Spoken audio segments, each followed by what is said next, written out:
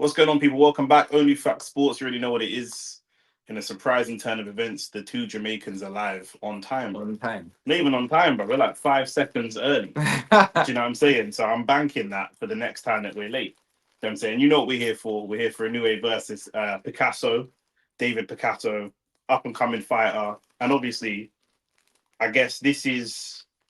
I know that Picasso is at Top level. but I know that he's at Inoue's weight, but he's still a bigger guy. I feel like this is a little bit of preparation for potential future opponents that for when Inoue potentially steps up. It's funny because I don't know. You guys probably watched our podcast this week that we done on the fight. Big love for this. Big up AT. But hit the like button, hit the subscribe button as always. But I feel like it's more the fact that I think this fight is. I think they're trying to prepare Inoue for what's going to be the next and final phase of his career, which is make as much money as possible. So obviously you know why the Nakatani fight's going to be a massive fight in Japan in terms of revenue. I don't know what the biggest stadium is in Japan, but I think they can fill that out comfortably because they're both quite big stars. So I think the David Picasso fight's one of the fights where it just gives him an opportunity to get easy money with not easy money, but easier money with Saudi. Because but body dimensions wise, you're right. It's going to be a start. It's going to start to be a cash out thing. That's why I feel like we're probably never going to see him versus Bam because I feel like. But remember, Bam. This is the thing. Bam is smaller than Inoue, but Inoue is going up whilst Bam's going up. Exactly. Inoue is going to go up faster than Bam, man. Yeah. And there's the thing, and like when you're looking at, I think Inoue is 5'5", David Picasso is 5'8". He looks like someone that kind of boils himself down to get to that sort of weight. And I think Nakatani is about 5'7" as well. This is what I'm trying to say. So this to me is good preparation for that for the future fight for Nakatani. Do you know what I'm saying? Both knockout power punchers. I think David Picasso's got a decent knockout percentage. I think Picasso's more of a volume knockout puncher instead of that. I think even and Nakatani's even volume to a certain degree. I don't think that's like a Inoue where he's just licking you with one punch and it's all. That's what I mean. That's like for those reasons of similar body dimensions, similar fighting style in terms of volume punching. I think that it's a good preparation for the future fights. Big up AT and Mustafa in the chat. Bum of the year is definitely Tank. I can't lie. I agree. I was listening to Talk Sport this morning. I don't know why. I don't even subscribe to them. It just comes up in my algorithm every morning. And I was listening to them talk about who the fighter of the year is. And they were like, oh, Simon Jordan said Fabio Wardley. I was like, bro, this motherfucker does not watch boxing. Do you know what I'm saying? Like Fabio Wardley? Yeah, was fighter of the year. I mean, he was in our shortlist. But I think it's between Inoue and Bam. I think it's comfortable. I think Inoue's had 4 fights this year. And neither of them said Inoue or Bam. Like, these lying. Spencer Oliver said Crawford, which I kind of understand. I don't really understand that, but like he gave some reasons for it. But I was just like, bro, these men actually don't watch boxing. Like, do you know what I'm saying? Because they're the two. That's like Messi and Ronaldo. That's like names you would give. Yeah, that's names you would give if you don't watch boxing. Like if you're someone casual like my boy Kemmer, he'll know maybe Fabio Wardley. But the Fabio Wardley thing, I think, is when you're trying to act like trying to be edgy. Boxing, trying to be edgy. But you actually don't know about boxing. 100%. The fact we say Fabio Wardley, when let's be honest, like I put Fabio Wardley in the shortlist. He's had a great year. He had a good year. To compare him to Bam and Inoue, like we're talking about guys who could potentially be guys that will be all-time greats by the time they retire. Fabio Wardley will not be an all-time great by the time they retire. And this year is a year that contributes to that overall. I was going to say that. I was going to say, when you look at this, obviously Inoue's had years where I think one year he picked up every belt in 1 year, the year that he fought Fulton. Yeah. So obviously that year was fake. But what Bam's done this year, Bam's picked up 3 of the 4 belts at Superfly. It's flipping crazy, bro. Yeah. You know what I'm saying? So how he's not even in that, and he beat 3 undefeated fighters as well. You know what I'm saying? So we're not like, come on, bro. Let's stop. We're a couple of fights away from the main event. AT's got a football question for you, Shane. United balling out in the first half and died in the second, but still won. What are your thoughts? I don't think we're playing against Newcastle. Newcastle is a decent team. I think at this stage with United, bro, it's one of those ones where we just got to somehow find a way to get some consistency, bro. Because you think about it, we win 1, lose 1, win 1, draw 1. Like the performances at this stage, I've come to the point where I'm I'm more care about results over Performances, yeah. performances, bro. Because at the end of the day, if we're just relying on good performances from Amarin, it's just not gonna happen. Yeah. We played back four on the sourcing, typical Amarim. Man said Wardley, yeah, outrageous. Not outrageous shout, but it's just like I say, bro, these man don't watch boxing. I And mean, you can always tell when someone don't really like follow something by the answers that they give. Like if you're chatting to someone about film and they start saying their favorite film is Titanic. not even Titanic, but like what's that film where man says Rosebud? What's that Rosebud film? Everyone says, oh, it's the greatest movie of all time. And let me Google it quick. Nah, the film's actually called Rosebud. It's Citizen Kane. That's it. Like it's like if you're trying to talk about film and they say their favorite movie of all time, Citizen Kane, it's like you're trying to be edgy. It's like the kind of I studied film. It's the kind of movie you study in film studies. It's from like the 50s. That's not man's favorite film today. Like, I don't actually mind if someone said that because that means you studied the film. Simon Jordan didn't study boxing, bro. He just said he's pretending that he does. Do you know what I'm saying? Because like there's loads of times where like they'll say something, say they're talking about like a weight cut or something, and he'll reference something in history. But I'm like, you're only doing that to try to prove to the audience that you follow boxing. Do you know what I'm saying? To be like, oh yeah, you know, it's a bit like when Roy Jones fought Antonio Tarver. It's like, bro, 20 likes at the end of the video. You know what I'm saying? It's just unnecessary, but it is what it is. We had almost all our starters out. No Ahmad, Mbuemo, Bruno, Dilip, Maguire, and we still won. I think that the win for you lot yesterday is a major L for Newcastle, to be honest with you. Because yeah, going against the team, you guys are at Old Trafford to be fair, but Newcastle. That doesn't matter this season. That doesn't matter. We've been inconsistent whole man. True, but I'm just saying, like from a Newcastle perspective, you know, Newcastle were meant to be kind of some of the boogeymen of the league, innit? Like just outside that top four, Newcastle, Brighton, Palace, there's kind of slip up teams, and they just didn't really offer much, bro. You know what I'm saying? They just didn't really offer a lot. But so, Aiden Heaven done us a good job yesterday. You know, he's never getting into our team anyway, so it's fine. Like it's not like I'm not here. Like it's not like we need a centre back. And I'm like, damn, you lot stole Aiden Heaven from us. But he's a good young youth. He is, yeah. But like you've got you and Mustafa in the chat trying to banner like, thanks for Heaven, Nick, £1 million bargain. That's cool. Like it's not. That wasn't good business. It weren't good business though. It weren't good business. £1 million. We're bad at selling though. We're the worst club at selling. 100%. We're 100% the worst. I actually know that, you know. At what? There was 1 million. You know that you lot were the worst club at selling. Bro, our three biggest sales of all time are Oxlade-Chamberlain, and we go all the way back to Mark Overmars to Barcelona in the early 2000s. We don't sell for shit. You're lying. All our big players leave for free. Giroud leaves for free. Aubameyang, Van Persie was cheap. We don't sell for good, but Ozil ran down his contract. None of our big players. Sanchez was a swap. None of our big players have gone for good money. Nobody. What did Henry go for? Like a menial sum, like what would be the equivalent today of like a 50 or 60, like nothing crazy. I don't think. I can't remember the fee. Bro, that's mad. I didn't actually know that. We're awful at selling. I said on AFTV like 2 years ago, I said the future of the club is about how we sell players. Heaven over Hincapié. No, I don't know. Yeah, it's childish. I mean, we've seen it. But he might have more. Yeah, in the future, but we're talking about today. We're talking about today, but this is the same guy that said that Esteval over Saka, so you can't listen to these. Simon Jordan was definitely trying to display some esoteric knowledge and could not pull it off. Because the thing is, it don't even come out naturally. Do you know what I mean? Like you can tell when someone's trying to. But here's the thing, though. Nick. If we said Bam or Inoue, yeah. You think I don't even know if they would disagree. That's my point. You know, if we actually laid out our points, but I think that the points that we would lay out would not be points that they could counteract. That's what I'm saying. Yeah. But that's how I know he's not your fighter. You just don't know. I give you an example. If I was like to you, you know what? I think Hamza Shiraz had the best year this year. You'd be like, how when he almost lost to Carlos Adames? Do you know what I'm saying? That was this year. Oh, you could present a counter argument. Yeah. You couldn't present a counter argument to.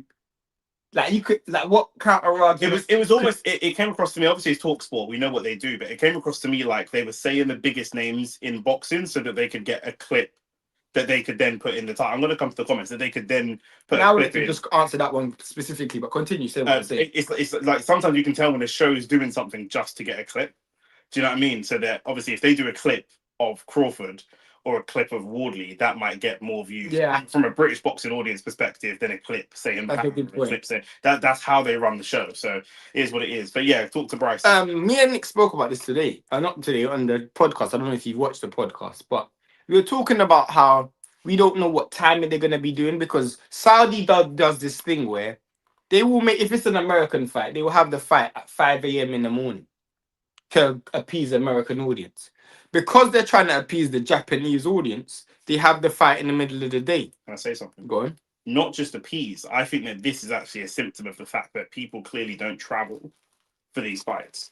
Which proves my point even more. If you're so versatile and flexible in terms of the times you're doing, we've literally seen a card start every time a day in Saudi. Yeah. Which tells me, really and truly, you might as well not have the fight in Saudi. Well, this is the thing. Shane's been to Saudi and he can tell you from first-hand experience, and obviously we cover all the fights. And the reason it's on is because this is the time it would have been on in Japan, so they need the Japanese audience. But that wouldn't, if a fight is in Britain, but we bring Crawford over, we still fight the fight at British time, because Americans will either the infrastructure's there for American fans to travel, or just watch the fight at that time. And obviously, there must be a feeling in Saudi. They're not stupid. I disagree with a lot of stuff they do, but they're not stupid. But it clearly must be a case of they are not pulling 20, 30,000 Japanese. Hence the reason why we say, when people say, when people were saying, it helps bring people to the country, it doesn't. Because if that was the case, if that was the case, you'd be putting the fight on at Saudi time and just and forcing people to come over. Do you know what I'm saying? But that's just what it is. 40 million for Iwobi. Yep, that's one of our biggest sales as well. And that was to Fulham. Yeah, but it's awful. Dorgu at wing. How you think he did, Shane? He was a winger at Lecce too. He's not a winger. Can't cross. He can't cross now, but he didn't play badly. He didn't play bad, but he's not a winger. Nkapie is right, but nothing special. Arsenal man will gas up anything. Same with Mosquera. Well, one, I didn't gas him up. I just said he's better than Heaven. And two, it wasn't just me. Shane also said he's better than Heaven. He's not an Arsenal man. I think Aiden Heaven just has a lot. It's a long way to go for him to be put. He's calm, isn't he? He's good, but he's just young. The same with Wanyeri. He's good. That's it. Skin in the white at the front. Oh yeah, I think it is. Yeah, bro, he's looking like fucking not Roberto Duran. Who's he looking like? Who's the old man boxer, bro? That's because he looks chubby. That's who, he looks like. I can't remember his name. Duran.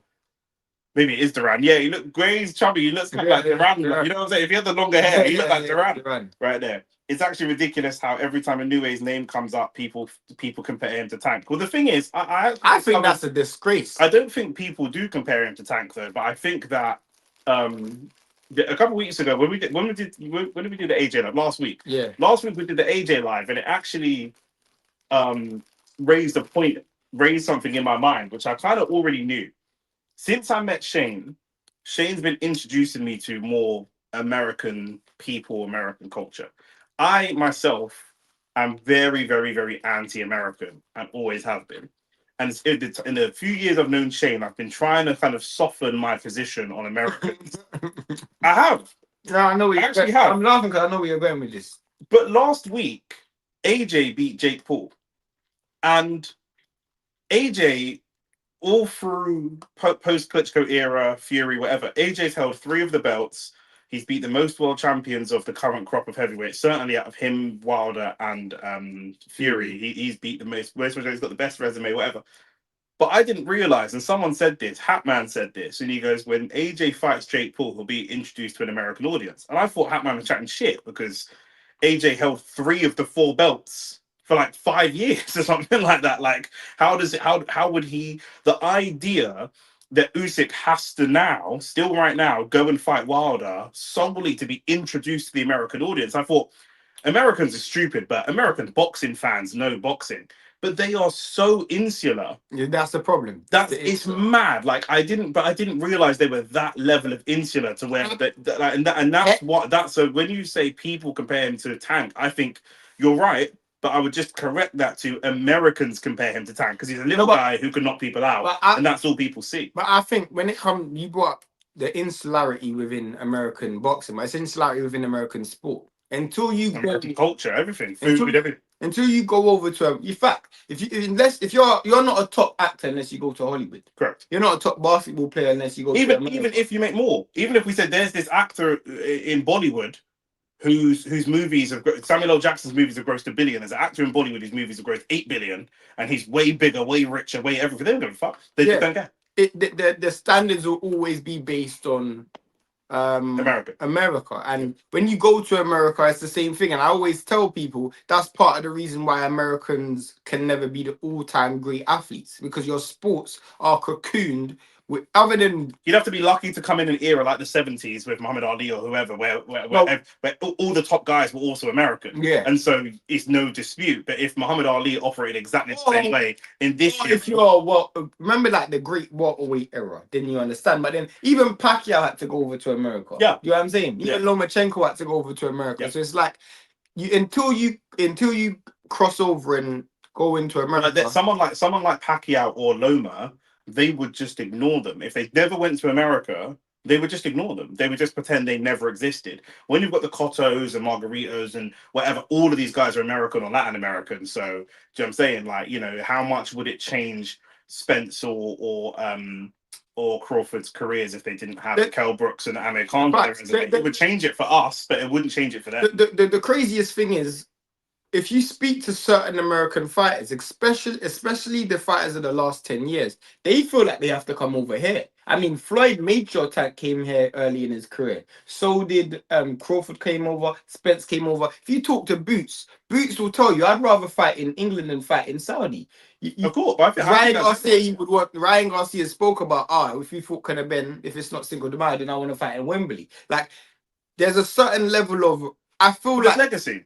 I feel like now in boxing, the fans may look at it different, but the actual fighters, if you ask Crawford, or if you ask fighters, they will acknowledge a Bivol, but we've been through this. We've been through this when we said the top boxers in the world, apart from a few outliers, people go all the way back to Bernard Hopkins, that's 25 years ago. The top fighters in the world are people that have been in the sport for 5, 6, 7 years. Nicholas, that was at my house when I cooked dinner for everyone the other day, he's a basketball fan. He's not a football fan.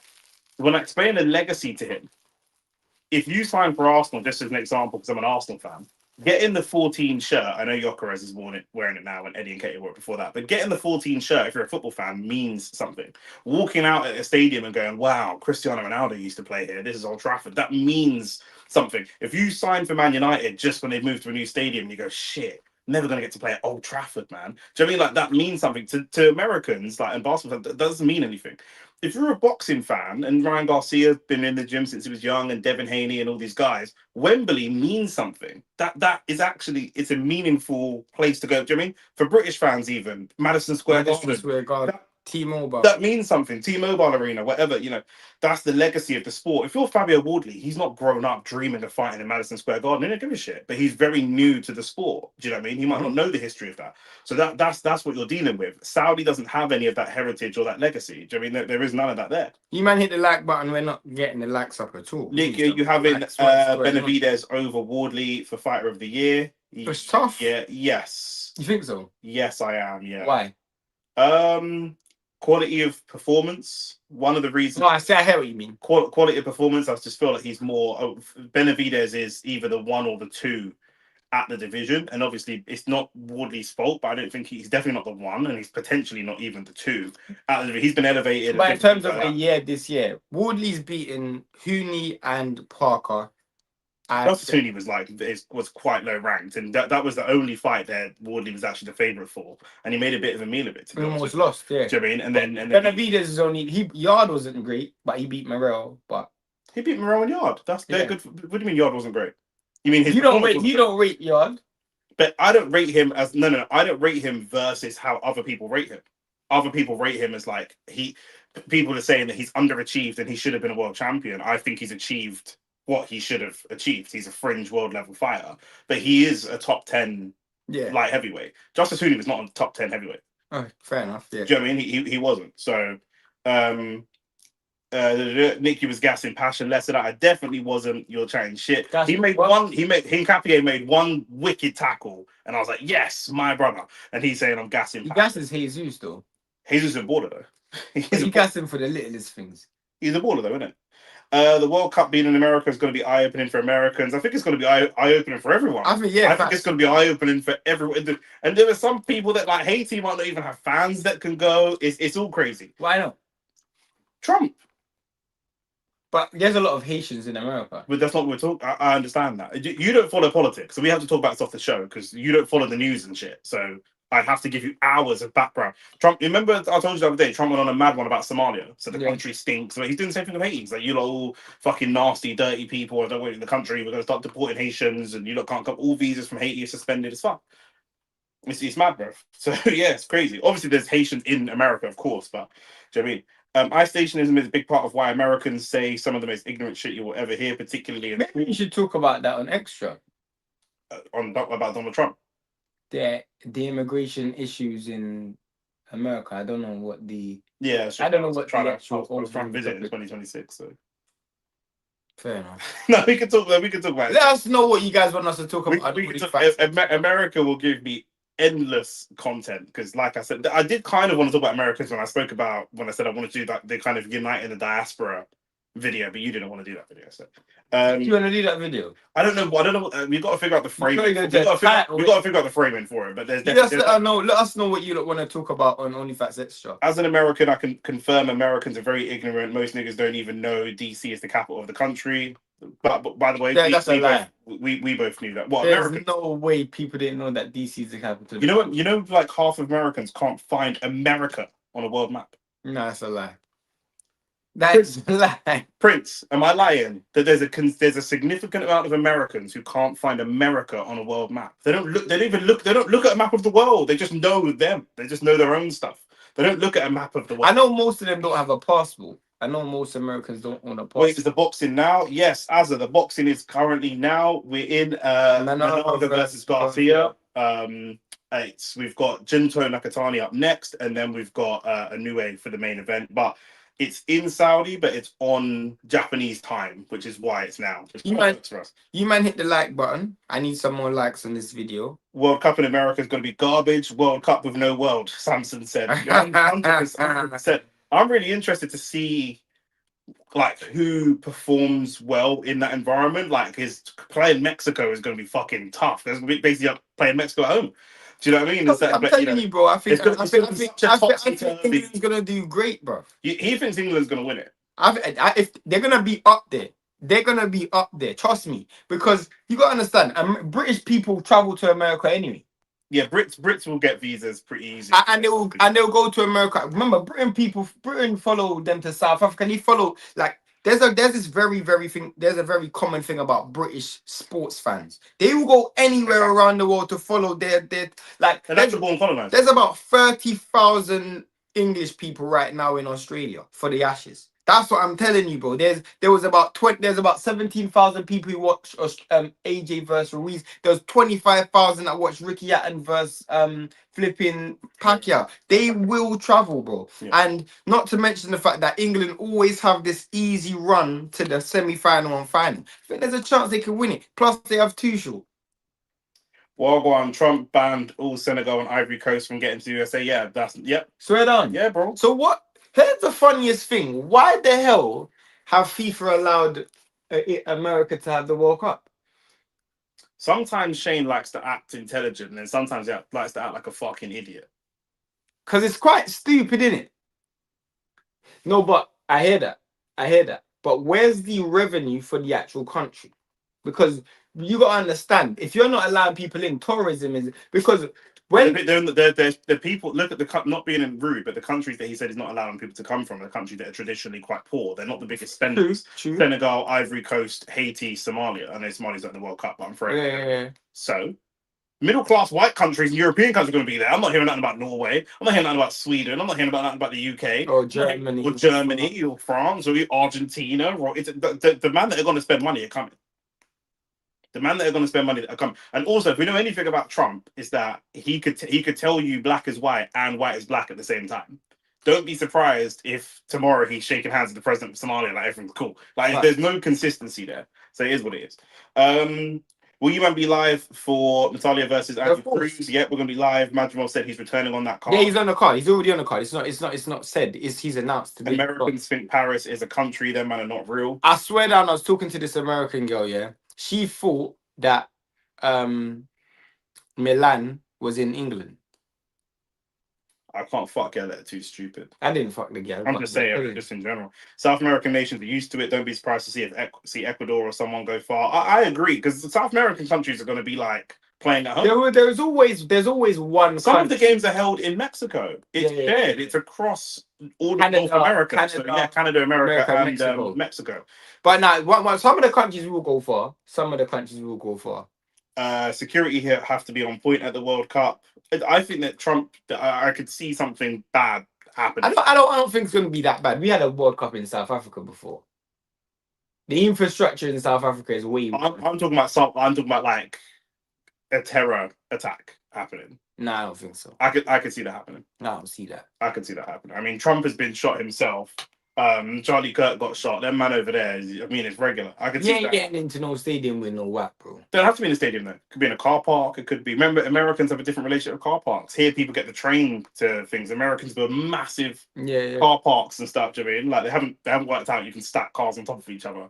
But in America, even in Qatar, there were so many English fans. No, English people travel, bro. Don't get it twisted. Yeah, this is a bit crazy. I know some Americans that don't know the difference between the states or cities or Ghana or Nigeria. 100%. Now, Ghana and Nigeria is common. I expect them not to know that. I don't expect. What did the Senegalese do? Bro, I don't know. You got to chat to Donald in it.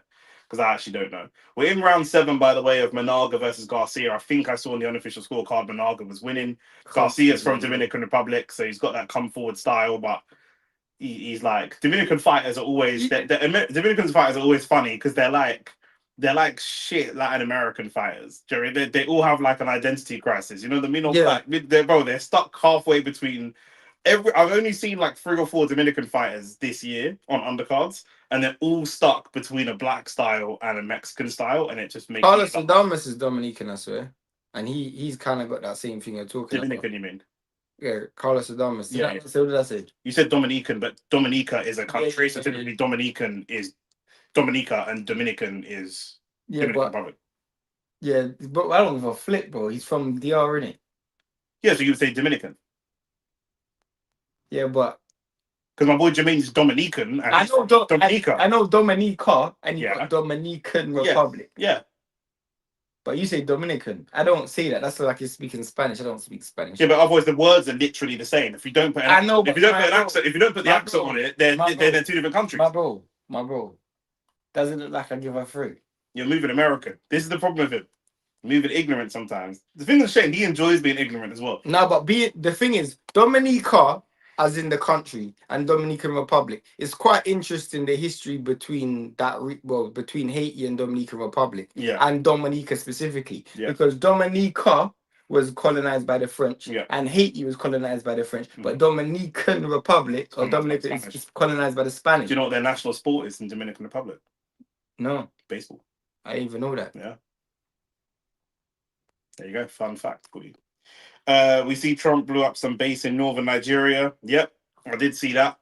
He's gone to it's about obviously they've got a civil war going on. They're trying to make it a religious thing, but it's not even a religious thing over there. Shout out to CCP. Hopefully you can jump on the channel this week. Me not black. 100%.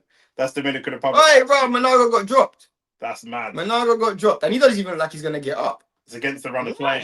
Against the run of play. Like he's hurt. He's up now. But can Garcia finish? Can Garcia finish? Good referee. And down the pass, he looked at his corner. I was going to say he looked at his corner twice.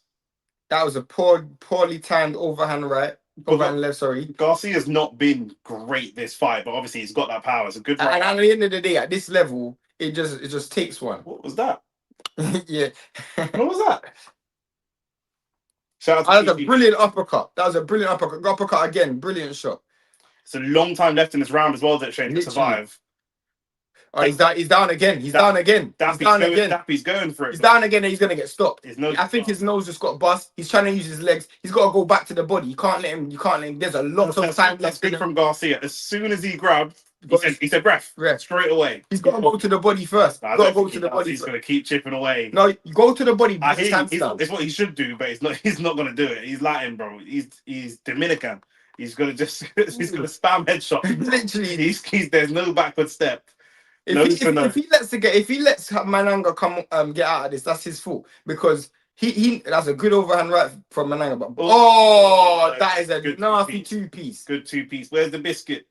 Come on, bro. He's letting him off the hook now. He's letting him off the hook. You got a minute left. If I'm in his corner, I'm saying go for it. I think the Empty the time. adrenaline's got to Garcia a little bit, you know, because he was like pumping his chest and stuff, but he's not even throwing. He's now trying to select his shots, but he's not for letting his hands go. He's let my man recover, you know. Good, that's what he should have done from before. Yeah. Get them hands lower. It's an interesting tactic here. Just go. That was a great two-piece again. Wobbled as well. He is wobbled. I don't know why he's going nose to nose. Give yourself some space. Yeah, 100%. That was a Managa's taking some licks here, boy. That's another good thing. He's only throwing 2 at a time. That was a dead overhand left. They're both southpaw, so they're both struggling to get what's it called? To get the foot space. Shout out to the American ethnicity once again, 100%. No way Americans actually fought Milan in England. They're man at NPCs. They're man are just different, innit? I don't know about that. Oh, that's another good left hand. Managa has done very well to survive this round. These uppercuts are outrageous. That's for an uppercuts like chase them all. No, I lie. You man hit the like button. Hit the subscribe button. I agree with Shane. I see England going far in the World Cup, especially with Tuchel. I knew Americans were lost when I see what type of exams they take in school. They need GCSEs. Some stupid girl asked me, where do planes land in Africa? That's outrageous. Yeah, absolutely outrageous. But that's right hand. Shot. It's a great shot. He's done well to survive that round. It's interesting because from now to the end of the fight, Garcia's just going to do the same thing. So Managa's going to have to try and get his respect or get on his bike. He's going to have to get on his bike, but also if Managa's intelligent, he knows what Garcia is. The doctor's having a look, a big look. Yeah. Knows his boss. Got swelling underneath his right eye. But he knows what Garcia's going to do. Do you know what I mean? So now what can you do to, you know what I mean? Can you move box off the back foot? Hit the like button, hit the subscribe button. Let's get these likes up. It is difficult when someone just bum rushes you, but like we said about Rance's fight, it's like at least you know what he's about to do. Facts. But then that being said, you knew what he was going to do from the first round. Fact. So man, it's that dappy. Do you consider Camden North? Yeah, is it a Northwest or an NW? I think it's like an NW1. It is Northwest. I know, but do you obviously there's the postcode and then there's what you consider it, it's innit? not North. It's Northwest. I consider Finchley North though. Yeah, that's what I'm saying. That's why I don't go by postcodes, innit? It's like a cultural thing. No, Finchley's N though. Why do you say you consider it North then? Because it's North. Because it's got an N postcode. I hear you. But I'm saying like in ends, there's the literal postcode. Oh, that's a and then good there's shot. like what man? Because if that's the case, I would consider Wolfram still North. Because otherwise, there's no such thing as South then. I know there actually isn't no such thing as South. That's what I'm saying. That's why you can't really. This is not good. This is not good from Garcia. I don't know if you trust this gas tank, but he's now in reverse. I don't know if he's trying to get him into a full sense of security and walk him onto a punch. But for me, I'm trying to demoralize Mananga's confidence. I don't think so. I think Garcia's got a low boxing IQ, to be honest with you. I think that shot came against the run of play and actually was almost a little bit... Good body shot. Good left hand from Mananga, sorry. Mananga's got decent powers of recovery. He didn't have a great poker face showing whether he was hurt or not, but he's got good powers of recovery, good body shot from Garcia. This fight's starting to... We've got 2 rounds left, so Garcia will look at this fight and think I could have won this if I just showed a bit more. Do you think Americans will ever separate their ethnicities from their nationalities worldwide? No. I think people from North America just do that, period. And it's annoying because I talk to people from Mexico and they're like, oh, I'm not white, I'm Mexican. Are you dumb? You flipping dumb. Mexico is not a flipping ethnicity. Mexico is a nationality. I don't care about if Mexicans want to do that or not, but I do think that it's the reason they do it in America, I think, is because if you're African American, they just show you pictures of Africa and basically be like, everything's about money. And they're like, we're richer and more successful than these poor Africans. And so they build into their young black people that you don't really want to be associated with being African or any other kind of heritage. Of course. That's even here. That's even in this country. Wait, is it, bro? When you it isn't even in this country. It is, but the black people in this country come directly from whatever land they're from, whereas Americans don't. So it's difficult to tether. It's a little bit harder to tether. No, but even that's away very from true. their heritage. That's very true. But they do try to make you feel like your heritage is less. I hate you. That's down to your parents and stuff like that. No, but I'm just talking about the educational system. Yeah. Like, I'm not even talking about education. I'm talking about the culture. There could be a kid that never went to school in America. He's so proud to be American. There's homeless people that's proud to be American. yeah. Do I you know what I'm mean, saying? but white people aren't even American. They just Of gone to course. that land and Of taken it. course, yeah. So they're not even. So at the end of the day, like, America is such a new country in terms. It has no history. Yeah. Literally, America has zero history. Max said you man are forgetting being African in the UK only became cool in like 20. That is such a fact. Put that. Bro, Mac, we said this to my boy Kemo, who's This- Nigerian. bro, I whipped up a banging meal for the man them the I'm other not, day. he did. By the way, yeah, Kemba has to hold corn. Kemba has to hold corn. Nick was like, bro, you used to pretend to be Jamaican. Bro, you got your listen, my brethren's married, yeah. He's African, yeah. He's married. When we were at the wedding, his wife told me he's from Montserrat in the Caribbean. She told me that when she first met him, she thought he was Caribbean. So I said that to him. He goes, no, that's cap. So cooler. He called his wife. Even before that, Nick was like, oh, bro, it was because of music. She heard you playing music. And he's like, no, I don't even listen to Caribbean He's music. like, I don't listen to Caribbean music. I don't listen to Caribbean music. He called his wife, put her on loudspeaker, and I said, is it or is it not true you thought he was Caribbean? And she was like, yep. And he was playing Movado. And then all of a sudden, this is so funny because I'm like, bro, man, them had to be Jamaican to get gal back in the day, bro. Everybody wanted to be Jamaican. I didn't know these man was swaggy, bro. I didn't even know Africans had road man. Bro, and I grew up, yeah, in a heavily black area. I thought everyone was Jamaican, but then I found out after like a Zonto and all that, people started to be wanting to be African. I'm like, bro, I thought you were Jamaican, fam. You told me you were Jamaican, all of a sudden you're Ghanaian and Nigerian. Like, bro, it's mad. 100%. But there you go. But yeah, no, I don't think they'll ever separate that. But Samson's always given us good topics, and they're the kind of conversations that You got a draw. Well, it's the 10-8, isn't it? To be fair, I did give the last round to Garcia as well. Yeah. But I haven't scored the fight, to be honest. But if Garcia doesn't win, he'll be disappointed. He'll be very disappointed because there was a moment in that fight where I felt like the initiative was all on you. Well, the thing is, Garcia obviously isn't the better boxer, right? Menaga seems to be the better boxer. What a good overhand. Garcia's best chance is to hurt him, which he did, but then he wasn't actually able to capitalize on it. And it's not like he hurt him due to a game plan. I guess it's just a full sense. Before he got knocked down, of that first 7 rounds, Menaga's won like 5 or 6 of them. So he's clearly far and away the better boxer. But there you go.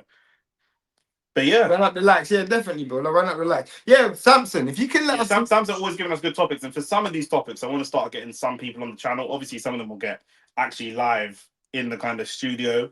But even if it's like people from America that want to jump on a stream and have certain conversations, I'm not against that. I'd rather people be live because I just think it makes for a better conversation. But it is what it is. And I also don't want to get no one that's going to chat shit on. I mean, this week's video is done decent, and the next week we're gonna do Should Black People Vote? That's coming out. I want to say Monday, and then we're shooting some topics this week again. OnlyFacts extra. Some black American told me I'm not a real black person because I'm Ghanaian. Man's name's Asante. They're the original black. Oh my days! Did you know? Yeah, that. Black people, bro, I swear, Americans are so funny. Americans believe that people who aren't from America shouldn't say the word nigger. Yeah, I did hear like that. Genuinely, people from America shouldn't say the word nigger. There were more slaves taken to Brazil and the Caribbean than they were taken to North America. And just to let you know, the only reason why you guys are still you have that what's it called? Inferiority complex with white people is because you guys really took 100 years to fight back. Like Caribbean people fought back instantly. Yeah. You know what I'm saying? Like you guys took 100 years to fight back. We come from an island where they put all the bad breeds. Literally, bro. I don't know. The rebellious slaves. The rebellious slaves, bro. Do you know what I'm saying? That's what it is. So if you're seeing black people from Jamaica and Grenada that's struggling financially now, it's because we fought back against colonialism. You man if you can't beat them, join them. You took 150 years before you started to fight back. But even that fight back, the fight back wasn't a fight back. The fight back was a fight to join. Oh yeah. Can we join you? Integration. Can we integrate? Integration. Look, fight was integration. Joey said, "Let's be honest. More time Nigerians couldn't slide. We held the most corn from the Jamaicans. The other Africans, however, lol." Let's keep it real, yeah. I'm not gonna lie. I love African people. I love my African women. I love my African. We're all African. We're all African. Well, maybe not, but whatever. We're all African. But my point is, when being around African people growing up in North London, yeah, I realized that I know why they sold out. I know why they sold the black people out to the white people, because they didn't even love themselves. Because growing up, yeah, Nigerians didn't love themselves. Ghanaians never loved themselves. They wanted to be everything other than African, bro. But it's everything in it. It's like Red Nose Day and the charity stuff and all the rest of it. Like the Caribbean's poor and parts of Africa are poor, but man never saw please give £2 a month to this starving. I never saw that. I never saw that. I never saw that. Do you know what I'm saying? But man would see, we grew up Caribbean and broke. But I thought, right, let me give £2 to African kids. Yeah, but we were broken than you. Who broken than you? You man got more money than us. But it's the same with like India. Shout out to Himanshi, he's from India. Same thing. You see these poor starving kids in India, you think, right, man, I got to help out India. India's fucking rich, brethren. What are you talking about? India's way richer than we are. We're way richer than us. Have you seen the infrastructure in Jamaica and the Caribbean? It's mad, bro. You think man's saying please give £2 a month? Man, them that know me know one of my favorite black leaders is a guy called Thomas Sankara from Burkina Faso. I thought you were gonna say not Maurice Bishop. Maurice Bishop as well, but they're around the same time as well, and they were literally doing the same stuff, and they both got killed by the white man. By the white man. But Thomas Sankara literally stopped foreign aid, and he said, "Less of that, blood. We would rather be broke than just be successful with your money." But that's why I don't. That you always hear me say that I don't celebrate Jamaica Independence Day. The only country that received independence from England that should celebrate their Independence Day is Ghana. That's the only country. Nigeria and Jamaica both sold out, bro. You both sold out. You became independent, but you gave up all of your exchange. Yeah. So that means basically you're now responsible for all your debt, but you're not responsible for your income. It's also like you're not really independent if you're part of the Commonwealth. No, but it's even worse when you then give up your you claim independence. Algeria has just denounced France. No, I didn't know Algeria has just been the first country, not the first country, the first of the North African countries to say that what France did was like a war crime. We're not trying to take France to court, but we are shunning anything to do with the French history of Algeria.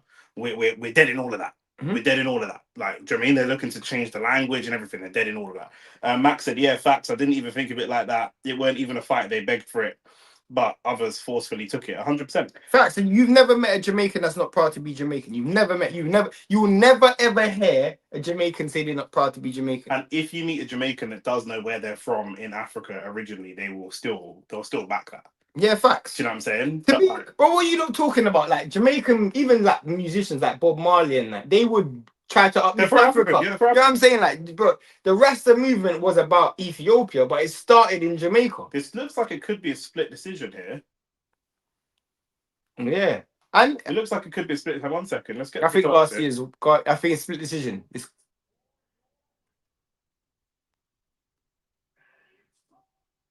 Garcia won by split decision. It's the knockdown. It's the knockdown. Yeah.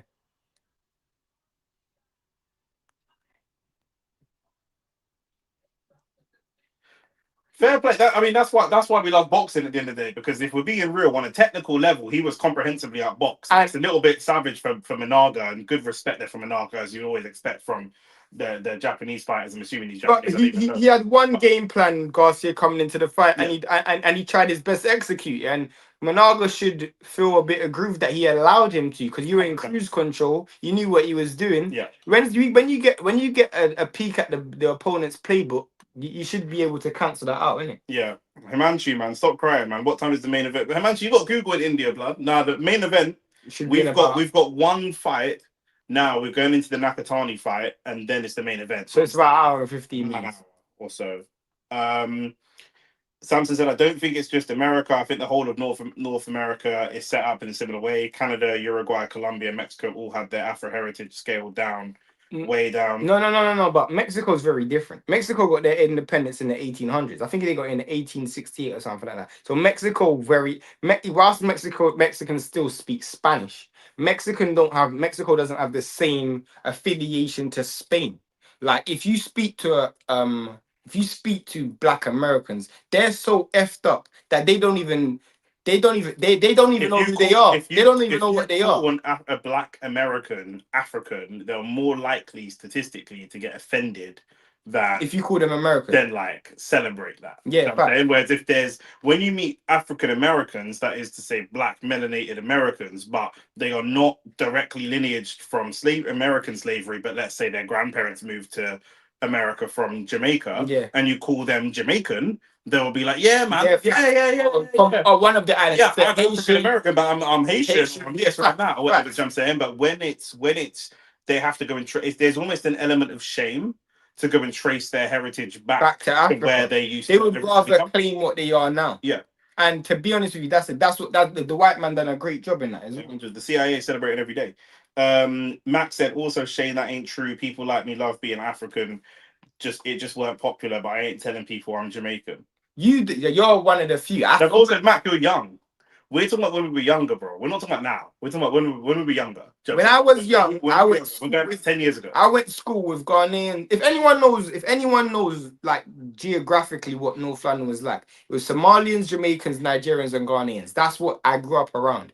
And Nigerians and Ghanaians. Mac, you're older than Shane. How old are you? Wait, Mac, how old are you? Where did you grow up, Mac? We're both 26. I'm 27. He's older than you. He's older than you. Where did you grow up, Mac? I knew Mac was young. Sam said, I disagree. I think the difference between Nigeria and Jamaica is that England, in my opinion, treats Jamaica like a subsect of England. No, they don't. That's a lie. No, they don't. Say so. Your issue with what he doesn't understand is when Jamaica came was in the 50s and 60s. When we came, there was no blacks, no Irish, no dogs. You lot came after when we had already set the trend. Yeah. We came in the 50s and 60s, bro. They didn't like us either. But we just embraced our culture. And then you lot came after. You lot's migration was in the 70s and 60s. We came in the 50s and 60s. So we came slightly before you. And another thing is because you guys didn't embrace your culture, England didn't embrace your culture. We embraced our culture, so England had to embrace us. Like English people love Jamaica. You don't hear English people say, "I'm going to go Nigeria for a holiday." Yeah, you know what I'm saying? They love Jamaica. They love Jamaica. They love Jamaica reggae music. They love the food. They might not want to live on a road of all Jamaicans, but they might want Jamaicans kind of over there. But they love the culture. Jamaicans. They love Jamaicans, and that's because we forced the culture on them. Like you got part of our slang that you hear white people. Like you go to white man talk like even white man that chat like Wagwan brother, like Cockney man, they chat to me. Yeah. Them man like eating fish and chips and going, ha! Like that. They ain't doing that. They ain't doing that. Do you know what I'm saying? So the reason why more Jamaicans are proud of their heritage is because England treats Jamaica like Americans treat African. Are you mad? That's a whole England treats Jamaica like how so? I don't. But then that still doesn't make sense because Africans aren't proud of their heritage. That doesn't make sense. African American, he said the reason why we are proud of our heritage is because African Americans are treated. But African Americans aren't proud of their heritage. So that doesn't make sense. They don't. The thing is, they don't know it, and they don't care to know it. Like they're shamed about it even before they know it, so that you wouldn't even want to go and know it. It's like if you never knew who your dad was, and your mum just constantly told you that he was a bum and he was abusive and he was a bum. You wouldn't even care to find out who your dad was. Facts. Like if you did go, you might find out that your mum's a liar and your dad's actually a cool brother. Yeah, fact. But you're not even gonna go and find out. Me, growing up, everywhere I went, everybody worshipped Jamaican culture. I didn't see that for African people. I saw Africans want to be Jamaican. I've traveled around the world and I always tell people I'm Jamaican. And obviously I've got a British passport and obviously I sound English, but I always tell people I'm Jamaican and I've never had a bad. Never. If going into Europe, people actually rate me more being Jamaican than English. I told you, my dad and my uncle used to say to me, whenever you travel, tell people you're Jamaican. People around the world, a lot of people around the world do not like the English. The only place where being English carries more weight than Jamaica is when you're either in Jamaica or in America. Yeah. But in like when I go to Amsterdam, if I say I'm Jamaican, you will see the response be very. When I went to Italy, it was even worse. Yeah. Like they preferred. When I was in Spain, yeah. Like being French people hate French people. I was going to say French people hate English people. So anyone's over English people. Nah, Shane, that's the modern perspective. Like Nick said, African propaganda it was terrible in modern times. Oxfam, colorism, also slave trading was normal worldwide. Selling out isn't accurate. You are from Wembley. There's no way you're telling me you didn't want to be Jamaican when you were young. You're from Northwest, bro. Northwest had bare Jamaicans over there, bro. Predictions for Chelsea versus Villa. I think Villa's gonna win. I can see a draw there. I can see a draw. I hate the notion that Africans sold other Africans, because back in the 1500s there was no such thing as African. Well, regardless, regardless what you want to say, those I had a conversation about this on Instagram with some people, and I was just like, at the end of the day, because white people always try to say, like, they try to use that line to basically be like, we as slave traders weren't that bad, but there were different tribes back in the day, and there were different social classes, and so if you were a slave, it was a social class thing. You look at the movie like Gladiator, which obviously is a movie, but there's a white man on the throne, and there's a white man who's the gladiator and the slave fighting. It wasn't done on the basis of race. It was just done on the basis of social class. Europeans were the first people to come in. Arabs enslaved other Arabs. They enslaved black people. You're all just slaves. I'm the king. You're all slaves. I'm not. It's not a black and white thing or Arab thing. It's just slaves. So I'm saying I'm rich. You're broke. Simple. But Europeans are the first people to say this skin color makes me this, and this skin color makes you the slave. Do you know what I mean? But that was a, what's it called? Eugenics thing, innit? Like that was a eugenics thing. The eugenics kind of came later. It was more simple than that. No, but I think like if you like a lot of is it anthropology? That's what Prince Ashanti just said as well. Everybody was part of different tribes and ethnic groups like Ashanti, Yoruba, Igbo, and they would sell each other from different tribes with guns and stuff like that. Yeah, exactly. There was no such thing as a single black identity. That's what I'm saying. The Europeans were the first people to do it on the base of a racial identity. But wasn't like, and correct me if I'm wrong, but you know, like when these anthropologists, especially like anthropologists during that time, there was this idea that black people were less of a human, so they less of a like not that came later. Was that later? That was like they did the slavery first. Obviously, not everyone was on board with this. Some people thought so it was a justification. And it's a justification. Okay, fair enough. I didn't know the chain of actually these people more like cattle, and these people like this or whatever. Yeah. Saying that may be true, but English people love the parts of Jamaica that is connected to England in some way. In my opinion, they don't view patois as intelligence; they just view it as a funny accent. That might be the case. That might be true. Yeah, that might be the case. My self-love doesn't come from how white people love me, though. Yeah. My self-love is just me. But even if they view a Nigerian accent as a funny accent, it's still not celebrated. It's difficult to kind of the blend. We're getting into like fetishization of like what's celebrated, what's mocked, kind of thing. Which is why I don't like M.R. But different conversation. I hear you. How do Jamaicans view Indian people? Depends on the Jamaican. Depends on the Jamaican. There's a lot of Indians in Jamaica. My mum's side of the family, Shane gets annoyed me saying it, they're Caribbean Indian. So they look, my mum looks probably more like you than she'll look like Shane. Chinese people, though. There's loads of Chinese Jamaicans. We probably look at them slightly different to the way we look at Indian people. Indian people kind of, they're with us. Chinese people came, they kind of have colonizers. They kind of colonized mindset. Do you know what I'm saying? I grew up in Woolwich. Everyone wanted to be Jamaican and switched it up. Man started eating jollof to bringing jollof to school with confidence. 100%. I mean, my nan said that, my nan's been in the country for a long time, in West as well, not in North. Where was your nan born? Grenada. Okay. But she came here when she was quite young. But she said that when she first came and they take curry goat and whatever to school, the white people take the piss out of us. So like, what's that? That's nasty. What's this like food that you're eating? Blah blah blah blah blah. And then now, like I said, when Ricky was here, when I was in my old corporate job with Ricky, I had the whole office eating curry goat. Yeah, you know what I'm saying? You don't even like English food. Ricky says he doesn't even like 100%. Also, think about it. They've got black people putting blame on other black people, and Europeans literally relegated black people to less than what a man was, divide and conquer. 100%. For me, that's why I wanted to do a whole video. I don't know if we're going to do it. If you look at OnlyFacts Extra, Joe, we've got a second channel called OnlyFacts Extra. We're just talking about this stuff right now because we're between fights. We are covering the boxing. But if you look at OnlyFacts Extra, it's where we cover more political stuff like this in a little bit more of a deep dive. And in that, I wanted to do one about uniting the diaspora because I do see a lot of Black American versus Black British versus Black African, Black British Caribbean versus Black British African. Elaine the Pain is going off on one about Black British people versus South Asian British people. And I wanted to do something that was like trying to actually unite the diaspora because I do not believe that any of us... Is this a movie about Prince Nassim Hamid? Look at this advert. This is a movie about Prince Nassim Hamid. That's fucking sick. We're gonna have to watch that. We're definitely gonna have to watch that. It looks like a what's it called movie as well. Like a biopic. No, but it looks like it's directed by what's his name? Sylvester Stallone. No. What's his name? The guy who done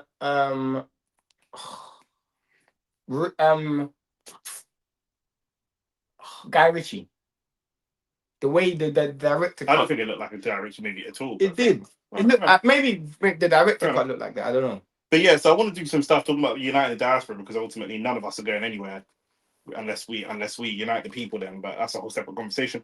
Max said, "Puller Boy, I think it's legit, just simple as what music is popping. Vibes was big, so people want to be Jamaican. Suddenly we got Davido, and now everyone's Nige. But I do feel like the Jamaican part, the Jamaican specifically, Caribbean, but Jamaican specifically crossed over to white people a lot more. Which I'm not saying to brag because it's not even necessarily brag. But I kind of feel like go away, leave us alone. But even though Davido and Afrobeats and stuff has been trending over the last few years, I'm still not. There's raves that you would go to back in like uni days when I was at uni. You go to a uni club and every 90% of the rave is white, and they're all just listening to Serrani No Games. That's not the whole rave. You're not going to an all-white rave in Derbyshire where they're just blasting Afrobeats, not with no black people involved. These men are just listening to Serrani and Nut and the Got. So independent of us. Yeah, fact. When we're not there, we're that song. That song that reminds me of white people all the time. Exactly. Even Alice, she's like, "Do you know what one of my favorite songs is?" I'm like, "What?" She's like, "Egyptian Hold Ya." I'm like, go away, bruv. Go away. Do you know what I'm saying? I was like, bro, it's so jarring. But it is what it is. But independent of us, there's white people out there that don't like black people that's in a rave listening to that music. Do you know what I'm saying? I'm not saying your self-love comes from that. I'm just saying that the same way people treat hip-hop culture is the same way that you treat stereotypical Jamaicans, which is where you get on the R's from. That I agree with, because I've said before, Eminem is rap for people who actually don't like rap. One of my housemates is South Asian. He's Indian, and Shane said to him, "Do you listen to rap music?" And he was like, "Not really." And he thought about it, and he was like, "But I like Eminem though." And I was like, "See, this is what I'm saying.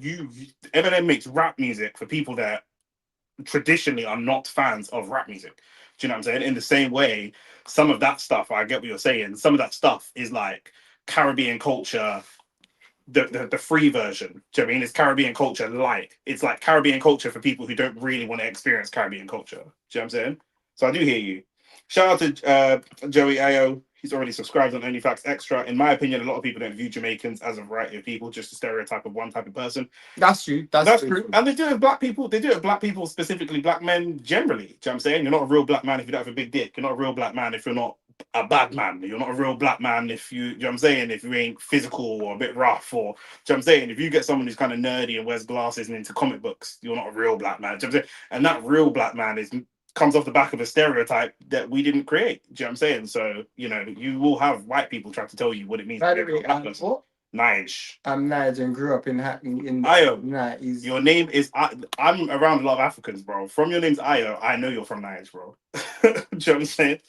Shout out to Rance as well. Eminem is the Turtle Bay of hip hop. But he can actually. But no, I hear you, bro. But Eminem, like I said, blood. Even my white brethren, Ricky, when I was showing him Black Thought, he was like, "Yeah, this is cool. It's not as good as Eminem though." But when we actually started talking about history and politics and stuff for black people, he didn't know that black people used to be 3/5 of a man. He didn't know any of this kind of stuff. So of course, Black Thought isn't going to speak to you because he's speaking on a level that only black people could possibly. That's why I said in the video, only white people see Eminem as the GOAT, because white people have thoughts of tying up their baby mother and put them in a van. Ultimately, you're not going to see someone as the GOAT who isn't speaking to you. That's what I'm saying. Why would I see the GOAT of music to be Taylor Swift? She's not talking. That's why I'm saying the stories when he's tying up his baby mum in a van and he's beating up his mum and got demons in his closet and all of that fuckery that this guy sings about. It's purely and simply that's white people's fantasy. I'm just surprised he ain't done a song about like he probably has, whatever about to say. I was going to say a madness still. But Rants, Rants, this is the thing. You grew up in Northwest. Please tell these man back in the day every African wanted to be Jamaican. Because these man some man have already accepted that though. You have to, let's move on. Shakur beats Teal. You'd have to make Shakur the favourite. You would have to make Shakur the favourite in that fight for sure. But I don't think it's as clear. I don't think it's as clear cut as people are making it. Rance is going to disagree, but I don't think my boy Keyshawn's on the. That's gonna be a good fight. Good fight. First fight at 140 against Jermaine Ortiz. Jermaine Ortiz is a good fighter. Paz Dama's on there. Yeah, against Austin Amo Williams. That's a good fight as well. BBC World Title. That's gonna be a come forward fight for both fighters. Amo Williams can win a world title. Shout out to Amo. Bruce Carrington, Shushu Carrington versus Carlos Castro. Shushu Carrington should win that. Gerald Miller's on the card. And I wasn't happy about seeing that, but it is what it is. I don't even know who Kingsley.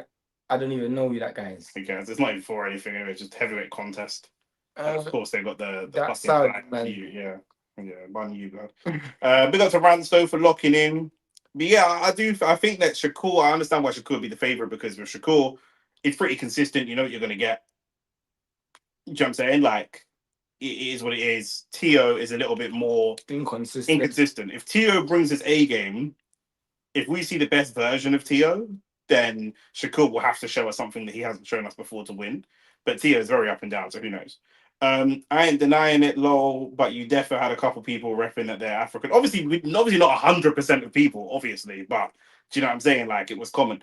I disagree that Eminem is rap for people who dislike rap. I didn't say dislike. I said it's rap for people who are not hip hop fans. People that are not. If you are already, I've got two people. Alice, Eminem's her favorite rapper. Eminem, Cardi B, Meg Thee Stallion, basic white girl. She likes girl rap, which I don't listen to. That's Meg Thee Stallion. She likes Meg Thee Stallion, Cardi B. She loves them. Meg Thee Stallion. Solid. And Ricky as well, and Taron. Of those people, before Eminem, none of them were already fans of hip hop. Eminem was their entry into hip hop. That's what I'm saying. So Eminem is the favorite rapper of people in my life, anyway, that I know who are not already into hip hop. I have none of my friends who are deep into hip hop. Gonna tell you about about Lil Wayne mixtapes from '05. I'm gonna go deep into Big L and all these kind of things. None of them who are deep into hip hop would have Eminem as their number one, and possibly not even in their top 5. All the people I know who have Eminem in their top 3 rappers of all time are people who don't really listen to hip hop. There's biscuits there. I saw still. All the people I know that have got Eminem high on their list are people that don't listen to. Do you know what I'm saying? Like Rand said, bro. They're like emo, man. They're basically emo people who listen to hip hop. Do you know what I mean? They're not deep hip hop fans, bro. For me, I'm not a big hip hop fan, but I'm a person who listens to music for feeling.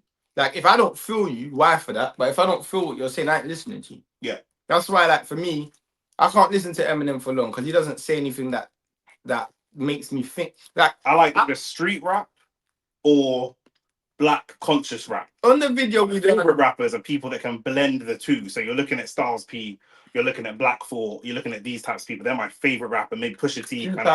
Tupac's my favorite rapper. So those people that make important music, and Eminem he's made a few bangers. He's made some really cool music. Wu-Tang Clan. Eminem's made some funny music. He's made some entertaining music. Eminem's more of a kind of character and gimmick. And Eminem for me was the beginning of the end of hip hop authenticity, with substance, where you had to be authentically that. Do you know what I mean? This was the beginning of people coming into hip hop and playing a character. In fact, because if you think about it, even ODB, he was a bit gimmicky, but he was still. But they say that he was like that. He was gimmicky. That's my point. Yeah. He was gimmicky, but he was actually like that. X and rants are exactly as they are on YouTube in real life. Facts. They're exactly like that. Ty from AFTV is exactly like that. Exactly like that. That's the most asked question I ever get. You know. What? Whoever knows, whenever someone knows that I've been on DR before, they always ask me, is Ty actually like, bro, Ty's actually like that. Yeah. He's like that. Ty will stand up on the road for you with you for free and argue with you about Arsenal. For hours. He's like that. For hours. He's like that. Same as us. Do you know what I'm saying? Obviously, we're a smaller channel, but we're like that. There's other people I've met on YouTube they're loud on camera and they're not like that off camera. Yeah, I bet bare people that's not like. I said it weren't cool being African until Skepta and their man blew up. Black UK culture was heavily influenced by Jamaican culture. But obviously, to be fair to Africans, when we say this, like Shane said, it's not a disrespect. We were just here first. So because we were here first, white people. This is white people's exposure to black people, and then white people don't have a great understanding of culture. So when they meet Africans, it's just like, or Nigerians later on, it's just like, oh, you're like a slightly different spiced version of Jamaicans. Africans like, no, we're totally different. Completely. But all they know is you're like Jamaica. Do you know what I'm saying? And that's it. Shakur, Key, and Shushu all win, but Key without Bomac is a slight concern. The problem with structure, he's a wild. It's not even just that. Keyshawn's actually fighting the hardest of the not the hardest because Teo's Most great, competitive but fight, yeah. he's Jermaine Ortiz is a nearly fight. He almost beat Lomachenko. He almost beat Teofimo Lopez. Jermaine Ortiz, I've never ever seen put in a bad performance. Yeah. I've never seen Jermaine Ortiz put in a bad performance. He's not the full package, but if you're not elite, you ain't gonna win. And I've seen him. A bit like what we said about Teo and Shakur. Similar to that, but Teo can actually reach A-star level. Yeah. Jermaine Ortiz is just underneath that. I think Jermaine Ortiz is one of the most rounded, and obviously the Cuban style, but he's one of the most rounded fighters I've seen. But he just is unlucky, bro. Like he's fought Lomachenko, and I thought he done well in that fight. He fought Teo. I thought he could have won that fight if it was different judges, but he's never put in a bad performance. If Keyshawn is not on his game, he loses that fight. Yeah. But if he's on his game, he should win because he's A-level. But it's just about being, as you said, we all know mentally where Keyshawn is going in after this fight. I'm hoping that he's left the Bomac gym for a reason, with a game plan. He can be an intelligent person, although he makes stupid decisions, and that will be with a game plan for him to get the best out of himself. Do you know what I mean? He's not leaving the Bomac gym, in my opinion. I think he's going to a gym where he's going to be the focus, where he deserves to be the focus, but he can't be the focus in that gym. We've got ring walks coming. I'll get through these comments, then we'll go and then we'll turn to the boxer because we've got the ring walks coming. Shushi used to train in the same gym with me and my brother in Brooklyn. That's banging. What gym is that, by the way? Because Shane might have been there. Eminem fans listening to music and painting their nails black. 100%. I got to say that one to Ricky. Do you think Eminem being pushed more in the mainstream industry could be the reason for it? Yeah, 100%. Of course, that's definitely. Alice said that she, I don't know if you're from the UK, there's like these basic pop CDs you used to get. Now that's what I call music, 97 or wherever. That's where she first heard Eminem. Hardcore hip hop is not getting onto those types of playlists. Yeah, fact. But silly na na na na na na na na na na, that can get on there. Yeah. With a sprinkling of hip hop. Notorious B.I.G. 100%. Eminem fans be slit. Hit the like button, hit the subscribe He's button. nowhere near Nas or AZ. AZ, New York legend. Yeah, you're definitely a New Yorker for sure. Man said AZ from what's it called? From the what's that crew called again? Nasty people them. Oh, AZ's the one that's saying life's a bitch and then you die. What's that team called again? I can't remember the crew's name. You'll be hearing the shit Biggie used to say. True say his boy was Diddy. You might need to check on him like Jimmy Savile. Yeah, he says I'm mad. You heard his mad boss? Who? Biggie's. Yeah, he used to say where the firm. Yeah, that's it. Thank you. Ortiz gave my guy Loma a really tough fight. He gave Teo a tough fight as well. Eminem is like Mike Tyson for me. People struggle to be like Tyson Fury. Oh, like Tyson Fury, sorry, for me. People struggle to be super fans of the heavyweight crop of the last 50 years till Tyson Fury came along. And now he's top 10 of all time, 100%. What do they have in common? You know the rest, blood. Keyshawn has one of the deepest bags in boxing. I've said that Keyshawn's my guy. Now Bud has retired. He would have been the main guy in the Bomac gym with him. All he wants to... With him, he wants all his brothers training too. Yeah. The problem with... So we're getting to the Nakatani fight. And this fight...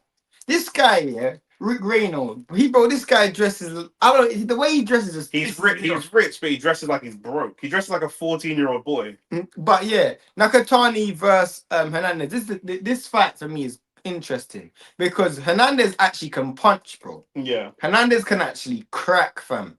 Like, this is two undefeated fighters. What do you want to see from Junto Nakatani? Because if these next fight is Inoue, what do you want to see? I want to be able to see him. Obviously, we know that he's a volume puncher and he's going in, and he can box, and he's going in there with someone that can crack. I want to be able to. I want to see him with a little bit of structure. I want to see him be able to create a game plan. I want to see him be able to nullify what his opponent can do. Basically, that's what I'm looking for. Do you think again this is good preparation for Inoue because Inoue can crack as well? Yeah. To be honest with you, Junto is my shooter. We know this is Rance's guy. We know. He can box still. He's got good boxing fundamentals. But it's gonna be a tough fight because Hernandez can actually crack. Yeah. But Junto can crack. So this should be entertaining. But for me, when I said what do I want to see from like in the lead up to the fight, obviously I want to see Junto win because I want to see Junto versus Nakatani. Versus Inoue.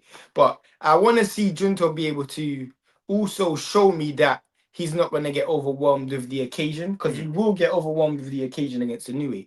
How good are you able to nullify your opponent and keep... Because against Inoue, if it's a low pace... Do you think he's almost more likely to get overawed by this occasion than the Inoue fight? No chance. Do you think that the No Inoue fight? chance. I know that the Inoue fight's No obviously a chance. bigger occasion, No. but Bro, you know how this mad this is the collision course he's always been driving to. You might borderline overlook this fight, but there's I don't think overlooked. Some people bug out just before the main stage. maybe, but when you get if you're bugging out for the main stage, when you get to the main stage, you're definitely bugging out. I hear you. If you can keep a level head throughout this fight, then it's good preparation. But what's interesting for me is if it's a slow paced fight versus Inoue, quite quiet and passive, then you got a good chance of winning. If it's like all action, bang bang kind of fight, why for that? Then you're more likely gonna lose, and that's the same in this fight. If Yeah. it's all action, you're probably gonna have a struggle in this fight. So I kind of want this to be quite comprehensive, almost in the Shakur Stevenson, Devin Haney style, where you're almost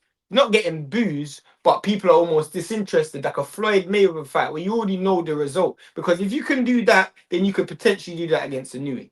I don't know. It's gonna be harder, but do you listen to Nux? Is my favorite UK rapper. Yeah, he's from the same ends as Rance. I don't listen to UK music. Yeah. What, bro? You said this. You say you don't listen to hip hop. You don't listen to UK. I do listen to hip hop more. I listen to hip hop more than I listen to UK rap. I don't listen to UK rap at all. I can tell you don't listen to UK rap because you think Skepta's the GOAT. But yeah, I hear you. Andy Cruz versus Keyshawn. I'm leaning towards Keyshawn, but it's very, very tough. Keyshawn Davis moves like Ryan Garcia, though. I don't rate him that highly, in my opinion. What? Keyshawn Davis and Ryan Garcia.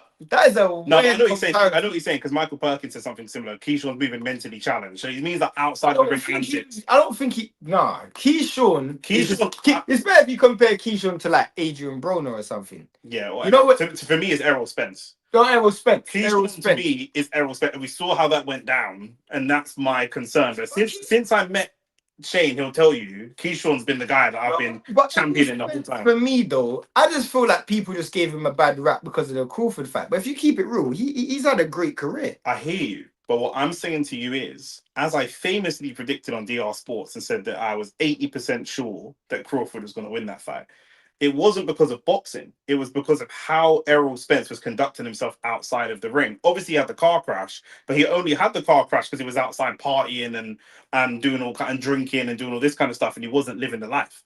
Do you know what I'm saying? And then that's what's happened. So I think people's concern with Keyshawn Davis is if he gets these big fights, can he lock into camp? Because he's out, like you said, Adrian Broner, he's outside partying, he's outside drinking, he's outside doing this and that. Can he actually lock in? And that's what some people are not sure about. Samson, you can explain if you want to, but I mean, Ryan Garcia was on drugs. Ryan Garcia was seeing aliens. Keyshawn goes out saying he saw kids getting touched up and whatever. Keyshawn Davis goes out, has a drink and fucks some bitches. That's not the same. Having a drink. Was it a drink? He was licked. I've seen him twice. Licked. Off his face, licked. Fair. Licked, bro. Like I know him and his brother beat up that guy. Before that, bro. Do you remember when he was at the Crawford fight or something? He was mash up. He was proper drunk. You Keyshawn? Yeah. I don't remember that. Still. I'm gonna find a video for you, bro. He was mash up, bro. We're about to get into round one. Keyshawn reminds me of Bud with the punch selection in the ring. Boxer just needs to stay locked in. We're into round one now. Rance, I'm assuming you're watching this fight. The thing is, Hernandez is gonna look for singles. What a straight left. It's a good left hand. That's another thing that's going to cause Inoue problems is that the southpaw stance. But again, Junta Nakatani is very one-paced. Yeah. So he doesn't go through. Whilst he does throw a decent amount of punch, he doesn't go through the pace. Go through the level. You're talking about the boxing sense. I think Keyshawn's one. Oh, it's a big uppercut already from Nakatani. Hernandez, when he does land this single, if he lands it, it's got to make it count because he's already eaten 3 or 4 big shots. Facts. And he's not even eating big shots walking forward. He's struggling to deal with the southpaw stance already. Junto's foot placement is really good. You might hit the like button. Hernandez isn't. To me, Hernandez needs to start putting pressure. If you're going to eat shots anyway, you might as well eat shots. He can't get the feet right. He can't get his feet right. Yeah, he's inside, or he's got to launch off the right hand. Then, if you can't get your foot on the outside, launch. What an uppercut from Junto. You test him. It's been 1 minute and you've just eaten punches. The way Junto uses his backhand is a bit similar to how Bradis used to use it at Orthodox, where he almost sometimes leads with the backhand like it's a straight, like a jab. Yeah. Like he leads with that backhand surgically. The problem is flicking the jab. The feet is the problem for Hernandez. His feet is not. Junto's not allowing his feet to get set. But he's got to throw something anyway. Even if he misses, he's got to throw something. He's got to throw something. Yeah, I'm watching the fight. Junto may be one pace, but his distance control is elite. In fact, very, very elite is more than elite. The problem is Inoue's got such quick feet. He will force you to fight at different ranges at the same time. The problem is you have to be able to catch Inoue in between those distances, like we saw Cardenas do, like we saw Luis Neri do, like we saw Nonito Donaire do. And I've only seen people who can fight at different ranges. It's not that Nakatani can't. I've just never seen him do it. Yeah, he's never had to do it because his Himanshi Samson. At the end of this round, I'm going to come to these comments. By the way, I'm just going to try and watch this round. First round, Junto's doing really, really well, and like you say, Hernandez, who is a come forward power puncher as you'd expect, is not really not imposed himself at all. But how good is Hernandez's talent? You would be a really good coach for Nakatani, Bozy. Because I can see that. Because similar to like Jack Catterall. Jack Catterall was similar to this. Yes, that one pace, very good off the back foot, but then he got him a bit more offensive. Back foot, yeah. Got him a bit more offensive, and Jack Catterall's also a southpaw. It's a good uppercut from Junto. Yeah, he does look like a kind of a much smaller Jack Catterall. Jack Catterall. He's got that. He did very good range control and very good boxing fundamentals. Good, but they just don't go through the paces that one. No, Nakatani hasn't had to yet. But if he did have a Bozy will just add a little bit more extras. Yeah. Just a little bit more spice to his offense. Himanshi said, I know amateur versus pro is different, but didn't Cruz beat Keyshawn four times in the amateurs? Yeah, 4 times in the amateurs. Yeah. Andy Cruz is one of the greatest amateurs of all time. Yeah. If Keyshawn truly believed in himself, he wouldn't deliberately have lost his belt on the scales to get an advantage and lose your negotiation power moving up to 140. Then fight Jermaine Ortiz, which nobody asked for. He clout chases everyone. I don't know about that. And I don't think he used that to get any like negotiating power, because at the end of the day, he moves up to 140. He still becomes mandatory for the winner of Shakura and Teo. He's still mandatory for that. He shouldn't have lost it on the scales, and that's why we're saying, as talented as he is, for me, I'm concerned about the way that he manages himself outside of the ring. So I think that's fair, and that's something you could look at. But to compare him to Ryan Garcia is insane for the stuff that Ryan Garcia's done. What an uppercut from Junto. 7 a.m. out here. Junto is definitely controlling the range comfortably. The problem is for Hernandez, okay, cool, you've got a single, but you have not demonstrated your power or got any type of respect from Junto. So unless you've got single shot power to drop him, which you probably don't, do you know what I'm saying? Then he might, but the issue is, I don't think he does. Bro, he's got 18 knockouts out of 20, bro. He can crack, fam. The issue is Junto is very disciplined. He ain't gonna hold his feet and allow you to set that shot. Yeah. That's the problem.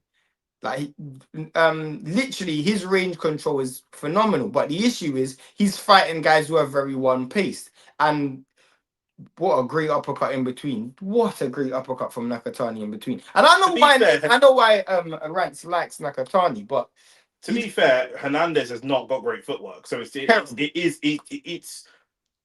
this is very much what Junto would want. Do you know what I'm saying? So I'm not taking anything away from what Junto's doing, but I have to just be fair for when you go and move up the levels. This is not going to show us anything of like. It's not. Don't watch this and think, oh, he's going to do this to Inoue, because he's definitely not. Not in this fashion, because it just won't go that way. Inoue is definitely going to test his. What a good uppercut! What a good. He throwed a 2-piece uppercut with the backhand. You know how skilled you have to do that. Such good discipline as well. There, he missed the jab, and rather than kind of like rest on his laurels, he pulled it back and threw a double straight away. He's throwing so that Hernandez can't throw. Who's Junto's? I need to know who Junto's coach is, because it just said it as well. It said it, but he's got another Nakatani as the assistant, but that's not his trainer. Heard that Conor Benn is ranked number 1. Yeah, can't take that organization seriously. This being ain't thrown a punch. Junto's lead hand activity has frozen Hernandez. Overhand left again from Junto. Junto's a great fighter, bro. There's no buts about it. That's why people got him in a pound for pound top 10. A Japanese Bivol thing, blood. Facts. The difference is we see Bivol go through the levels. That's the difference. when me and Nick spoke about it this week, you got great fighters like Shakur Stevenson, Bivol, Benavides, but they got one style. Then you got the elite fighters in Inoue, Crawford, and Usyk, and they got every And bam. style. And bam. Nakatani hasn't shown me he's got every style, Yeah. but he's fighting very, very good. Yeah. That's why he'll be between like 5 and 10 on pound for pound, and not necessarily between 1 and 5. Facts. Hernandez's upper body movement is very slow. Very, very slow. His feet slow. Everything is slow. He's very slow. I'm not gonna lie. This looks like Junto's fighting someone 2 weight classes above him, just with the speed difference. If you asked Junto what he would have wanted to come up against, it would have been this. Yeah. Yeah, true. Junto's got a nice jab. Everyone's raving about his lead hand. Ryan said we need to watch Nakatani versus Inoue together because my guy is winning. I'll be real. Yeah, we can 100%. We do it like a watch party. Yeah, we'll do a watch party for that one. But like, listen, Nakatani winning. I'm not against the idea of him winning. He just has to show me. You can't show me this and tell me that he's winning off the back of this. Do you know what I'm saying? But this most is of great. his fights are like this. That's what I'm saying. Most of his fights are like this, where he's just overly. Junto's main coach and head trainer is Rudy Hernandez. That's the name I saw. Fair enough. But the thing is, like I say, this is not in any way going to prepare you. And you've got to remember as well, Inoue can come off the floor and win. Inoue is similar to Crawford, where if you hurt him or drop him, he can start moving through the gears. Do you know what I'm saying? He's going to be way more fast-paced than this. And I've just not seen Junto dragged into deep waters. Now, he hasn't been dragged into deep waters because he's so good. I hear you. But when he is dragged into deep waters, we just don't know. Do you know what I'm saying? We just don't know what's going to happen when he has to move through the pace. It says he's thrown 23 punches. What 23 punches has he thrown? I ain't even seen him throw that. I don't know about that. That's power. Power to the body. He's thrown 5 punches. I ain't seen that. Nah, he's trying to shit. They're trying to shit. Into round 3, Shakur Stevenson and Sharky Foster both used their belts to move up and got guaranteed fights for a belt.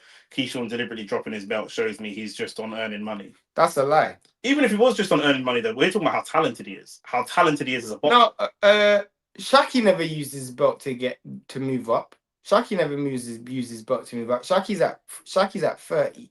He never used his belt to move up. His last fight was against Fulton. Fulton moved up against him. Also, Hernandez trying to be a little bit more active now, and he's I think resigned to the fact that if he is going to do anything in this fight, he's going to have to make it a little bit more caution to the win. Yeah, and rough him up a little bit, which is what he's trying to do physically. You know, one thing I would say about Inoue, because he fights so one-paced, yeah. Nakatani. Because he fights so one-paced, if you turn up the levels against him, he might seem like he might get caught almost in transition. That's what I'm saying. That's what I'm saying, bro. When he gets dragged into deep waters, what's he going to do? Because against the new wave, we're going to start moving into third gear. Do you know what I'm saying? Like now it's a fight. Now it's a and now Hernandez is landing. Do you know what I'm saying? Not enough, not as consistently, not as clean. But Nakatani isn't using his feet as much as he was before. He's not trying to pivot left and right. This is what I said to you before. Is there a thing of Nakatani trying to? He knows that Inoue fight is there, trying to put on the show. We've seen that. We've seen this before. Potentially, part of it you can jab his head off. Could be just the fact that he just wants to stoppage. Because when you're landing power punches at will, you want to stop the guy, innit? And that's going to give Inoue big confidence. If he sees you hitting the guy for 12 that's why I wanted to see a disciplined performance. Do you know what I'm saying? Like, the best version of Shakur and Devin are guys who don't care about putting on an entertaining performance. Correct. They just defend all the way through and box. If you start holding your feet, then I got a chance. That's what I'm saying. Nakatani, you just stick to your boxing. There's no chance this dude wins. Great overhand left from Nakatani. Great overhand left. He just dips down, sets the trap. And then he has him walk straight into that left hand. You meet that punch right in the middle. Very intelligent boxer. What an uppercut again. Well, it's another one. He walks fighters onto punches really well. That shot can drop Inoue. The only thing is, Inoue regularly comes off the counter. So the way he rolled that is rude. Trust me. Rude. It looked choreographed almost. The problem is, though, Hernandez's punches is so telegraphed. You can see them a mile away, bro. But not just that, he's got no... that right uppercut. That southpaw uppercut was different. It's a great uppercut. The lead hand uppercut. You know who he fights like his own? You know who he fights a bit like his own? Go on. Andrade. You know the way Andrade paused and it winds up his uppercut? The way he throws uppercuts is similar to Andrade. Been live for an hour and 24 minutes. I'm just saying. But it's always before he brings up Andrade or Devin Haney. I never bring up Devin Haney. I never bring up You do. It's only when people ask me what I fight like, I say I fight like Andrade.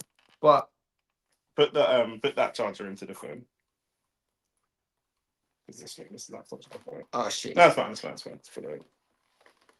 End of round 3, Hernandez is getting pieced up, and again, I can't see it the way I can't see it. Inoue is way more explosive. Yeah, of course. It's more about the feet. Inoue's got way better feet than this dude. He looks good, but I don't see how he beats Inoue. Shaq. You can see how he beats Inoue. To say that you don't see how he beats Inoue would be this. He was WBC Super Feather and used it to get the WBC interim opportunity to become mandatory.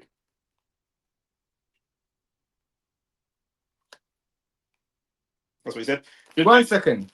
Well, we're into round 4 now. Junto distance control and keeping him on the outside lead hand is the reason. Junto inside game is disgusting. But that wasn't at a higher weight class because he's still at super feather now. No, he's at 130. So yeah, he's at super feather now. He's still at super feather. You said he moved up a weight class. He didn't move up a weight class. Typically, you don't rate lower weight. And typically, you don't rate lower weight man. Nakatani is a good boxer against these smaller men, but when Inoue is coming forwards and crack, it will get to a long night. This is the thing. He can't stand there and exchange with Inoue because he will hit the deck. And I don't know that he can control Inoue's distance the way that he was controlling Inoue's distance, Joe. I just don't know. Maybe Rance can see something that the rest of us can't see. He'll do it for periods of the fight, but not the way that he's done it. You know, I think he can because I think at times you can outbox Inoue. he says he's at 135 now. Who? Shaki. Shaki's at 30. If he's at 135, he just moved up. Shaki's at 30. How could Shaki be at 35? Shaki just fought in at 30. Yeah. Unless he moved up. But if he moved up, that would have been just after his last fight. Oh! I know why. Go on. The only reason why he moved up was because of Fulton. Fulton missed weight, so they made the fight at 35. Got you. That wasn't down to Shaki. Nakatani has similar power to Inoue. I don't think he does. No, he doesn't. He ain't got similar. He's got power, but not the same kind of power that Inoue's got. He's got a great voice. He's a great volume puncher, and he'll wear you down and break you down. But when you're 5'9", you ain't got to fight inside with these 5'5" midgets. You do. If your feet's not faster than them, you do. The thing is, that's what I'm saying. Like what you're saying is absolutely correct in theory on paper. Do you know what I'm saying? If we were playing Undisputed, the video game, and you had Nakatani and I had Inoue, yeah, you would just move around. No fighter has ever been able to keep Sean Porter at the end of their jab for 12 rounds. Not even Crawford. Yeah. You don't know why? Because his feet's so fast. Yeah. And Pacquiao's the same. Pacquiao's small, but he got fast feet. Inoue's feet's faster than Nakatani. So I'm going to transition from outside to inside faster than you can leave. And walking forward is faster than walking backwards. Out, by the way, because you brought up Manny. Manny's got fast feet, and he's also got very fast hands, so he can get in, land punches, and get back out. He can't do it against Mayweather because Mayweather's elite, but against other fighters, he can do that. Run backwards and I run forward. I guarantee you I'll beat you in a race. Yeah. So if Nakatani's running backwards and Inoue's running forward, in essence, I know they're not running. Yeah. He's going to get inside faster than you can get outside. So I can see how Nakatani wins, but he's going to have to. He's got great footwork, but he's going to have to show me a little bit more than the one pace footwork that he's got. And because I think that his level of performance here is, he's still piecing up Hernandez, but he's starting to get hit with some unnecessary punches, and this is against someone that he's been dominating. But I think that's because he wants to knock out. I hear you. Like you said, he's just wanting to entertain. Yeah. Don't be surprised if Tank fights Shaki next. I don't want to see Tank back, period, to be honest. Why is he in the pocket? This is what I'm saying. I told you there's a chance that he wants to get the, I go back to AJ versus Andy Ruiz, and AJ lost to Andy Ruiz. Deontay Wilder knocked out Dominic Brazil faster than AJ knocked out Dominic Brazil. And it was the week before, or maybe even the same week. The week before. And suddenly it was like, right, AJ don't just need a win. You need to announce yourself on the American stage. You need to do these. You know what I'm saying? Like button, subscribe button. All that kind of stuff is going to play into the kind of performance you're going to get from this fight. Like, do you know what I mean? And now, and also Hernandez at some point will throw caution to the wind because he knows. What an uppercut on the. You can't tell me he's got power like Inoue hitting these kind of clean punches, because this man would be on the deck if he was getting hit with these kind of clean punches. He'd be in a hospital. The fight was for the WBC interim lightweight, not super feather. That's because Fulton missed weight. Yeah. The fight was scheduled for Shaki's belt at 130. Fulton missed weight moving up. So then they made the fight for interim at 130. Yeah, he didn't use his belt. Yeah, that's Stephen Fulton's fault. Into round 5, by the way. Into round 5 now. Nakatani doing a really, really good job here against Hernandez. And now, because Hernandez is coming forward a little bit more and he's throwing punches while he's coming forward, let's see the footwork of Nakatani move through the gears now. Do you know what I mean? That's the part. This is the part. That's the part. Yeah. Now my man's throwing caution to win. How good are you at staying out of range? Undisputed dead game, by the way. I've not even played it. It's decent. I've heard mixed reviews. It's decent. Rant said, "Man talk like we ain't seen man. We ain't seen man getting Facts. That's what. Yeah, but Facts. that's what I'm saying. Facts. Facts. But that's an argument in my favor, not an argument in your favor. That is. It is because Nakatani can hurt Inoue. Nakatani can drop Inoue. Yeah. And there's a way in how Nakatani can hurt Inoue because Nakatani's ability to walk fighters onto his backhand is amazing. Yeah. Just like how Cardenas and Lewis Neri walked Inoue onto the backhand. Yes. Because Nakatani's going to be like this, Inoue is going to try and come forward. Nakatani can walk him onto shots. The issue is, if he walks him onto a shot and miss, or walks him onto a shot and he doesn't get the knockout, when it is in the pocket, Inoue is going to hurt you. Correct. Because your inside game is tying up like a Coley. Your inside game is landing one shot, then trying to move. Yeah. Landing one shot, then tying up. Landing one shot, then running. You look right there. Yeah. Right there. Look in the pocket right now. He doesn't throw more than one punch. Look at Nakatani. Watch. When it goes back in the pocket, he will either tie up or throw one punch in the pocket. Watch. You're going to see it. One punch and then tie up. Yeah. He doesn't throw a bunch of punches in the pocket. If Inoue forces you to fight in the... See? One punch and he's gone. You know what I'm saying? He doesn't stay in the pocket. Whereas Inoue will force you to fight in the pocket. So there's just a lot more things I want also, to say. Inoue's dropped with flash knockdowns where you can't see them. Hernandez can see all these punches coming right Not now. all of them. Not all of them. He can see a lot. Not all of them. And I can see how Nakatani dropping. I can see Nakatani drop. My prediction on this week's podcast, which Rance obviously didn't watch. Thanks for the support. And I'm joking. But my prediction was, don't be surprised to see Inoue come off the canvas to beat Nakatani. He will probably get dropped at some point in the fight, but he regularly comes off the canvas. Inoue's experienced at coming off the canvas. If Nakatani gets dropped, that's going to be more of a shock to his system. It's over. Inoue don't let people off the hook, so it's over. I get what you were saying, but it's easier said than done. You're not talking about just any man. Inoue is fast and technical. Hmm? This is in Saudi, but they're fighting on Japanese time. What do you think about Picasso's team complaining about Inoue's hand wraps? That's the same thing that Fulton was complaining about too. That style of wrapping are allowed in Japan, but not in every commission. Facts. That's a fact. I know Fulton spoke about that, but the difference between that was nothing to do with hand wraps. He's just better than you. Yeah, 100%.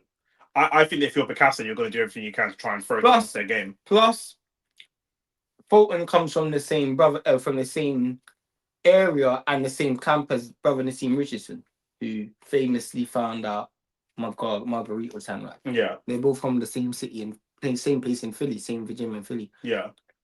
But for me, yeah, I just think that if you're Picasso and you're coming out, I think you're going to try and do everything you can to disrupt. Remember, Billy Joe Saunders complaining about the ring size against Canelo and doing it all sorts, anything you can do just to unsettle him as much as possible. What dumb fans have Hernandez gave Hernandez a round? Yeah. In the fan zone, they gave him, I think, the third round.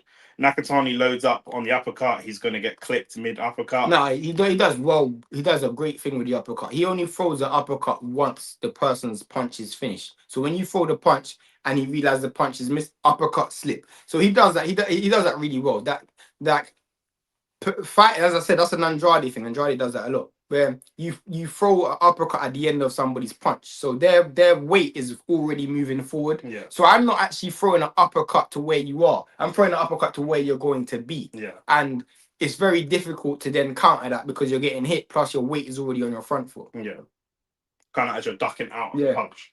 Especially when you're in the pocket as well, because you have to naturally move up. Look at that. That's exactly what I'm talking about. Yeah. Just there. Just literally done it there. The uppercut looks scary, and now he's feinting it to the overhand. This guy Nakatani is fighting, is just walking forward and throwing and landing. Inoue does that with footwork. He'll struggle bad. This is what I'm saying. I don't think Inoue versus Nakatani can be a great fight. It's going to be a great fight. Either fighter can win. But this Hernandez guy's style and the way he's fighting is tailor-made. Great left hand from Hernandez. Left hand from Hernandez. Great left hand. That was a great left hand. That was the first big power punch you've seen. And it's giving him confidence. And it's giving him confidence. Nakatani felt that. Literally, he's now in the high guard. He felt that. Since that punch landed, Hernandez is non-stop throwing. Non-stop. I personally, Inoue getting knocked down by Neri and Cardenas didn't respect them, man, but the bigger fighters like MJ and Fulton, he didn't get hurt once. That's a good point. No, MJ he respected highly. Fulton he respected highly. That's what he's saying. If he wants to shut the fight down because he respects Nakatani, he can shut the fight. The way he fought against MJ shocked me the most. The way he fought against MJ, he fought that whole fight off the back foot. I've Yeah. never seen Inoue do that. We were live for that. I've never seen Inoue just fight a whole fight. And it offset MJ because MJ thought he was going to be meeting him in the middle. Straight, yeah. My man literally ran the whole fight. And not ran, but you know I'll what I tell you mean? what, Nakatani, he's not hurt, but he But fought that. That's what I'm saying. This is what I'm saying. He's hurt again. He got hit by a big right there. He's I hurt told you again. Hernandez got power, bro. I told you Hernandez got power. 2 or 3 punches. I'm not gonna lie, Hernandez got better punches resilience than Nakatani, you know. But that's what I'm saying. Like, because he's willing to take a few to give a few. His name's Hernandez, so we already knew that was gonna happen. Do you know what I'm saying? But this is what I'm saying. Look at the power equalizer is mad, bro. Nakatani's hella technical when he does stand. That's great punch combinations from Nakatani, though. Great punch combinations from Nakatani. Now this is a fight. Let them hands go, bro. This is a fight. I'll tell you what, this is a fight. We didn't want to see Nakatani lose because we want to see the Inoue fight. He's winning this fight. Looking at the way he's been hurt, and Hernandez only landed 2 punches. He's hurt with every clean. But Hernandez can crack, bro. Hernandez can understand. Crack. I'm saying there's a chance he gets dropped. Maybe. If he gets dropped, there's problems. To be fair, yeah, I'm not gonna lie. Nakatani wants to fight, but I don't know why. He wants to fight. This is Stephen Haney syndrome. Look at that. Before the fight, you said like he might be under pressure to put on an entertainment tape. I don't know why though. As I said, I wanted to see him just nullify the crowd and not put on such a spectacle. But I wanted like a bivol. Oh, he got dropped. He got stumbled there. He stumbled there. Oh, that was a good straight right hand there. Nakatani kind of stumbled from a right hand from... Rance is just on a madness. Man said this is just high-level sparring. Nah, bro. Listen, your boy's hurt. He's winning the fight. He's winning the fight, no doubt. I don't know how hurt he was, but he was hurt. He was hurt, but I think he wanted to fight through it. Facts, Nick. Rance is looking at a fight where he's chasing the highlight knockouts, but when he needs to lock in, he'll do it. That's what I'm saying. That's what I'm saying, bro. The thing is, in the pocket, it's just an unnecessary fight for Junto. At long range, he's just so much better than this brother. Samson said he thinks that the Cardenas fight would be a tougher fight than the Nakatani fight after watching this. His frame and defense is all... Cardenas fight for who? The Cardenas fight would have been the fight that's already happened will be harder than what it would be to fight for Inoue to fight Nakatani. Yeah, I don't know. There will be things. There will be part of Inoue. Like when Nakatani fights Inoue, he will be extremely negative. X100 said Shane is right about Nakatani. That man can't shift through the gears. His inside game is non-existent. His inside game is non-existent, but it's not as good. Like when he's up, human, innit? When he's up close against with Hernandez got a much better chance. When it's at long range, Nakatani's just winning this fight. And that's what you'd expect when it's a 5'9" guy fighting a 5'5" guy, by the way. Like you'd expect at range, it's going to be all Nakatani's game. As soon as you move inside, it's going to be the shorter, stockier power puncher. Not necessarily. Look at this. Look at that. That for me is a bad sign because you're on the ropes. I want to see how you're able to get off the ropes and shit and avoid punches. Yeah. You're catching these punches, but I just want to see more of a disciplined performance. I don't want to see you get hit with those shots because you build bad habits. Yeah. You were boxing this fight comfortably. Use your feet. Your feet's better than this dude. Now you're using your feet. This guy can't lay a glove on you. Yeah. Use your feet. Look at that. Make him miss. Uppercutted to yesterday, blood. But when you hold your feet in the pocket, that's what you're giving this dude a chance. I'm telling you. Yeah. If he holds and this also, let's just be clear. No one is saying it is, but let's just nip this in the bud before anybody does say it. This isn't running. This is just great, intelligent movement. Fact. He's not running away. He's not far. He's within punching distance of Hernandez, but he's circling him really, really well to offset. That's much better. Do you know what I mean? And like you said, we've seen it. You know, Rance is saying this is high-level sparring. Nakatani's body language is telling us he don't want to be in the pocket. He don't want to be there. Why would you be in the pocket? But there's no shame in that. Who wants to be in the pocket of a power puncher? No one wants to do that. When Inoue fought I can't even remember what I was gonna say. When Inoue fights Nakatani's gonna be hella negative. He ain't gonna fight he's gonna fight no time in the pocket. But what this shows me is if it goes in the pocket, you're gonna be in a problem. Yeah. That's what it shows me. Because I didn't know whether you had a pocket game. Now it's showing me that in the pocket you're not at elite level. Yeah. At long range you are, but in the pocket you're not. Because this guy, he's I don't want to say he's getting the better of you, but from a body language perspective, when the fight's in the pocket, it don't look like you want it. Considering that you're up on the card 6-0, this looks in round 7 more Very competitive similar to the last Japanese. The last Japanese Mexican fight that we just saw, where the Mexican won when he knocked the guy down. Yeah. What did he just go down like that for? I don't know. Nakatani's taking way more damage than he used it's a to. good right hand from Hernandez. Hernandez has definitely got Nakatani's respect, but Nakatani is not fought as disciplined as I thought he would be. And even Rance would have to Good right hand from Hernandez again. Rance would have to admit that as well, because Rance likes disciplined fighters. Like, this is between him and a Bivol. Bivol ain't getting hit with these shots, bro. Man don't understand how difficult it is when you're good at something to keep doing it. We've seen teams that are very, very good. We took that Barcelona 9-10 season for granted. As good as Arsenal are, as good as Man City are, if we're 2-0 up 20 minutes into a game, do you know how hard it is to just keep the ball for 70 minutes? That's hard. Facts. Man can't do that, you know. Rants and Bants, jump on the live stream with these, man. Would be good to hear your views live. Man, just invite another man onto my stream, blood. I'm joking. Nakatani sharing vulnerabilities right now. It's not even vulnerabilities, bro. Do you know what it is? He's got a set thing that we know that he does. Like, just because a fighter is good at one thing, we know Shakur is good at sticking and moving.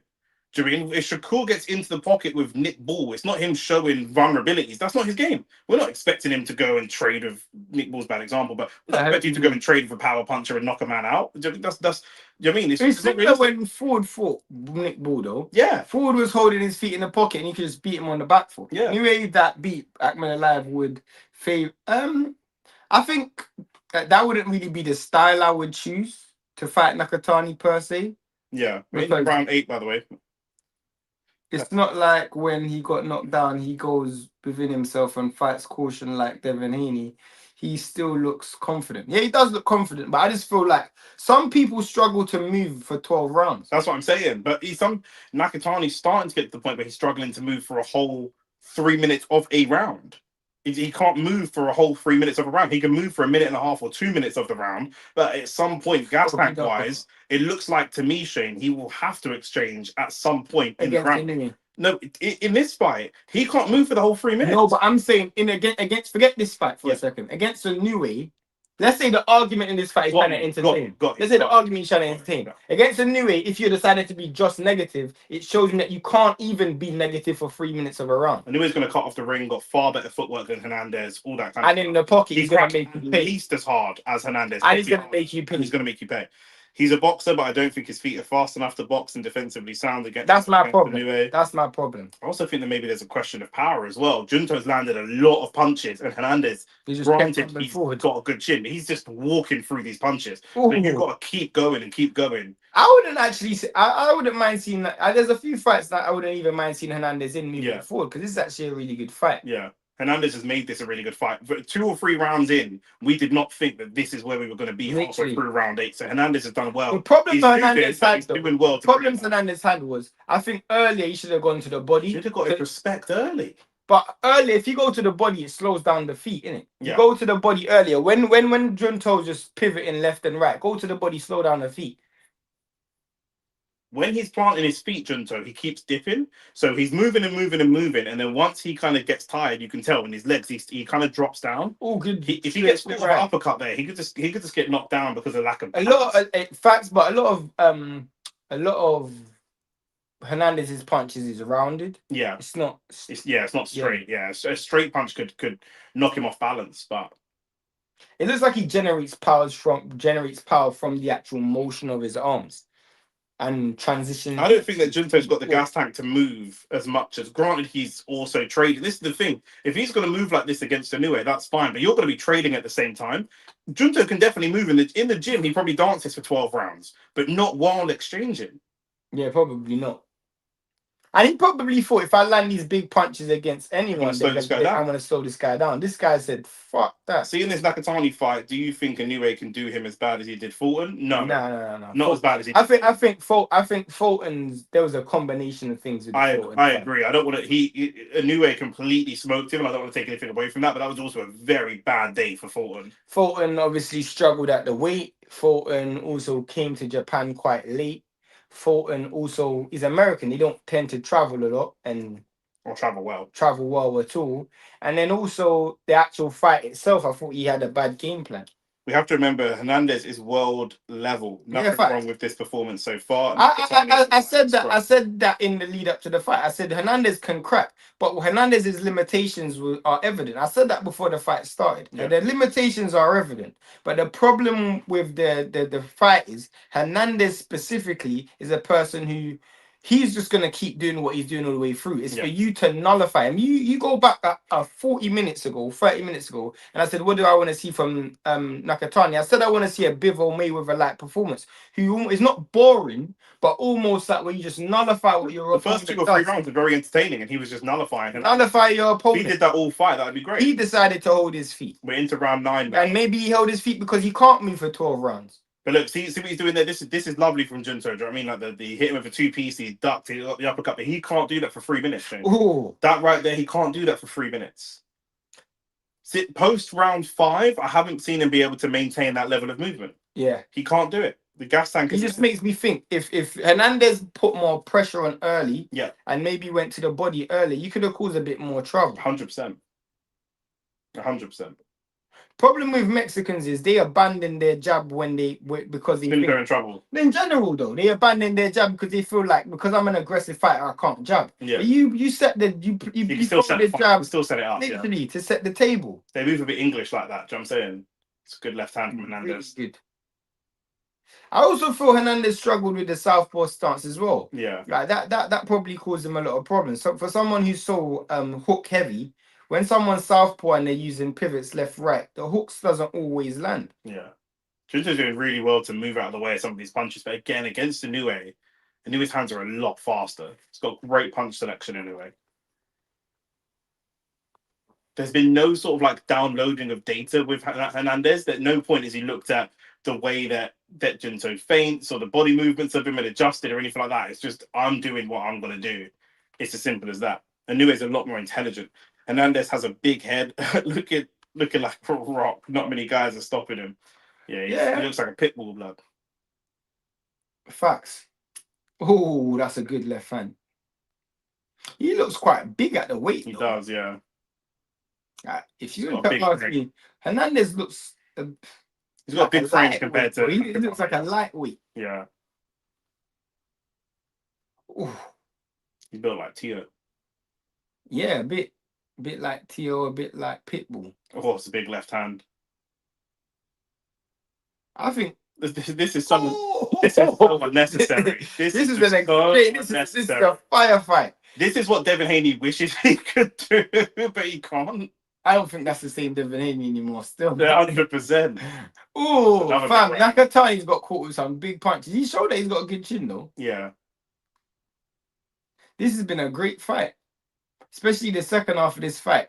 No, Nakatani can definitely not hold his feet for 12 rounds. There's no way. I mean, he can't move for 12 rounds. He can't move for 3 minutes. He can't move for 3 minutes. He started his fight trying to box and he just can't do it. From round 5 onwards, he's moved. I actually feel like he might have lost this round, you know. He definitely has lost this round. Since round 5, he's moved for the first 90 seconds, 60 to 70 seconds, and then he stopped. He can't move for 3 minutes straight. Bro, this guy's literally just fighting. He's just spamming, bro. Just spamming. Man, get over here. Get over here. Get over here. Margarito, fam. Bro, he's fighting like a Margarito. Pure volume, bro. Or Robert Guerrero. Like, you know, the man just throwing bare punches, fam. There's no punch selection whatsoever. Literally, he's just throwing anything, bro. Whatever his whatever his natural mechanics throw, that's what he's throwing. 100%. Trust me. You know what, yeah? Nakatani's just getting overwhelmed. All these, I just thought that as well. He's like a smaller Pitbull Cruz. All these Mexicans fight like Pitbull Cruz, 100%. Now, using Pitbull Cruz as a reference is disrespectful. Do you know how much Mexicans were fighting like that before Pitbull Cruz? I hear you, but like... I'm saying this guy, you can't say all these Mexicans. All these Mexicans fight like Mexicans. Yeah, 100%. That's what Mexicans do. 100%. Pitbull Cruz is just one of many. Yeah. I think he might have been a guy who just started watching boxing, though, so I allow you. DJ Mikey, you might have just started watching boxing, but historically, every Mexican fights like Pitbull Cruz, or most Mexican fought like that. If they have some level of tech, then it's like Yeah, it's an different. anomaly. It's an anomaly. Like Robert Guerrero, Marcus Maidana, even though he wasn't Mexican, Margarito, a lot of these guys all had the same type of style still. And now look, now the movement is going earlier and earlier in the round. I'm not gonna lie, yeah. Nakatani, I don't think he's gonna lose this fight, but he's lost a few rounds in this fight that he should have lost. It'll be closer than you think. See? Yeah. Oh, they got it closer than me. I mean, it's Mike Coppinger, so he's doing it he could be doing it for the drama. But I did think you said after round 5. You said after round 5. After round 5, he has not been able to move. Think after round 5, I would be giving him at least two of those rounds, maybe 3. 4 rounds is a bit mad. 4's a bit much. The thing is as well, because people were expecting Nakatani to jab and move, if he wins a round that's scrappy, they might give it to the guy that's because now you're in a fight. Now you're in a fight you didn't want to be in. That's it. Do you know what I mean? Bro, by the way, you guys aren't getting this commentary anywhere else. Trust me. This level of commentary is elite level commentary. But I did say that he couldn't move. You didn't even have to see Matt Copperdge's scorecard. I could see from round 5. Yeah, from round 5 onwards, he's not moving as much. He's moving he started moving here at about 1 minute 50, and by the time the clock gets to 1 minute, the movement. And here's the problem. When you're moving, you're landing pot shots. When you're holding your feet, you're getting caught with big flipping punches. Yeah. So is them pot shots more value than the big punches that pot shots are just going to win you the round? No, but is it? Because when you then hold your feet, yeah, if you can't sustain it. Yeah, if you can't sustain it, yeah. Is Hernandez's big power punches for 30 seconds more than the pot shots for a minute and 30 seconds? 10 or 15 seconds more of this movement and then it stops. Watch, we're coming to 1 minute. And then in the last minute of the round, let's see if he can still move. He's still moving, doing decent. Good combination there. There we go. Yeah. But you can see the volume starting to dip a little bit, or the power has just come off those shots. So Hernandez is going to start coming forwards even more. He should have done enough to win the fight so far. He's moving really well. Really good move. He's moving, but that looks exhausting. At this stage of the fight, that dipping down, exploding. Oh, that's a good shot from Hernandez. Oh, that's a good shot. He looks exhausted. I think he could potentially get knocked down from lack of balance and exhaustion. Honestly, not even necessarily from like Nakatani. Obviously he's trying. See now there's an onslaught from Hernandez. It just doesn't look good body language. You know what I'm saying? When a judges score, look at that. Yeah. You're tying up. You're tying up out of desperation there. Where's Rance in the chat gone? Where's Rance in the chat gone? Oh, that's a good uppercut from Hernandez. Yo, he definitely can't move for a full 3 minutes. That's a great shot. Now, obviously, I'm still going to give this round to Nakatani. It's close. That's my point. When you can't, those big shots that you get caught with, big swelling over. Somebody could give that round because it's more value. They might say there's more value in the 30 seconds of onslaught than in the 2 minutes, 30 seconds of movement. 100%. You know what I'm saying? That's what makes Canelo so unique, because he mixes Mexican style with other styles. I think he kind of like is at his peak. He was the highest level of the Mexican style. I don't know what other style. Up until now, we've seen Bam is a better example. Bam mixes. Yeah, Bam mixes Black American style. But he's from Texas still. Yeah. That makes sense, doesn't it? Yeah. Nakatani could do worse and still get a decision in Saudi because Turkey wants the Inoue fight. That's good. True. That's true as well. They're always making drama. The fight ain't a draw right now. I want the fight to be a Nakatani. I see Nakatani getting dropped before the fight ends. I don't know if he will, but I could see that as well. The problem with Hernandez, and I'm going to be critical of Hernandez. The problem with Hernandez is because he's throwing everything. He's not throwing that punch that knocks anyone down. Yeah. Like you don't really, unless Nakatani takes a knee. You got to land something almost that he doesn't see to get him off balance. You know what I'm saying? Yeah. I do think Nakatani's winning, but I just feel like there's no currency you can take from this fight to bring into the Inoue fight. That's all I'm saying. That's all I'm saying. Nakatani should win this fight, even if he gets knocked down. Triple uppercut from Hernandez there.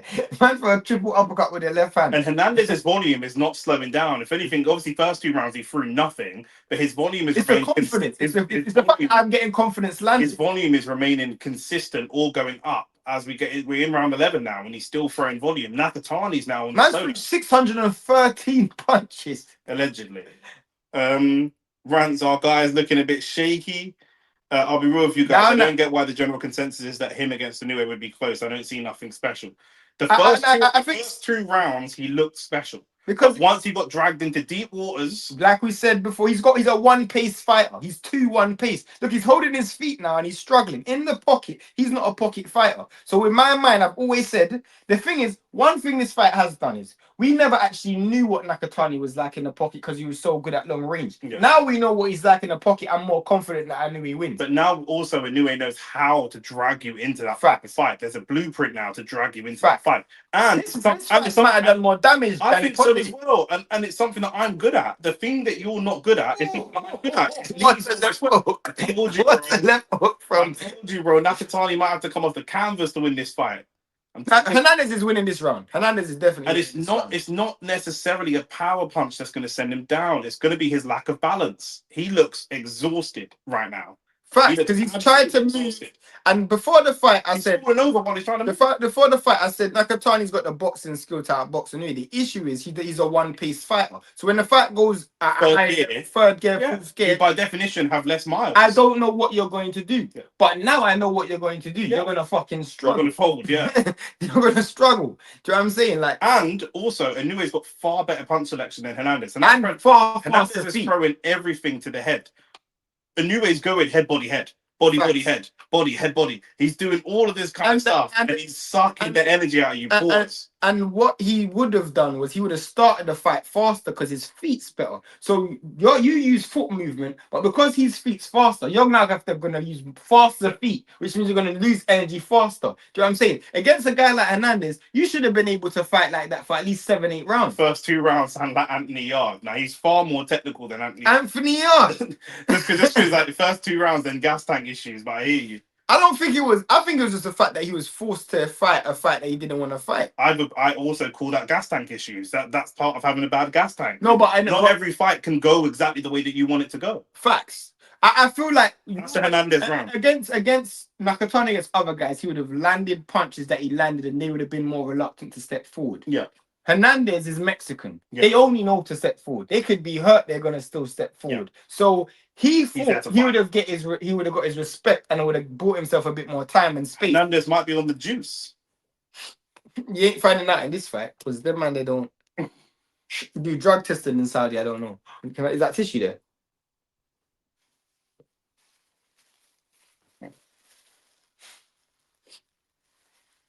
I'll say it now. Bam pieces up Junto.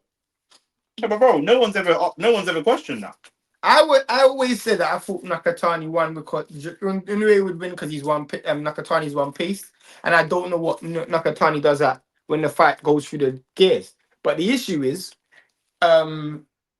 we never seen the fight go through the gears. Nakatani in this fight, the fight's gone through the gears, and it's gonna.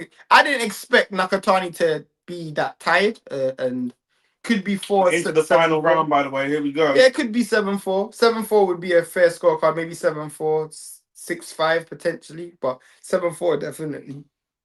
A knockdown here could be significant. For Very Hernandez, significant. but I don't think he will. I think Junto can see the final bell, and he's going to try and move as much as possible. A good combination again from Nakatani. Ooh, good shot from Hernandez. This is where. But the one thing I would say, Hernandez can do something that Inoue can't do. And Hernandez is flipping strong, bro. Inoue ain't that strong.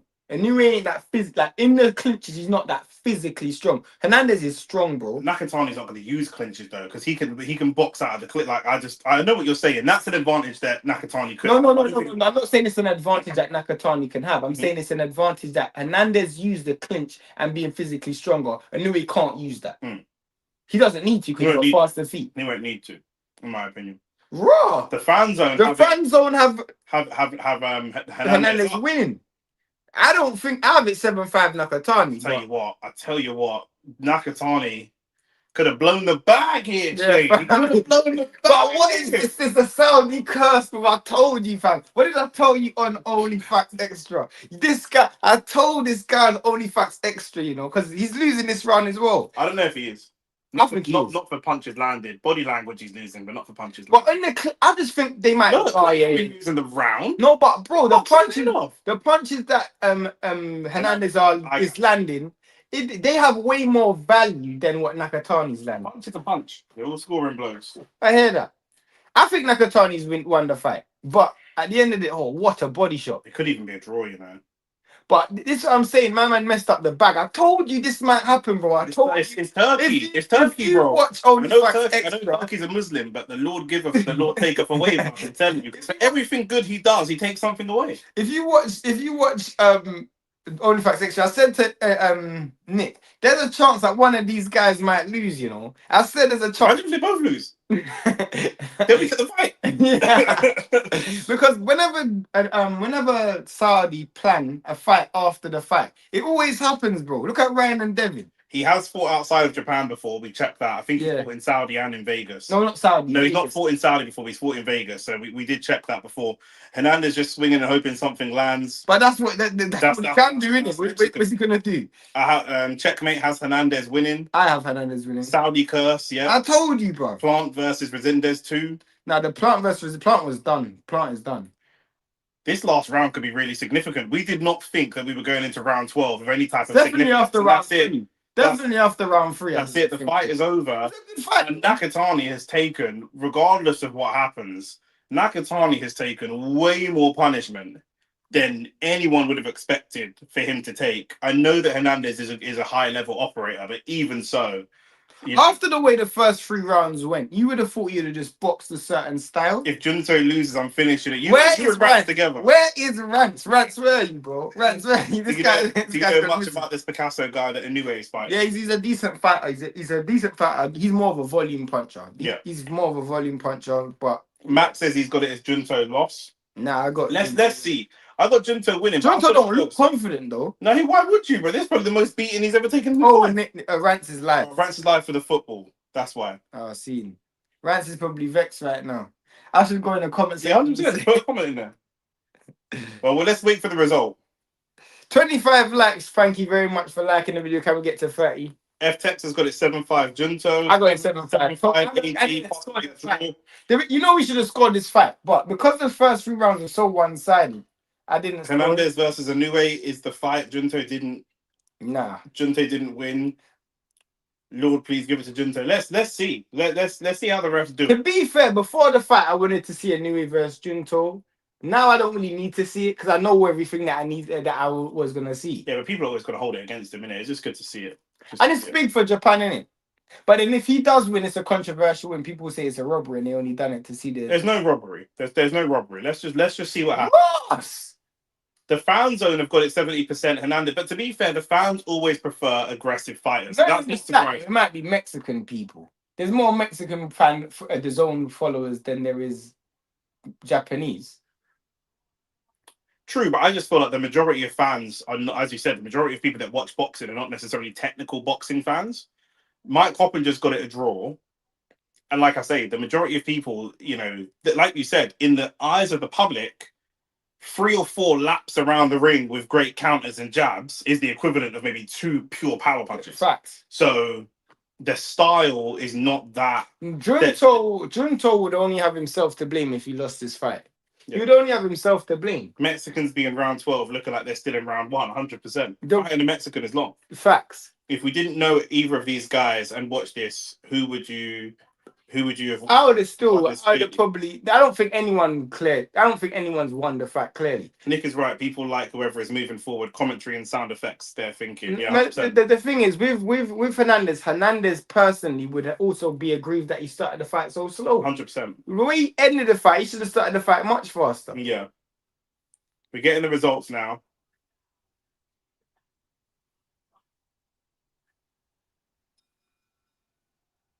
Ladies and gentlemen, after 12 rounds of boxing, we go to the judges' scorecards. Both judges, Gary Katanowski. Split decision. The same, 115 to 113. And Judge Naoya scores it 1-2-1. Nakatani won. 118. Yeah. 118. Yeah, 118 is crazy. 118 to 112. 115, 113 is probably how I saw it. Yeah. But 118, 112. Yo, that is a bit unfair still. There's always one. 118. There's always one. It's mad, fam. Beck, mate, it is not a robbery. No, it's not a robbery. It's not a robbery. 118, 112 is a robbery. If it didn't affect the outcome, but yeah. I think Hernandez will be disappointed with the way the fight, with the way he fought in the first half of that fight. Yeah. And I think Nakatani will be disappointed with the way he fought in the first half. Do you know what I'm saying? Yeah. Because the first half of that fight, Nakatani was allowed to pretty much fight at his own will. Second half of that fight, Nakatani was fighting to Hernandez, and I always wonder how do you go from fighting one way to another way? So It's not the same as William Skull, because William Skull beat Canelo. William Skull won. I will die on this hill. William Skull beat Canelo. 180, 110 is mad, bro. Yeah. 180, 110 is crazy, not gonna lie. 180, 110 is completely wild. Nah, you can't pattern before the fight. Pattern. There's not much you can do, bruv. But what I saw in this fight is exactly what I was afraid of. I was afraid that you could only box at one pace, and when you still having more copper bells, is it finished? I've got one more in my fridge. Nah, it's cool. I can't drink the last drink of anyone's drink. I might have to make tea, you know. Are you tired? Nah, I just want something to drink. You have water? In the filter, yeah. My takeaway from this is it's an off night. Junto was my takeaway from this is unless it's an off night, Junto will struggle against Inoue. Struggle, you will lose. It's not but Nick, this is where it's interesting because it's not about what time does Arsenal start? 3. They do the starting 11 show. When the 11 comes up. But it's not about whether he will struggle or not. I think that's not the point. I think can you win? It's the problem is he didn't fight the right style Yeah. because he couldn't fight the right style. Yeah. And now there's a blueprint for a new way to say, let me get this guy on the inside, and when I'm on the inside, I'll piece this The dude up. stuff that Junto just showed that he struggles with is the stuff that Inoue is specifically good at. Facts. I'm really good in the pocket. I'm smaller than you. You're gonna struggle to land these upper. And I can maintain my pace. And I can maintain my pace all the way through.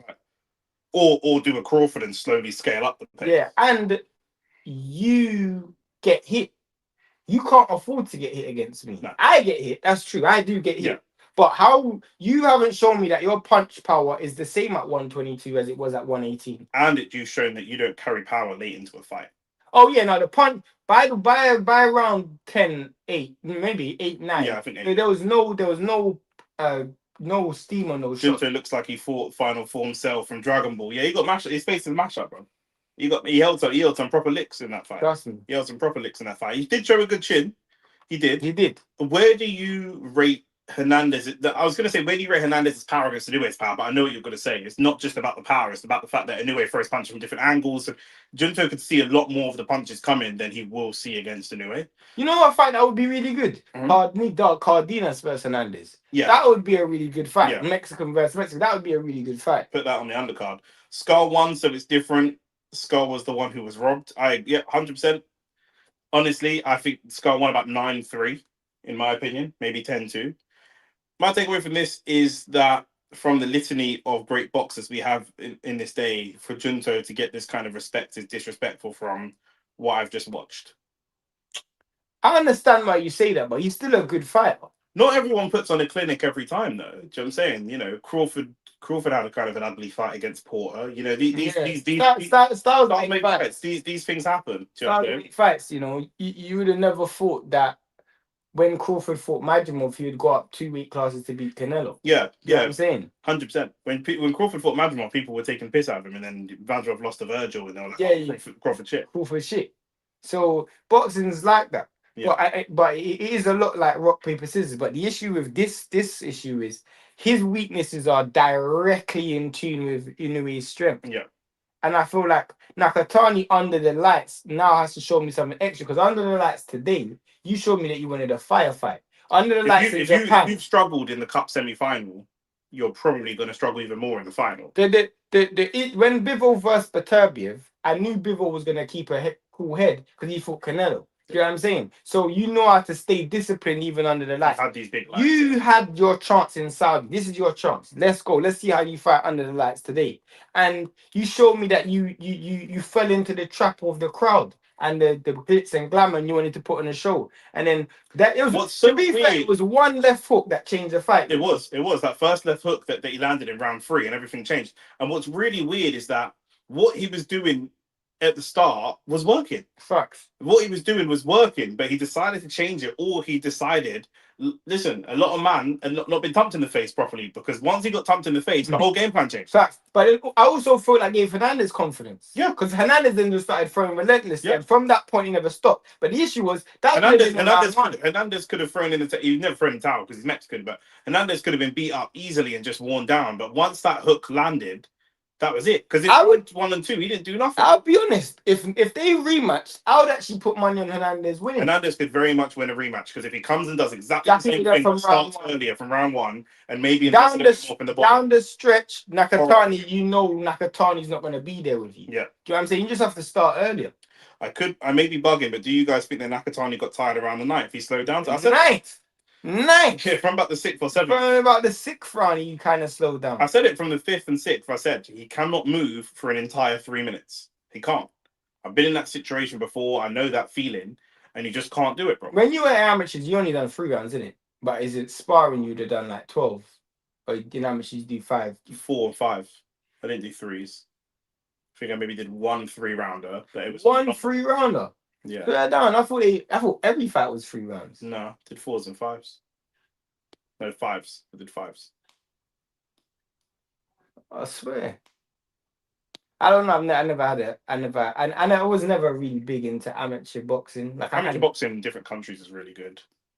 I would have pursued it more if I was abroad, I think. Maybe like you go do Golden Gloves in America and that. Yeah. And obviously in the Eastern Europe they got nationals, innit? Yeah. I would love to do amateur boxing in like Mexico or Cuba. But Cuba they always is for about eventually going to the Olympics, innit? Yeah. You know boxing's banned in Cuba, innit? Yeah. Professional boxing. Yeah. That's why they have to escape it. Yeah. I saw an A and B boxer in that fight. Zach Parker showed more variation than him. No, that's a lie. No, not at all. Junto showed good variation. It's just that when he was boxing on the outside, he looked really good. He looks like an and when he was boxed on the inside, he looked like a B-level fighter. But he did not show variation. But he got Zach Parker is a disrespectful comparison. Zach Parker, that is disrespectful. How are you gonna compare Samson, you're normally my guy, but you're moving crazy with Zach Parker. Samson, can we have some more OnlyFacts extra topics that you want us to discuss? This battery's still dying, even though it's on charge. You want to swap charges? If it can, yeah, swap them charges. Oh, that's because this is plugged into the wall. Yeah, I know, but even still, it normally works still. But grass, you even try and fucking hold it steady. Cool. I only said 9th to test the waters. I really meant 5th. Yeah, I bet you did, blood. I bet you did. Nick, did you manage to? Let me told it. Yeah, go on. I did manage to. I've got like a few stoppages in the amateurs. However, it's hard to get stoppage in amateurs, you know. I was gonna say they stop it. I was gonna say they stop it early. So a stoppage in the amateurs is not like the pros. So man are not knocked out getting gas. Why in the gym you would have stopped bare people? Yeah, I'll probably stop more people in the gym than I've stopped in a boxing match. But I've got videos, and I'll show Ricky. I've got videos of me when I was younger. I've got them somewhere. I think they might be on my iPad, but I've got I've got a couple of videos. Your mum has your trophies. My mum's got all my trophies in her. You should bring them to put them in the. I always say I'm going to, and I just never do. So it's my mum's house. But like there's one fight that got waved off where I Superman punched someone, and once they're kind of rocked, they just get a standard 8 count. It's not like man are not knocked out cold. Yeah, but that's in the Olympics is like that as well. Yeah, it's amateur. Olympics is amateur boxing. Do you know what I'm saying? Yeah. Have you ever been worked in the gym before? Like, you must have. Yeah.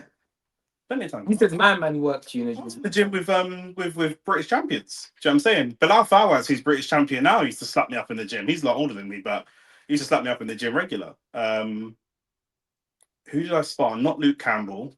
Who's the smaller version of Luke Campbell? There's an English guy. He went to the Olympics, but they came down to London one time. The Olympic team came down to London one time. Luke Campbell went to the Luke- Olympics. Yeah, Luke Campbell.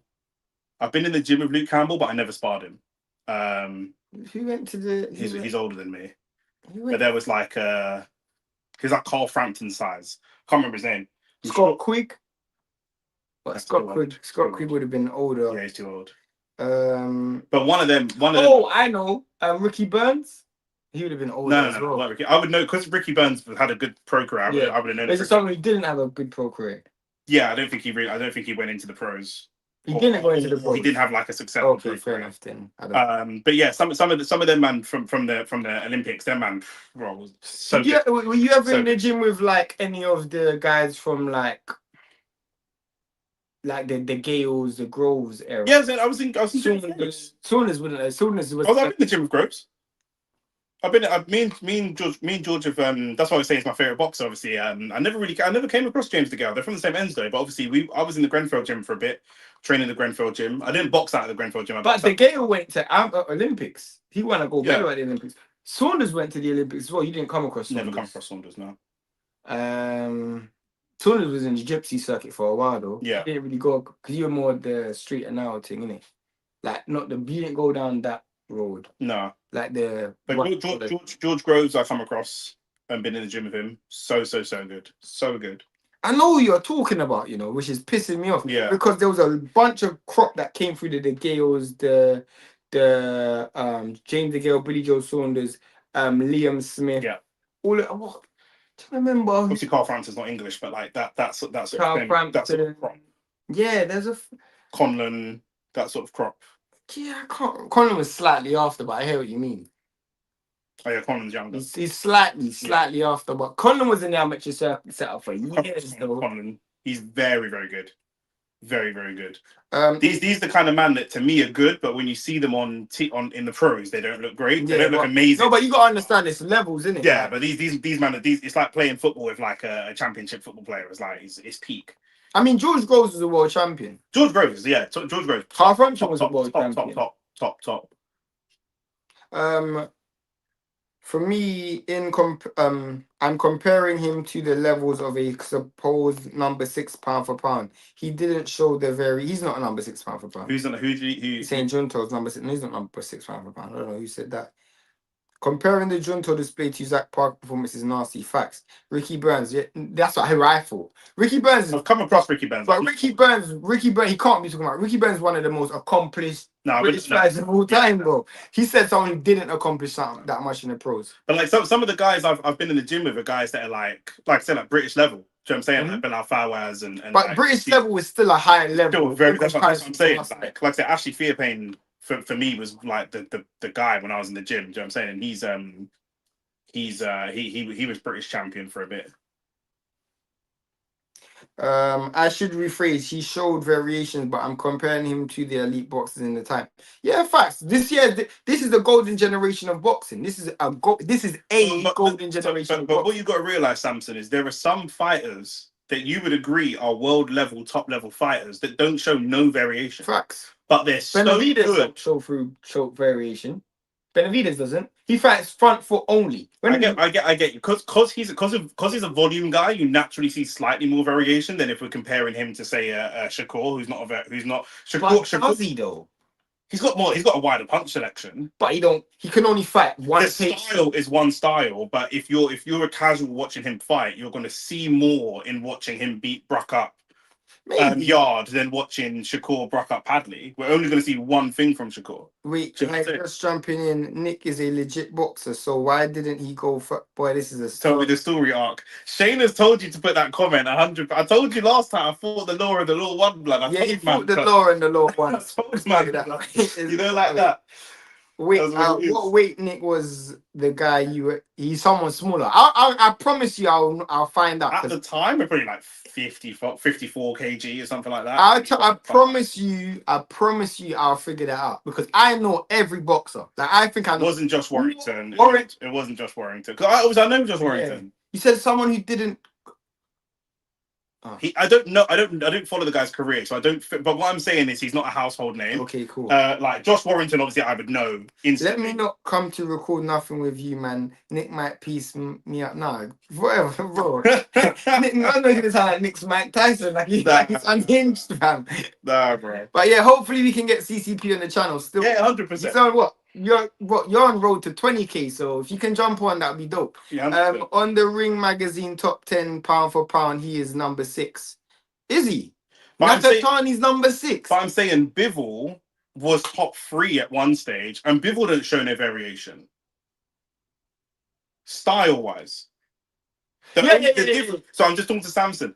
Like, you can be a pound-for-pound fighter and not show variation. Mayweather didn't show a lot of variation, especially in the second half of his career. However, the reason Junto's a little bit lower down that list is because, well, before today, this is to be fair, you're saying top 6, but before today, what he did was working. Yeah, facts. So I'm saying, like, Bivol, no one would dispute Bivol could be top 3 pound for pound. What he does always works. But if he comes across if he comes across Benavidez and Benavidez puts a lot of pressure on him and his style stops working, then you're going to look at it a little bit. Yeah, I think hindsight's always 2020. This is the first time we've seen Junto not look flawless.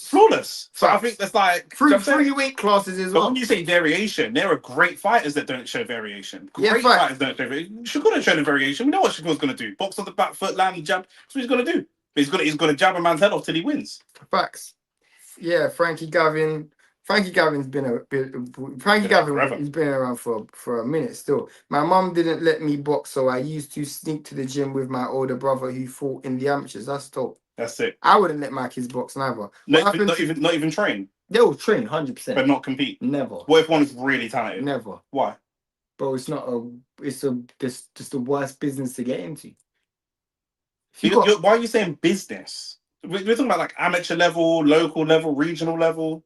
But then you get ambition to go further. It's not though. It's not necessarily. It's not a business. Not every girl that sells foot pictures is selling front. Yeah, I know. I don't want you even to get. I don't even want you. You and your sell pictures, because then she might explore. Like, it's a living crisis. I don't want my son to smoke cigarettes, because then he might smoke weed, then he might smoke crack, then he might smoke heroin. You know what I'm saying? So, I mean, you want a spliff, but all right, cool. How many people do we know that bun weed that don't go and do extras? That's a fact. But you gotta understand, if you win at the amateurs and you're elite at the amateurs, then you're gonna want to go further, bro. And I don't want my son to go into boxing. It's not a good business, bro. You know more than anyone, bro. Boxing is a nasty business. Would you want your son to get into boxing as a profession? No, but maybe not as a profession. But do you know what it is for me with the kids thing? It's a case by case basis. Me and my little brother, Shane's met my brother. Me and my little brother are mad different.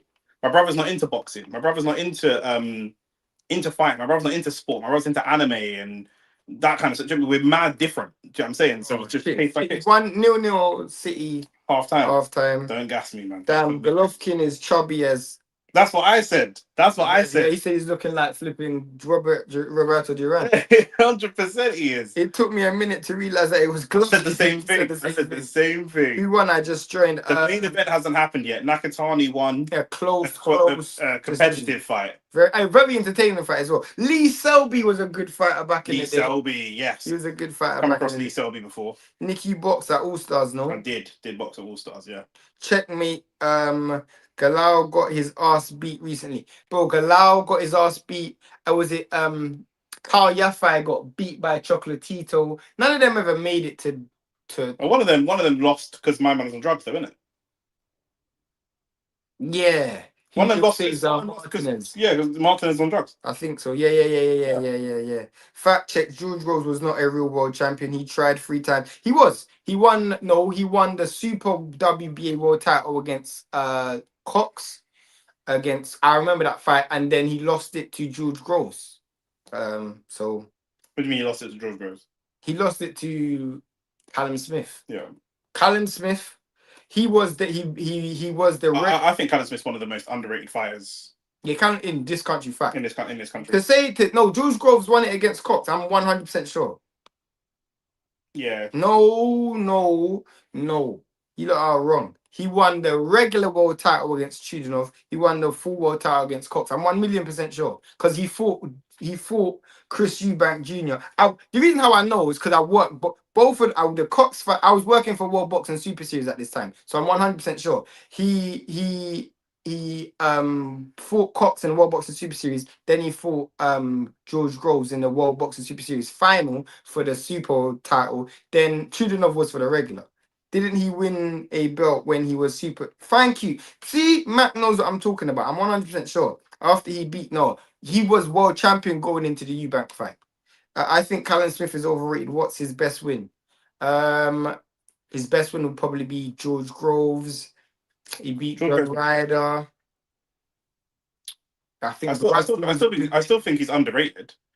I think he's a very good. He's only lost to Canelo and Beterbiev.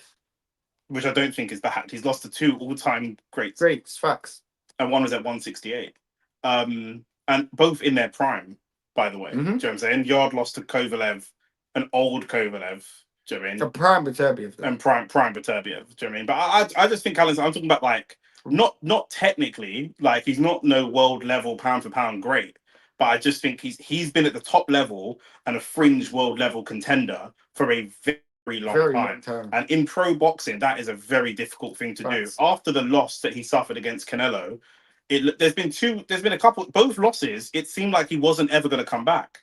And then he's come back with really impressive wins. Facts. So I mean, when he lost to Beterbiev, he was questioning retirement. I think he's like semi-retired. Now he's about to. Now he fought. He's about to fight Moreau, and if he beats Moreau, he's back in world title contention. Bro, this guy is a serious like. The reason I say it's underrated, Callum Smith is not an easy fight for anyone. Anyone. Well, he was slightly easy for Beterbiev though. Beterbiev beat them. But that's a prime Beterbiev, bro. I'm talking about today. But you know what it was? It's because that style don't work against Beterbiev. You can't come forward against Beterbiev. He loves that style. He will knock you out, bro. Because look at what Joe Smith Jr. done. Joe Smith Jr. came from against Beterbiev, got knocked out in 1 minute, 1 minute and 30 seconds.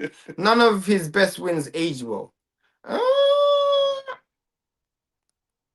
I hear you. I still think he's underrated. I still think he's a good fighter, though. Really good boxer. I don't know. I feel like as boxing fans, we're kind of snobbish, innit? They're doing some Japanese thing over there, some samurai sword fighting. I don't know what they're doing right now. That's the Super Series. That's how Super Series work. Like eventually you get a belt before you go finals. Not all the time, but yeah, in that series, yeah.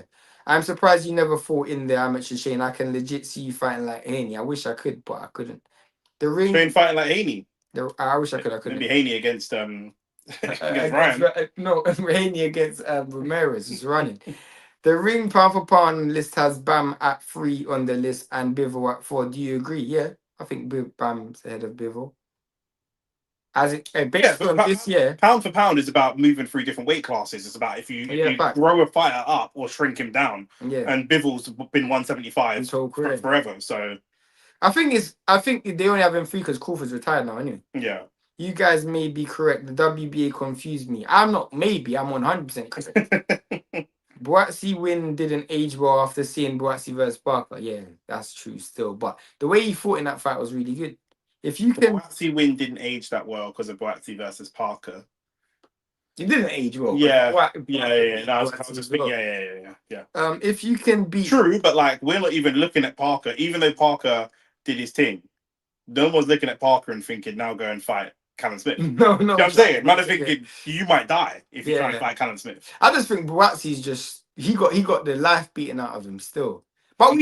But as you voted that fight of the year though. Nick voted that fight of the year. I voted Sam. By the way, you guys didn't let us know who you guys' fighter of the year was or who you guys' fight of the year and fighter of the year. Yeah. You know what I'm saying? Go to not now, but go and watch our last episode of OnlyFacts Sports, episode 37, Michael Buffer in the cup.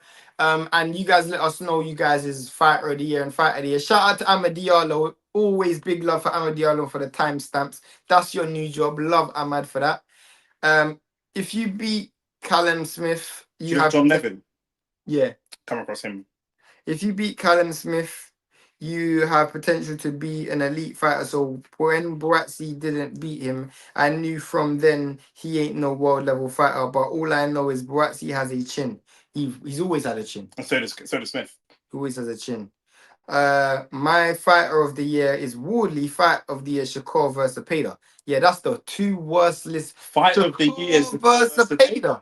That was a shit You fight. must be mad. There's about 5 fights that are better than that. Yeah, There's undercard fights that are that better. is- There might be an entire card that's better better than than that.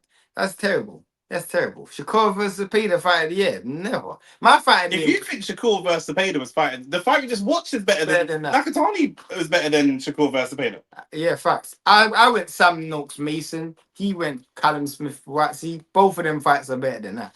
Woodley fight of the year. I went Bam. You can go a new way, but I definitely not Woodley. As Nick said, if you be real, Justice Hooney was not in the top 10. What we just saw Wardley do, we've in recent years, I know it's only about this year, but we've seen Fury do that 2 or 3 times. We've seen AJ do that 5. And I just think we're just giving it to him because we thought less of him. I don't. You know what I'm saying? Because he's British.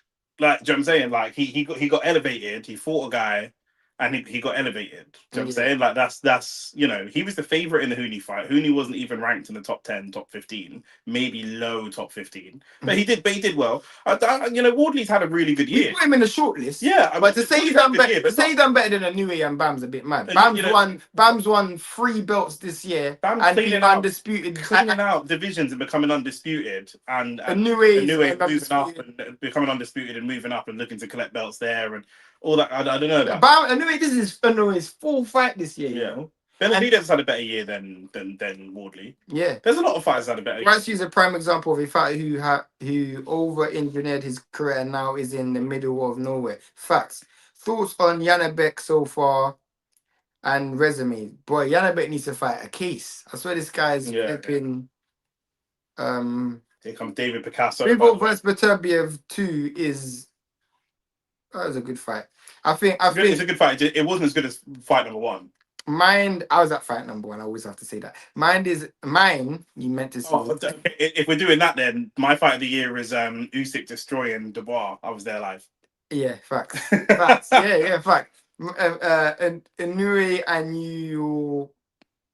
What? Mine is Inoue, and you're right. You guys are right. Weird. This is what I said about when people try to banter me. He's saying mine is Inoue, as in his fight of the year is Inoue, and you lot are right. Boatsi and Smith fight was a brawl. But this is what I'm saying. Man type weird and then get on to us how we read it.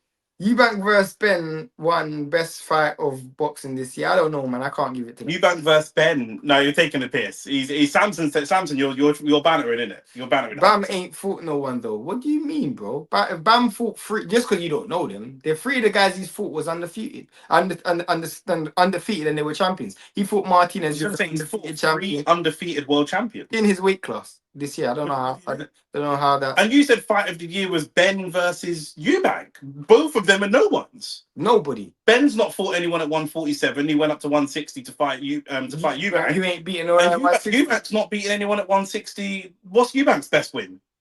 James DeGale? Yeah, but James DeGale was an old man. That's what I'm saying. The 40-year-old James DeGale. Both of them are nobodies. Fact. That's a nothing. But if that fight never if both of them never existed, and that fight never happened, the world would be exactly the same. Literally. Other than everyone will have more money. That's it. But I'm going to save £25. We're the same. So we'd have more money. You've cost me money. So the world would be a better place. Yeah. The world would be a better place. The world would be a better place. I'll have £25 more. Yeah, 100%. That's 100 wings. That's 100 wings. Another man to do it in pints. Yeah, bro. That's 100 wings, and that's 5 pints for an Englishman. You know Woodley beat Parker while he was on peds. He wasn't on peds. He got caught for being on cocaine. There's no way that scrub Woodley is big fighter of the year when Hooney battered him. Let's not call him a scrub. Respect the Parker was lined up to fight Usyk and Woodley shut it down. Facts. Eubank Ben number 1. That's up to you, mate.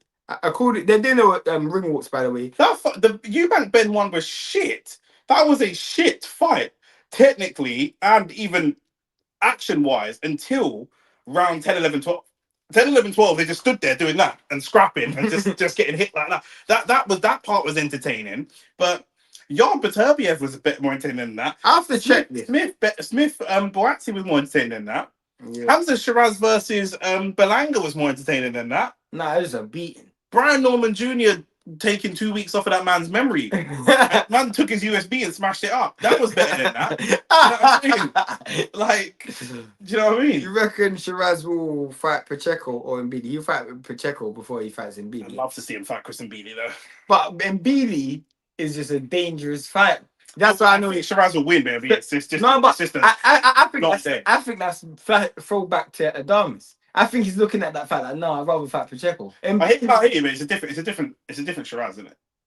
Yeah, facts. But Mbili fights a similar style. Yeah. I mean, I didn't rate Norman Jr. and he was an undefeated boxer, so I guess my perspective is very. Was But he a world champion? yeah, and who was better than him at 147 at the time? Samson, your next comment has to be who was better than Brian Norman Jr. There's at no point 147? sitting here saying last year Liverpool weren't that. You know what you're doing? It's like when people say last year Liverpool weren't good. The Prem is just shit. What do you want them to do? They won the Prem.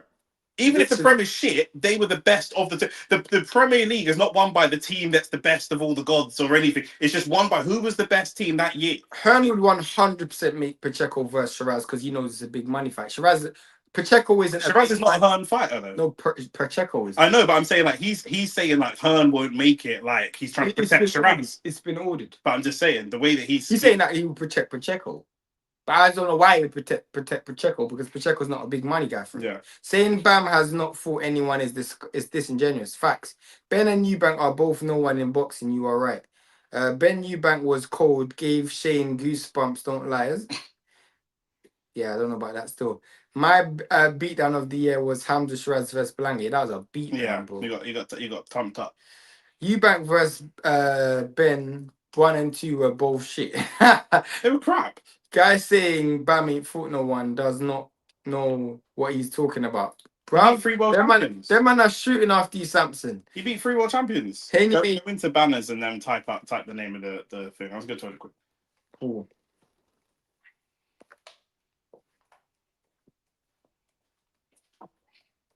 Nick, what are going for this happen? It's cool, it's cool. Now do what you're doing. It's just stopped. Cool.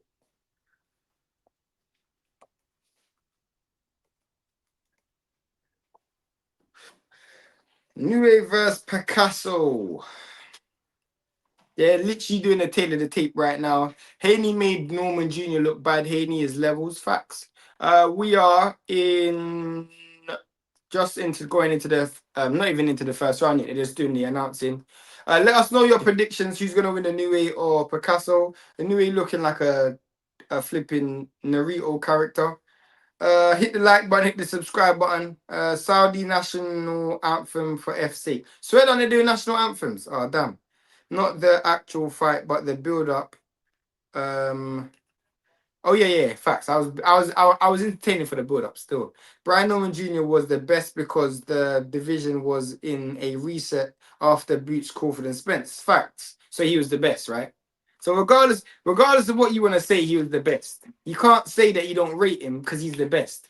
Like, man, them actually don't understand. Not you, Samson, but people don't actually understand how like boxing works. Like, But it don't matter though. Samson's one of them man that's just going to sit down and watch football and say who's the best midfielders in the league. Rice, Caicedo. Well, they're not as good as Gerrard and Lampard. Those days are gone, innit? Like, it's gone. It's done, bruv. Bum of the year, Tank Davis. That's not even a debate.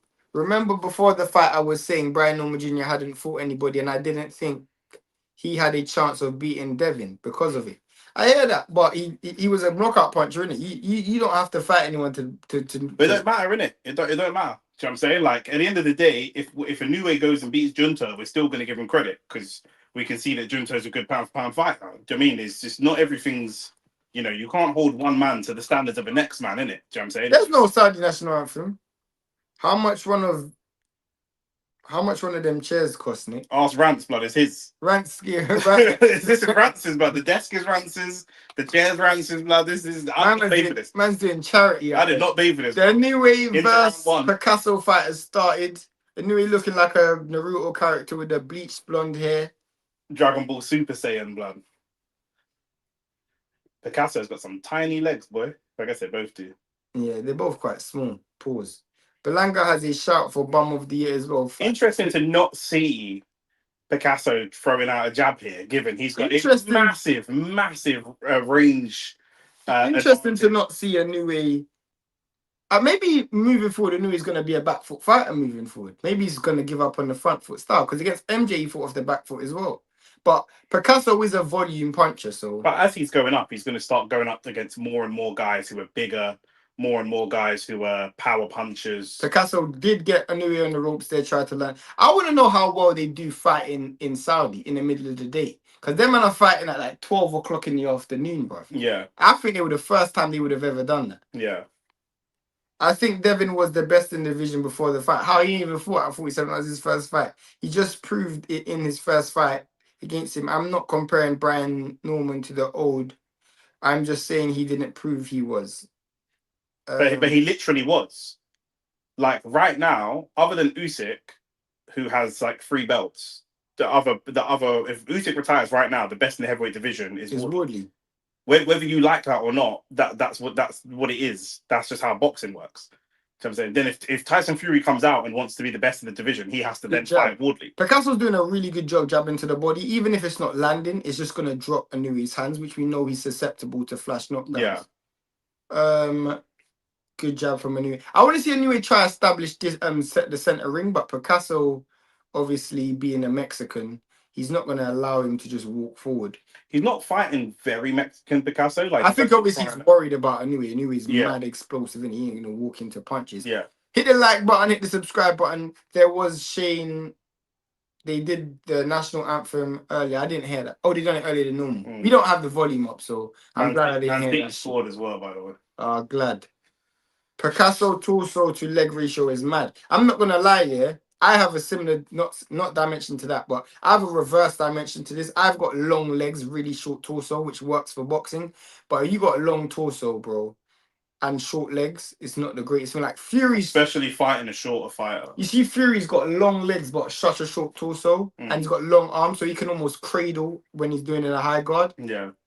Again, Inoue probably starting slightly slower than people would have expected. I think Picasso started slightly better, but you know, as the fight goes on, Inoue will go through the levels. I think Inoue is just very wary. It's funny because the Inoue that fought Fulton, the Inoue that fought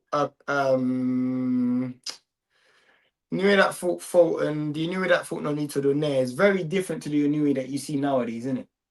He's older, isn't he? I mean, I know he's not old, but when you've been fighting, like you get older earlier. You look at Canelo versus Crawford. Crawford, you know, but you as a fighter, you know yourself, innit? Do you know what I'm saying? Like they were saying that Crawford retired partly because he's starting to feel niggles in his knees and his elbows and whatever. He can feel it, so you know when you're a fighter will know their body more than anyone. Yeah, so you. Like, I know he's 32, but he's not 32 with miles on the clock. He's got miles on the clock. Yeah, so you know. Especially his style when you've been dropped a few times, been rocked. Been in some firefights, he's taken some big hits. I mean, the fight that he fought against Nonito Donaire the first time, that would have took miles off the clock off. I think he's got a very similar early career to Canelo. Do you know what I mean? He took the Donaire fight quite early in his career. Facts.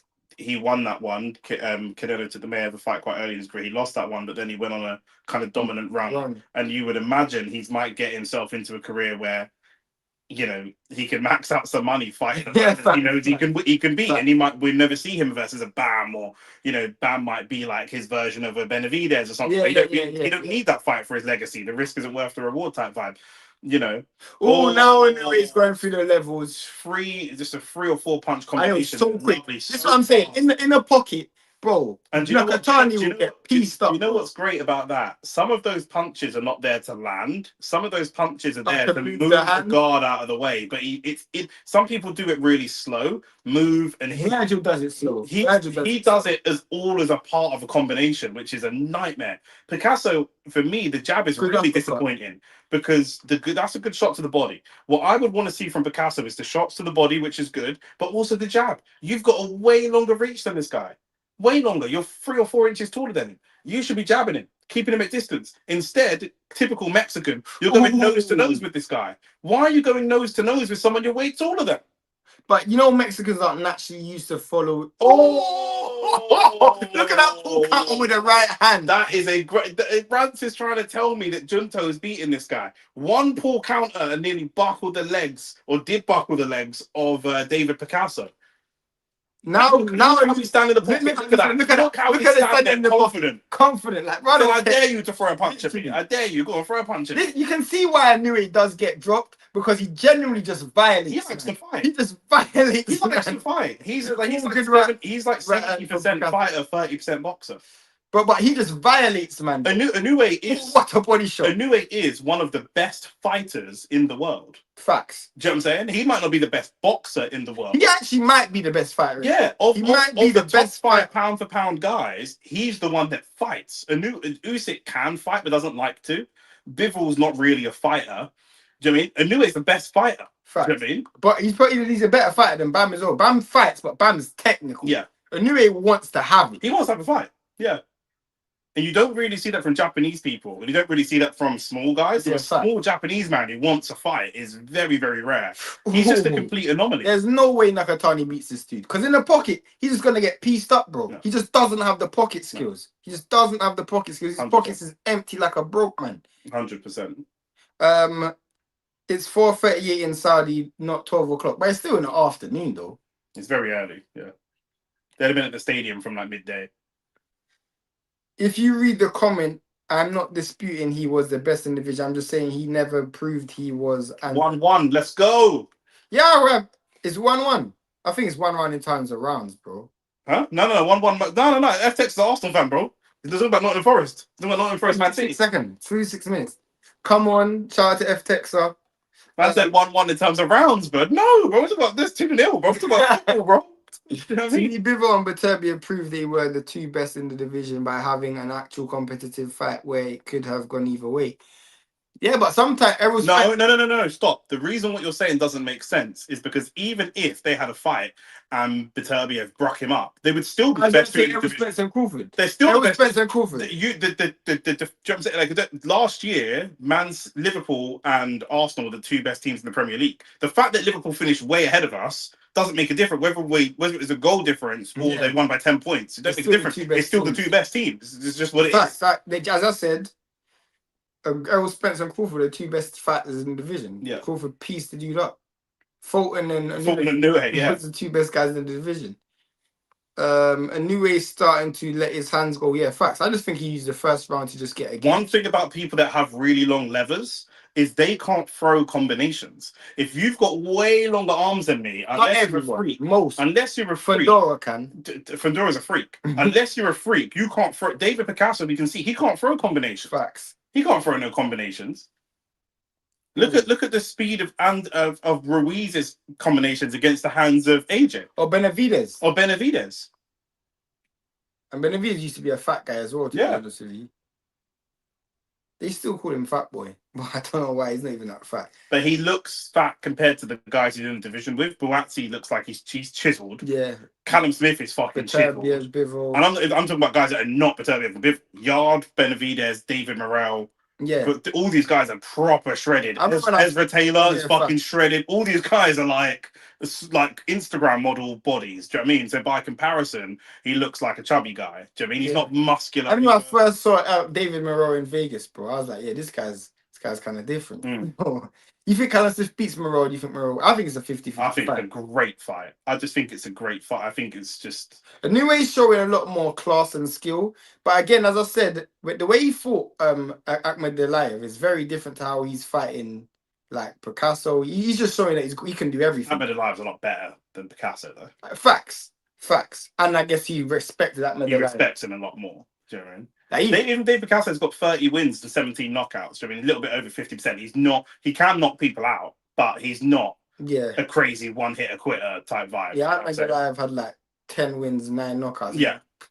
Or something mad like that. Yeah, exactly. Like, Inoue is what? I don't even know what that word means.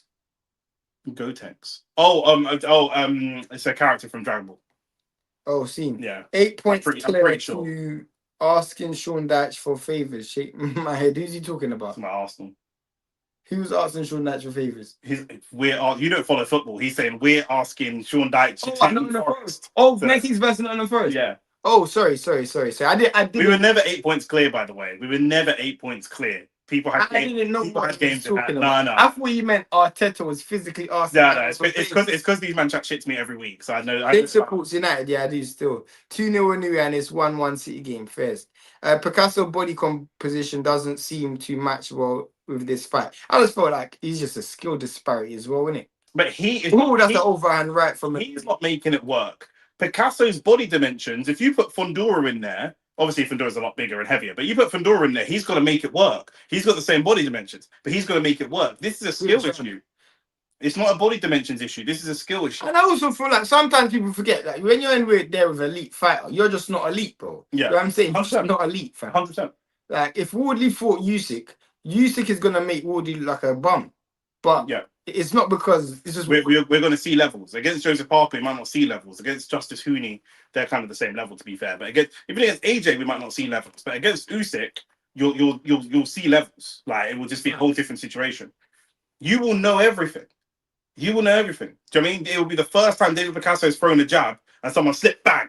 Do you know what I mean? And he's like, "Raw, I've never had that before." Yeah, he's fact. like, you know, what I mean? You know, I don't know if you man play football. You know when you play football, and you got a brethren who's rapid, and you're like, "Bro, do I even chase him? Yeah, fact. Do I actually chase for what? Like, what do I do here?" Still try and throw a jab. I hear that, but you gotta understand that people always Not revert when back you to throw a fact. jab, bro. When you throw a jab and you feel a counter punch, and now your brain naturally fighting is very not natural.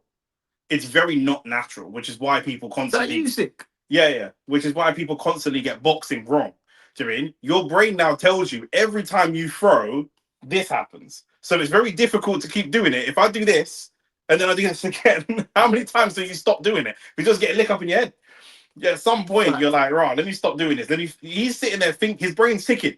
What can I throw? What can I do? Where can I He just threw a jab. He just threw a jab, and then my man just took 3 steps forward. Like he threw a jab. He threw a jab and he missed. He's thinking all this time. He's not throwing punches. So for us as the audience, it's boring. But in his mind, he's thinking, what do I hit this guy? What do I do? I've thrown a couple jabs. Can I throw a hook? He's in hook range, but if he misses the hook, it's devastating because if he misses the hook with those long arms, he's going to go through. That jab to the body, uppercut to the head was amazing from Inoue. Yeah. Again, and the variation of that jab. Look at the real estate that Inoue's got to hit. Look at his elbows, right under the elbow, right shot to the body. It's there. His whole body is there to be hit. It's so easy. Like he can hit him without even Picasso opening up. No, because his body's just such a big target. He can go straight through. His elbows are so far out. He can go straight through. Oh! And every time he throws one, Inoue throws 3. Picasso's just sitting there getting broke up. They might retire him in the corner. Not now, but round 8, 9. Because he's just getting broke up. He might not get knocked out. What a left foot from Inoue. He might not get knocked down and he might not get knocked out, but he's just going to take. We're just watching a man lose. I am interested, though. I am interested to see how Inoue would fight Bam. I would be interested to see that. Yeah. Because Inoue would be fighting someone shorter than him. Yeah. Just be interested to see how that style would go. Someone who's also quite quick on his feet as well. What a jab. Another jab. Jab off back the pivot as well. And Inoue is so good with rhythm. I don't know if he dances, but he will not let you get into a rhythm. If you throw, I throw 2. If you land, I throw 3. But you will not throw and land multiple punches in succession. Not without eating something back. And one of the first fights I watched from Inoue, like when I was overly impressed, was when he fought a guy named Emmanuel Rodriguez. Yeah. I watched that fight and I thought this is going to be a tough fight for Inoue. He knocked him out in the first minute. And I was like, raw. Why I was so impressed was because Inoue shows people respect that deserves it. If you don't earn his respect, he ain't showing it. He's got a great understanding of where he is and where his opponent is. Facts. They say Wardley beats AJ. I think so too. Yep. True, I guess, but if you're a boxing coach and you have a fighter with these dimensions, you can still teach them how to box. Pitbull Cruz has more boxing ability. Yeah, Pitbull Cruz has better physical dimensions for his style. At the end of the day, I feel like, that was a good exchange. I felt like Picasso felt that as well. You know what though? Picasso's got a decent chin. These Mexican men have a chin, fam. It's because We've they, seen they, they fight. They all We've fight this seen style. 3 Mexicans on this card, and all 3 of them got a great chin. They all bro. fight this style though. So going up through the amateurs and going up through all of your experience, your career, you're getting hit with these punches because you all fight the same style. If you are, who's very slick, Devin. When Devin gets hit clean with a punch, it's a surprise because he's very slick. He's not used to getting hit. Yeah, facts. It's very, very out of character for him. Who said about Samson? Yeah, but bro, you gotta understand, yeah. When you're in a fight, yeah, and you're feeling physical pain, every plan, man, still got Nakatani and Hernandez on. Oh, sorry. Every plan that you've got just goes out the window, bro. You know what I'm saying? It just goes out of the window. Ooh. That was a good exchange from Picasso. I think Picasso got the better of that. I don't think so, you know. I think he did. Man took a step back. He took off the screen. That's my arm. Well, you've got it on for 10 seconds. Oh. So it's counting down. So press edit. Then it will, yeah. And capitalize the I as well. Into round 5. I thought that was maybe it's just like that was the best work that Picasso had done in the fight. Potentially. Oh, another little pull counter as well. Imagine the wars the Mexicans have sparring, especially with the heat in Mexico. Yeah, definitely. I need to go to some gyms in Mexico. I need to go to some gyms in Cuba as well. But I'm afraid of going gyms in Cuba because you go to Cuba, you have to apply for like a special visa to go to America. Oh yeah. Same if you go Russia, to be honest. You man hit the like button, hit the subscribe button nonetheless. You know, let's get some more likes and subscribers. But if Mexican fighters paired their styles with a boxing ability, they'd be elite. Their style is their boxing ability. Yeah, but you can say about everybody. But their style is based on their boxing ability. What do Yeah. you mean? I'm a bit confused by that, Samson. Samson, you say some very educated, wise stuff and some very silly stuff sometimes. Great check. Very good check look from Picasso. Good body shot. Now this is the writing's on the wall now, but it's just a matter of when. Picasso's got a good chin though, so he will last long. But the volume from Picasso he's been hurt though. Like we've seen Inoue buckle his legs twice. Facts. So Inoue knows he can hurt him. Inoue just putting his hand behind his back and doing silly little. Oh, see, Inoue's actually kind of showboating here, in my opinion. That's what I said. But he's showboating with boxing ability. Yeah, he's not showboating Tyson Fury style. That was a great body shot. You see how he just done he's taking the piss. He's fully the great body face. I think he's starting on Nakatani here. I'm not gonna lie. Yeah, facts. He's like, you wanted to put in a performance. This is how you put in a performance. Just even that touch jab, just to stop him from. Right. Pull cut off the. And the right, the second right hand comes straight through as well. Picasso's got such a high guard. I don't think he should have such a high guard for someone of his dimensions because he can't see, Shane. He actually can't see. Look at it. This is why he's getting hit with so many right hands. His left glove is in front of his eye. He can't see. And that punch had nothing. He can't see it. Another pull counter. His glove. He's got his glove outside. He can't see that side. Yeah. You hear that? He's got no periphery. He's got no peripheral vision whatsoever. That pull counter is landing every time. That's why that right hand is doing so much damage. That left hand didn't do too much damage because he saw again it. Another right hand. Why is his glove so high? He can't see anything. You're blinding yourself. He's trying to block it with the same hand, but he can't see. He's looking at his head. Yeah, I knew he's taking a piss now. He's taking the piss, bro. He's taking the absolute piss. He's taking a flipping piss. This is what I'm saying. Inoue is a great. This is why Inoue is a great fighter because we already said on the pound for pound list we have Inoue as the top fighter, not necessarily boxer, top fighter. But what he's doing here is he's making boxing, clean, technical boxing, look entertaining.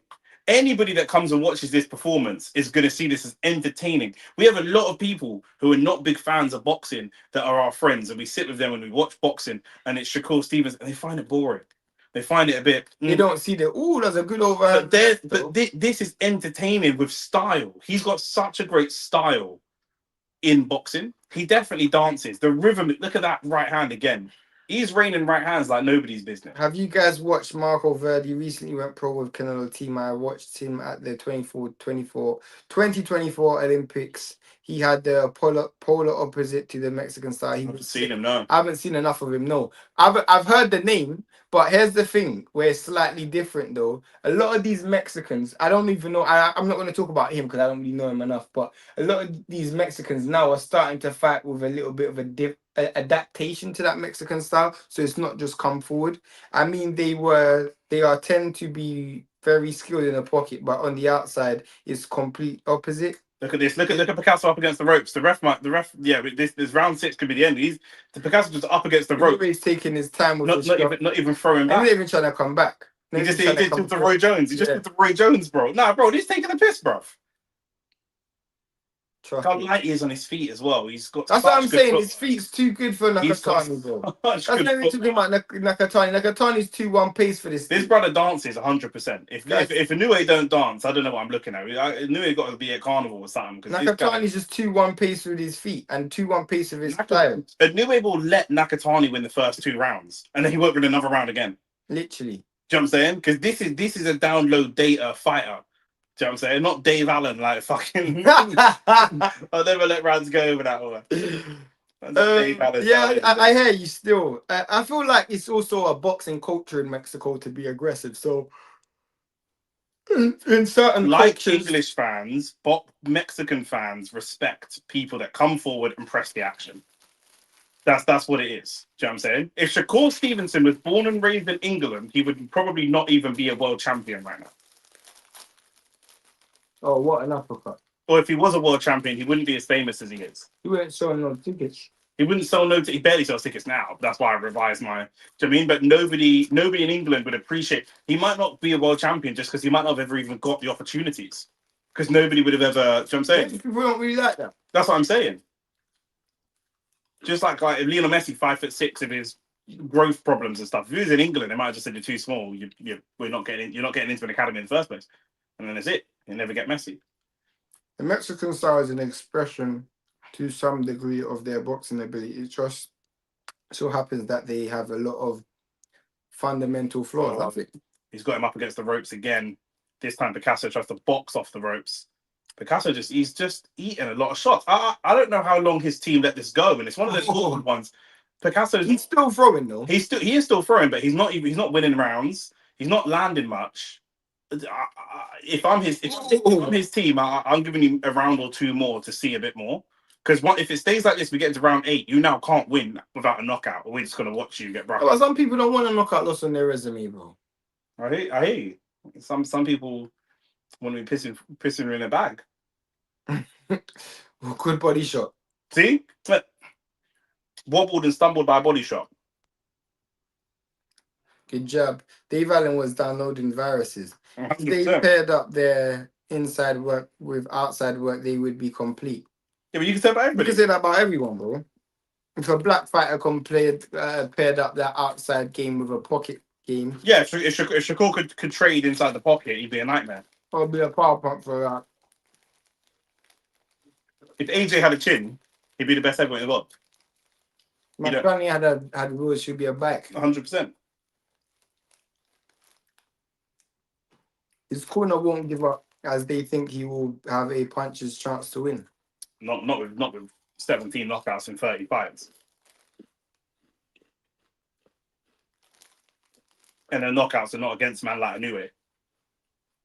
I feel like Inoue's in so much control. Even if you hit him with a flash knockdown and knock him down, he could get up and... You remember the Crawford versus Porter? Do you know what I'm saying? Like, it's like he might get off the canvas and just end the fight. You're talking about Gamboa. Gamboa. Yeah, because he got knocked down and in the same round he knocked him out. Yeah. That was a Gamboa fight. The Porter fight was when his coach said you're down on the cards, and then 30 seconds later he knocked him down. Yeah. Picasso just thoroughly outmatched. If I was his coach, I'd have to get him out of there rather than 12 rounds of being beat down. Why? Some guys don't want to knock out loss on their resume, bro. I'm telling you. I hear you. But some guys, it's not up to them. Yeah, let's get some more likes on the video. If you haven't liked the video, just like it. Everyone's got it 6-0 to Inoue so I far. don't even need to see that. I'm just saying, Fan Zone's got it that way. Mike Coppenger's got it that way. Everybody's got it that way. He's just showing Nakatani one. They showed him a video actually on DAZN of Bam. Did you see that? Yeah. And he's like, I don't care. Yeah. I like him. You know, So disinterested. he just doesn't care, bro. He's so disrespectful in a way, bro. I love it, bro. Because you don't really see a lot of Japanese man with this type of attitude. Facts. Do you know what I'm saying? Like, he's got all that swagger and attitude. It's his swag as well. Like, he ain't no black American. It's almost like Bruce Lee. You're almost like Bruce Lee. How so? In the sense that Bruce Lee had that black man swag. And But that's what I'm saying. He ain't got black man swag. He's just got his own it's kind of like black man swag. not, when you just don't care. Didn't invent arrogance, bro. Other men are arrogant as well. He's just got his own swag, bro. I kind of think we did still. I'm joking. I'm chatting shit, bro. He's just on his own thing, bro. Do you know what I'm saying? If my man had rules, my man had rules should be a bike. Outside work is part of the basics, though. That's complete. No, it's not. Not everywhere. Samson, I want to see you. I want to see you box. Not in Mexico, bro. No, Samson, I want to see you box because some of the stuff you be coming on here and saying is basic. It's not basic. Like, have you boxed or where are you getting this information from? Like, you be saying mad advanced stuff is basic. There are not many. How many? Name me boxers in England that have good outside work. Name me 5 that have good outside, good quality. 5. Name me 3. Name me 3 boxers in all of England currently fighting that have good outside work.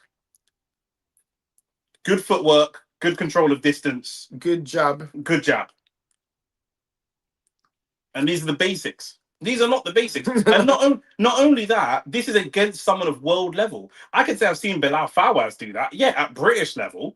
I've seen Ben Whittaker do that. Yeah, at low level. But there are do you know what I mean? But who's doing that at world level? Who's doing that? This country's got 2 world champions. No, they got more now. They got a couple of people that got gifted. This country got 4 world champions. Most of them are power fighters. Who do you think, bro?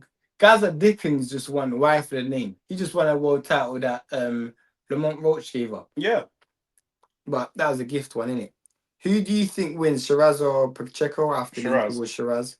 I thought Crawford never got knocked down. He did. He got knocked down against Kavalauskas, but he got heavily rocked against Gamboa. Yeah. Heavily rocked against Gamboa. He even said that. It was the hardest Did he say Gamboa's the hardest fighter? Or maybe he just said it's the hardest he's the hardest he's ever been hit. Gamboa was that guy for a bit. Like, yeah. Gamboa was meant to be that guy. I would have. He was the Tank before Tank. He was though. Before Tank, Gamboa was meant to be the next. Wasn't he with Mayweather as well? No, but who's Gamboa with? Top Rank. Oh, okay. He was meant. But he had a bad boy amateur career, and he was meant to be the next. He was meant to be the next knockout guy before Tank was. He's next to be the next guy. He was just meant to be the next guy. Not even just knockout. Gamboa was that dude. Yeah, he was just that dude. Yeah, 100%. We're into round 8. But that was a bit before Tank. Still, he was the guy before Lomachenko. Yeah, but I meant like knockout guy though, because Gamboa was a knockout puncher. Yeah, but he was just he's a great fighter. Yeah. I will be real. I can't think of one off the top of my head. I'm waiting for Samson to tell me. If text me, we didn't even gonna answer that. I'm waiting for Samson. Samson's just here telling me this stuff is basic. Like I want you to send us a video of you doing good outside work in the gym. I think Samson is saying learning outside work is part of the basics. No, it's not. But I'm asking, where are you getting this information from? How can a man that don't play football tell me that tiki-taka style is basic in an academy? But you're not from an academy. So how can you from outside the academy tell me what's happening inside the academy? Only certain coaches train outside fight. That's why I'm asking, where are you getting this information from? Samson playing boxing with a VR headset, thinking he knows something. Man doing Nintendo Wii boxing and then telling me about outside game. Like, where are you getting this from? That's why I said you should do an IRL boxing stream with streamers so we can see who can actually box like that.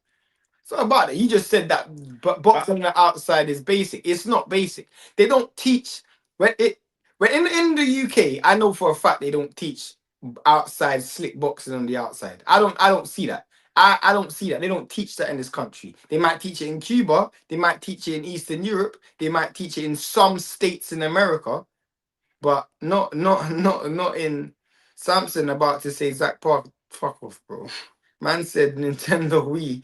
I train every week most days, so I guess my perspective is different. But train where? Where do you train and who with? Because And where do you, there's people I see in my gym downstairs. I've got a gym in my building. There's people I see hitting the bag that say that they're training. But like, who's your coach? What gym? but you What, like, would have to observe somewhere that that's it's what I'm basic. saying. Where? But I'm saying even Where are your you gym- observing that yeah. it's basic? What gym are you in and what coach are you with to tell me that it's the basics? Because even if you say to me, It must be with Bowman. even if you say to me, even if you say to me like, oh, I train with not Adam Carroll, Adam Booth or something like that, that still don't mean it's basic. Like, do you know what I'm saying? That there's a couple coaches in England that teach this stuff and teach it to a high level as well. Like this is not a basic teaching about it might be basic. You could interview any boxer, British boxer, and talk to them about what it means to box on the outside. They'll talk you through it. But being able to actually do it, it's like any.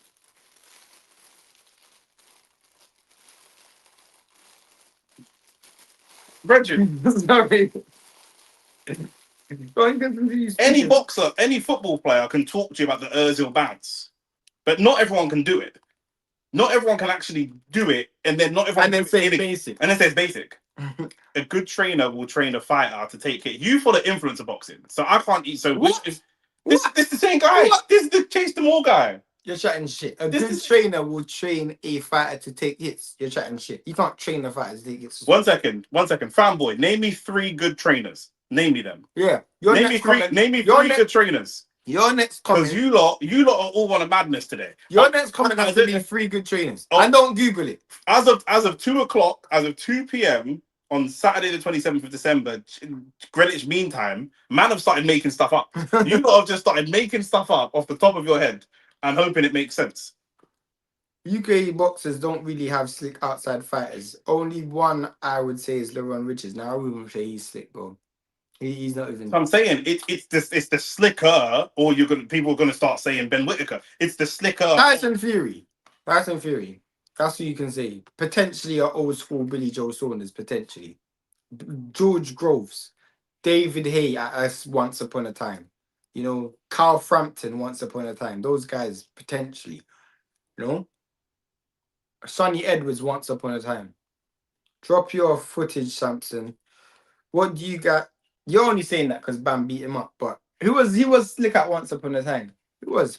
I never rated him. He's from a British level. I never rated him. I rated George Groves 2 levels above Sonny Edwards. Swear. Sonny Edwards was a decent fighter. I never rated him. Sonny Edwards was a decent fighter. I never rated him. What would you say are the basics that a boxer is taught? It depends on where they're from.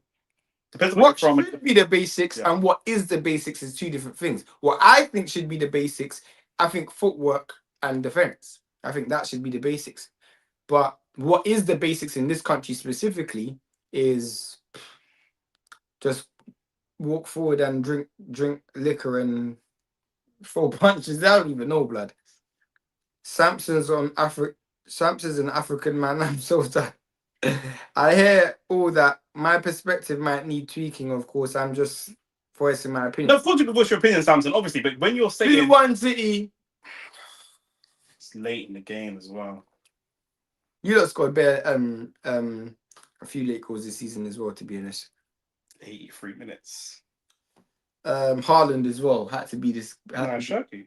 Why this guy say Haaland? I don't know why he's saying Haaland. So it's rare and jerky on one football. This is just my current perspective. I'm not adverse. But I'm saying when you say your current perspective, when you say like I'm just saying this because I train, what do you mean? Do you train in a gym lifting weights? Do you train in a boxing gym? Like what do you mean? Because you train like if you train CrossFit, then what? Jack Cattle has a level of slickness to him. Josh Kelly is not slick, bro. Every time he's fought at a decent level, he got beaten up. And he did have a slick style when he first came in. He couldn't do it at a high level, but similar to Ben Whittaker, he did have that outside style. He did. He's with Adam Booth as well. One of the only people that trains that style. George Groves had that style with Adam Booth as well. Yeah. Did you ever meet Adam Booth? Yeah. Harlan, Cherky, Mad Ting. Definitely not Babatunde Ajayi, lol. 2-1, yes, City. No one is saying slick, just outside fighting, maintain the jab, good footwork, fighting on the back foot, measuring distance. You said measuring distance. How the hell is that basics, bro? Do you know how much fighters can't measure distance, bro? No, they're not taught it as the basics, no, because they can't do it. What fighters are displaying what you're talking about in this country? Because if it's basics, everybody would display it. Whether that's done at a high level is a different question. But you're asking this guy to do it against Inoue. Is that not the high level? It's the high. This conversation was about why It's this the guy highest is level. doing it. Yeah. But you're saying it's not You're at the high saying level. if the conversation started because you're saying if I was training David Picasso, I would just tell him to be on the outside and judge and maintain. And then you're saying it's not at a high level. What are we talking about, my bro? So what? Inoue's not the high level. What is it? Do you think when do you think that when League One teams play Prem teams in the FA Cup, do you think they don't know to kick the ball in the net? Of course they know. That's the basics. That's the basics, right? Yeah, of You course. can't just do it. Just doing it is different, bro. You man are disrespecting boxing. Just go and do it then. Yeah. It's simple. It's the basics. Everyone's taught that from 3-4 years old. You know, you kick the ball in the net. So just go and kick the ball in the net. That's the basics. I said Haaland because he died had a good chance. My streams behind scene. Even in UK, these coaches will have you sparring before you. That's a fact. Yes. My friend Nicholas was here and he was saying that he wanted to fight and the gym wouldn't put him into it. He was doing some sparring and the gym weren't really taking him too seriously. And I was just like, bro, I don't even know why you're sparring. if you trained with me, you're going to be doing fitness.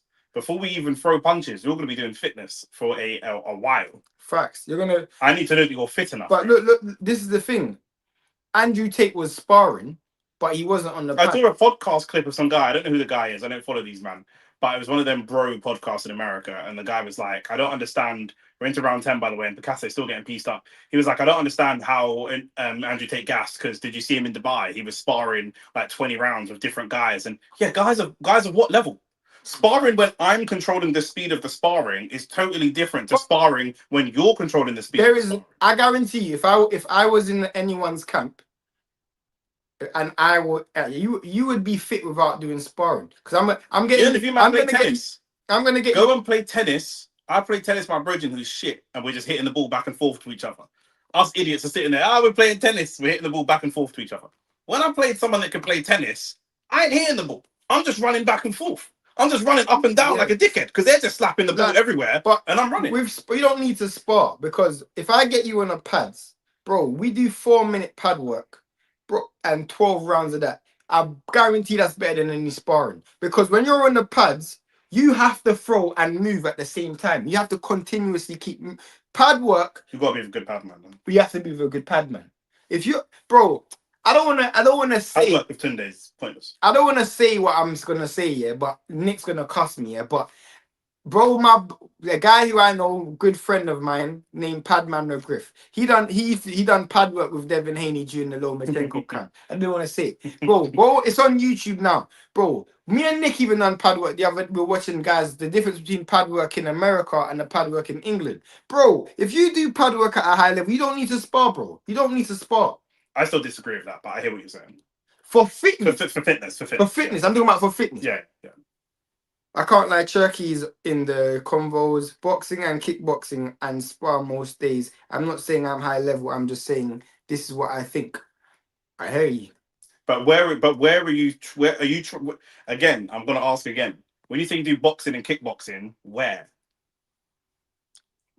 If you're in London Shoot Fighters, that's totally different to being an All Stars. London Shoot Fighters is an MMA gym, so it's different. Where, do you know what I'm saying? Like, where are you training? By saying it's basic, you are implying that teaching how to fight on the outside is commonplace, which is not the case. Which is what I've been saying. Footwork, movement, defense is basic. Punching a bag is not basic. Even footwork, I don't think is that basic. You're right from the perspective. Even footwork's not that basic. You can punch a bag at the muscle gyms. True. When I didn't. These man can't write. True. When I didn't boxing as a teenager. You obviously meant when I did boxing as a teenager. we didn't spend most of the time doing fitness, minimal sparring or bag work. Bro, it's gonna be all fitness. For me, it's going to be all fitness. I need to know that you can just. I wouldn't even want to do bag work, bro. Yeah. Go on. If you got a good pad, man, bro, that guy will get you right, bro. Pause. Apparently, take for a weight drain chase. Did you know that the average adult man after the age of 30 will never sprint ever again? Ever. I got friends that's got injured from doing daily tasks, bruv. Daily tasks. A random man that works in the city could run for the bus. After the age of 30, the average adult man in the world will never sprint ever again. Why? Just because the lifestyle we live, people order Deliveroo, people, unless you're a sporting person, But if you running for the train. some people don't run for the train. Some people don't run for the, or some people, that's what I was gonna say. I know someone that got injured, pulled a hammy running from the bus. You're an idiot. You're not even fit enough to live a normal life. Do you know what I'm saying? If we went back to the Stone Age and we had to live off the land, man couldn't dig, man couldn't do nothing, man couldn't. Do you know what I'm saying? But then how do they deal with their wife? They probably don't. That's sad still. Well, that's what happened in the fair or something. Round 11, by the way. Sorry. That is mad still. Man, do you know what I'm saying? So the average person, like going into a gym that's just like a muscle gym and doing. But you know, like, I think intercourse is the hardest thing to do in terms of fitness, bruv. I got bros that pull their muscles doing intercourse. That ain't putting no muscle, but I can be physically tired after that. I don't get physically tired after most things, but if I put in a good session, I get tired still. Yeah, they're gonna cap. I just get hungry. I get hungry. I sometimes get hungry, but I get tired. Anybody can punch a bag at a fitness gym. People need to go to real boxing gym. That's what I'm trying to say. Yeah, can you go into live stream Arsenal? I don't know. It depends on the time. I don't know. You know, we're cutting it kind of close. Nick with these stats. Big up Ravage. Big up 80. Yes, man, them was good. Intercourse, hell no. What's he trying to say? What's he saying? He's not going to pull a muscle from beating. He's saying.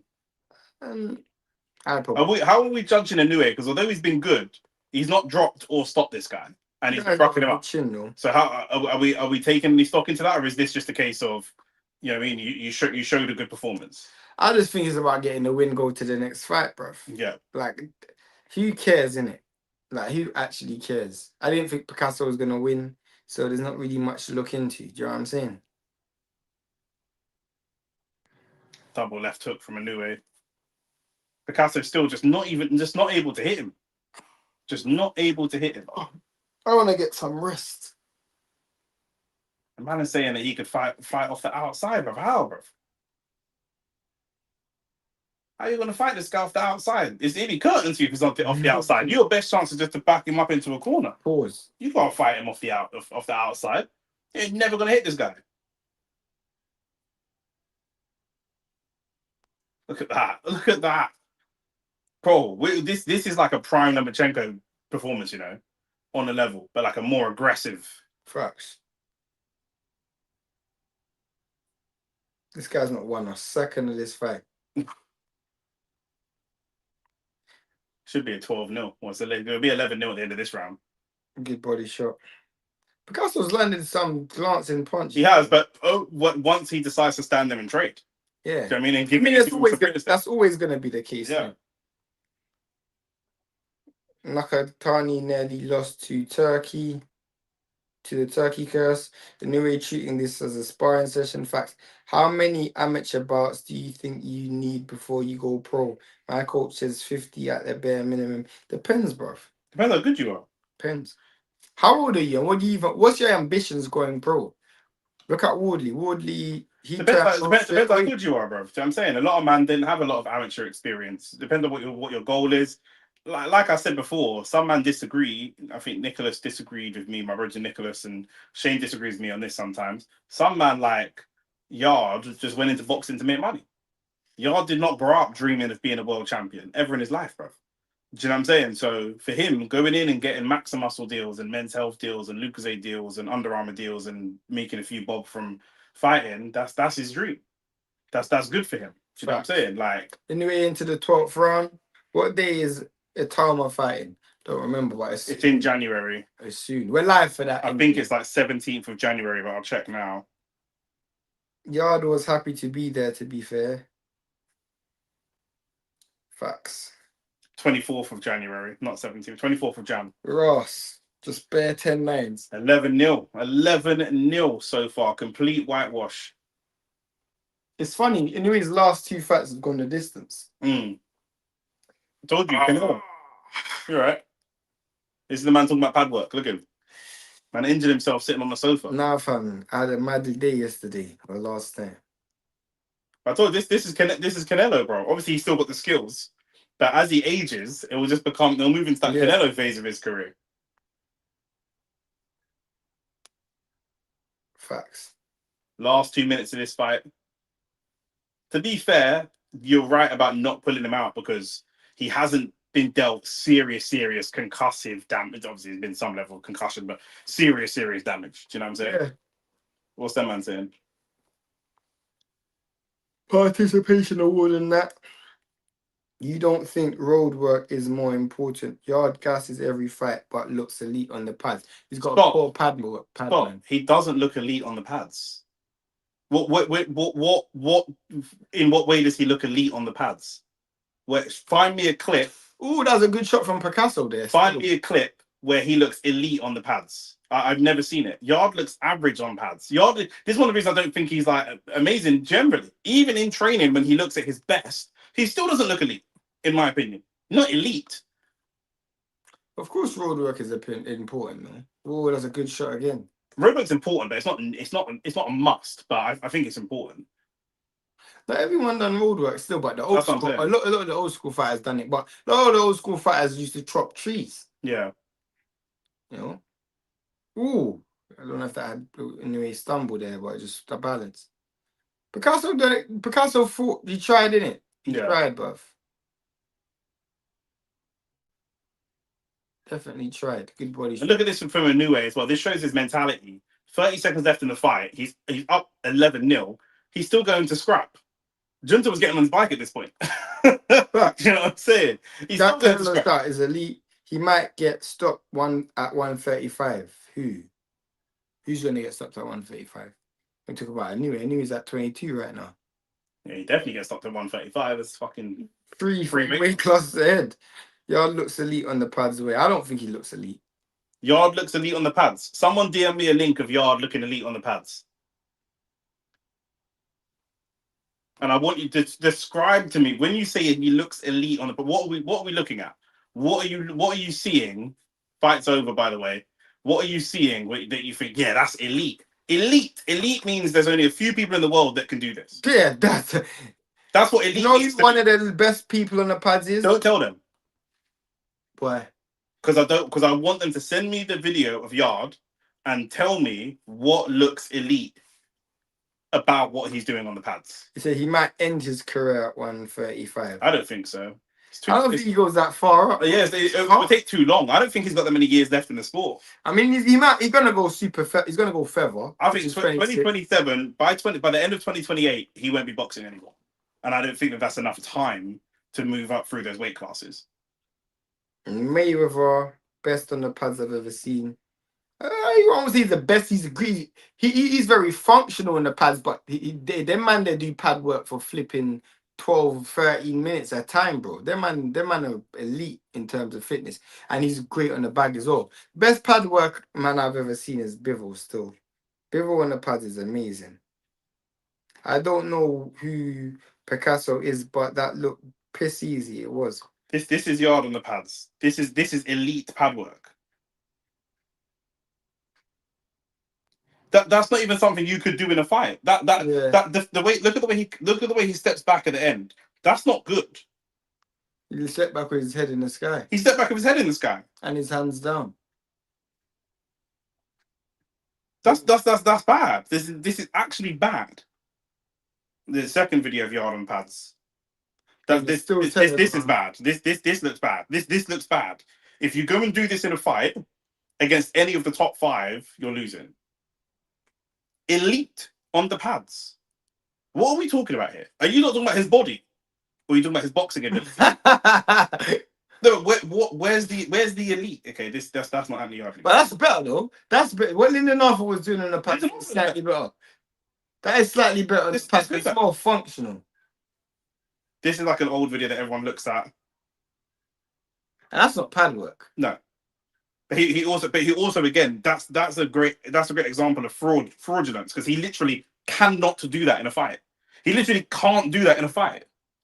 Watching Yard on the pads makes me want to itch my eyes out for fam. That was a masterclass from Inoue. Yeah, Inoue was moved through enough weight classes. Has moved through enough weight classes. To be fair, if you ask me what I want to see from it after watching this card, I actually don't want to see Inoue versus Nakatani as much as I did before. But obviously, for the sake of the Japanese fans and that, Rance, your boy was a letdown. Your boy was a letdown, Rance. for the sake of the Japanese fans and that, I guess we just have that fight in it. Why don't you tell Tunde this? You guys know him. I don't know him. I've met him. But it's not my job to Tell Tunde. a coach how to. And what would he be doing that for? Now it's too late, fam.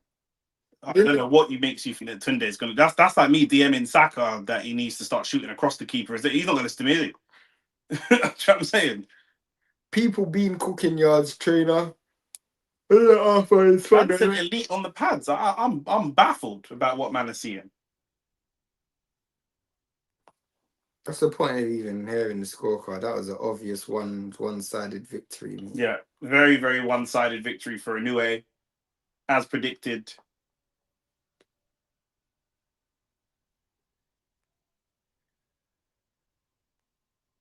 Seemed pretty comfortable.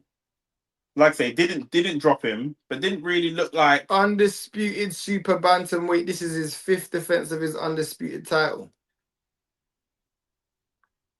and belts are probably too heavy for him to hold. Blood. He's only a small guy. Literally.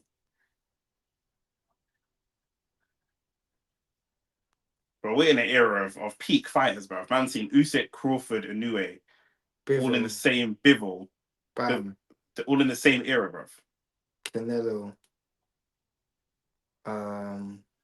I was gonna say Floyd, but it's slightly the era before.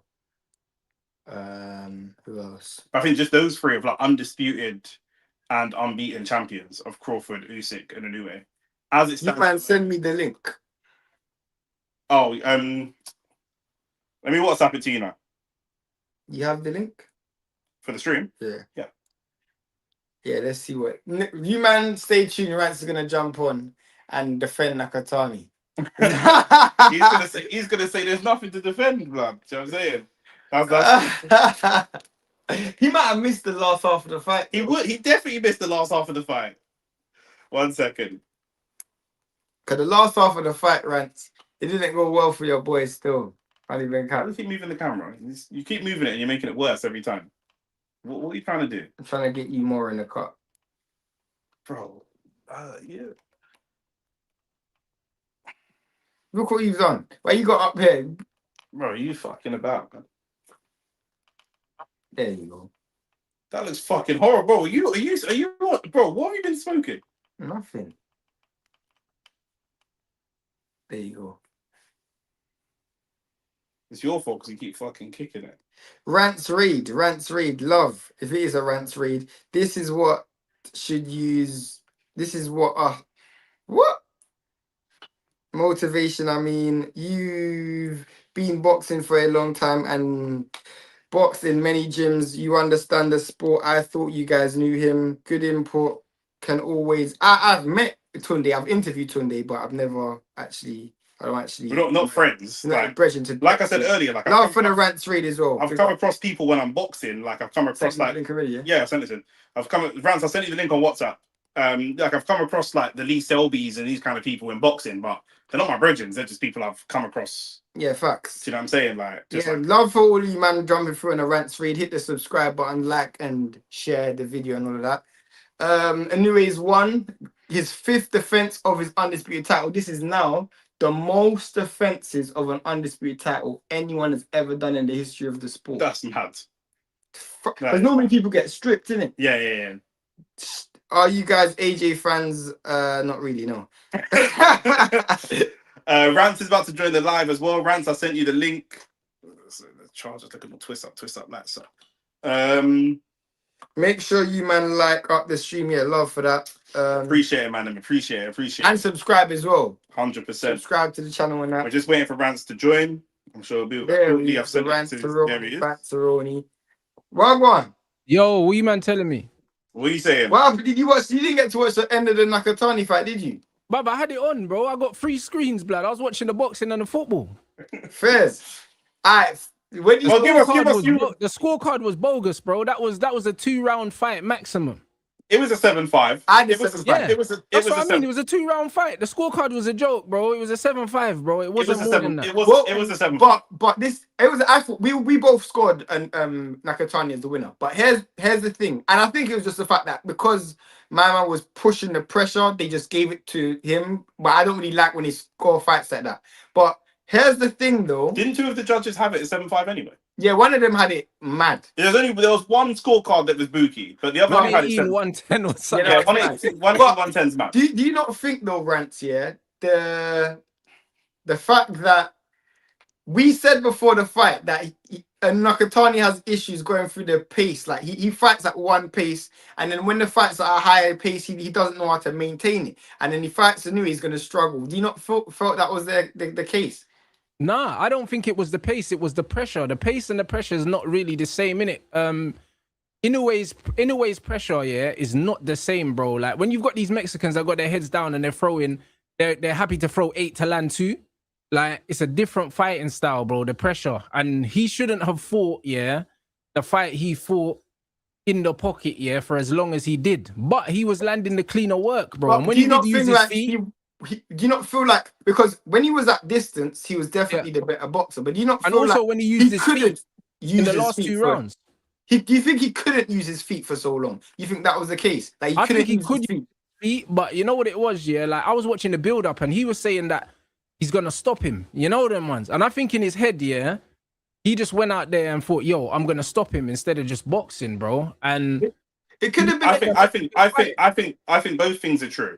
I said up from the 5th, 6th round onwards, I said that he looks tired. He's not actually able, and partly, yeah, it's the pressure from Hernandez. He's not able to circle the ring for 3 minutes for the whole round. If But he even didn't do before it, the fight, you said he might. and before the fight, I said he might, because obviously it's the big card, it's first time in the big lights, and we know that they want to make the fight of Inoue.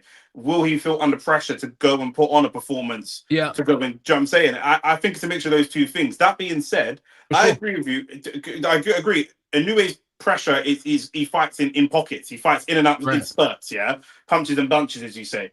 But I still feel that the fact that Nakatani was able to be taken out of his game plan and made to fight someone else's fight, Inoue is very good at making people fight his fight. And that's what I fear if Inoue goes to fight Nakatani.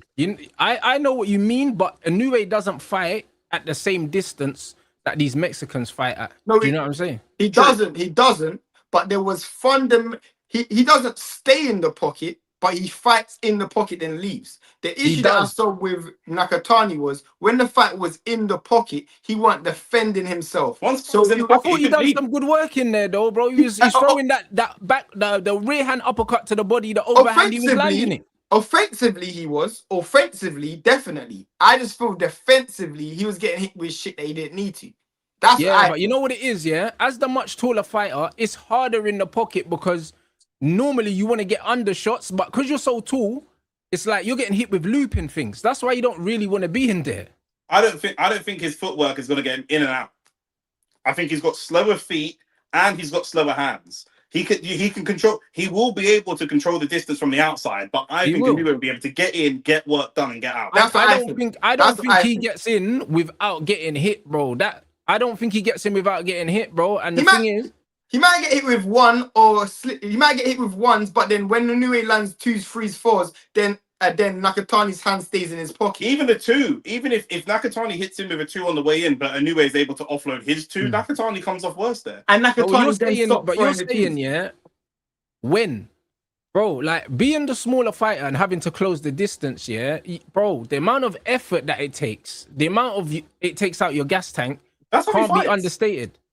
That's how he fights. That's a fact. But also, for me, I feel like it also takes a lot of stamina to just keep circling and moving, pivoting left and right with a guy that's got faster feet than you. It does. We know in terms of the movement, we know that Inoue can do it stamina wise. We just saw that Nakatani may not be able to do it if he's under a certain amount of pressure. I He just can't don't believe he it's the can't same sustain it for pressure. 12 rounds. Like, It's not you know the what I same mean? pressure. It's They not the same always say pressure. styles make It's not fights, the same yeah? pressure. In a way, yeah? There's times in a fight where he looks like he's taking a picture. He's not doing nothing. He's just standing there. That's a fact. You know That what is I'm a- on? And against that is a Nakatani, fact. you can't do that because he's got that long lead hand. He'll be jabbing you in your face. You're gonna have to work, bro. It's different. And I I can't don't see Inoue putting up his gloves, yeah, and just walking forward and being No, willing No, to he take won't. He shots. won't do that. But he can box if he has rounds. The thing is with Nakatani, for me, he's too one dimensional. So yes, he's got the lead hand. He's going to control the distance for the most part. He's But got the backhand Inoue, as well, though. if Inoue fights off the back foot like he did against MJ, and you have to come and find him, I don't But think that would how happen. does he win the fight on the back I foot? don't think it will. I don't think that'll happen for the But majority he's of the giving up fight. too But many he, advantages to fight on the But- back foot. It But makes no sense. for me, I think it's more of a case of Inoue is gonna be all the way out or all the way in. So Yeah, when he he's has all to the be. way, when he's Yeah. all the way out, Nakatani's gonna have the lead hand, but he's also gonna miss with the lead hand because he's gonna overcook with it.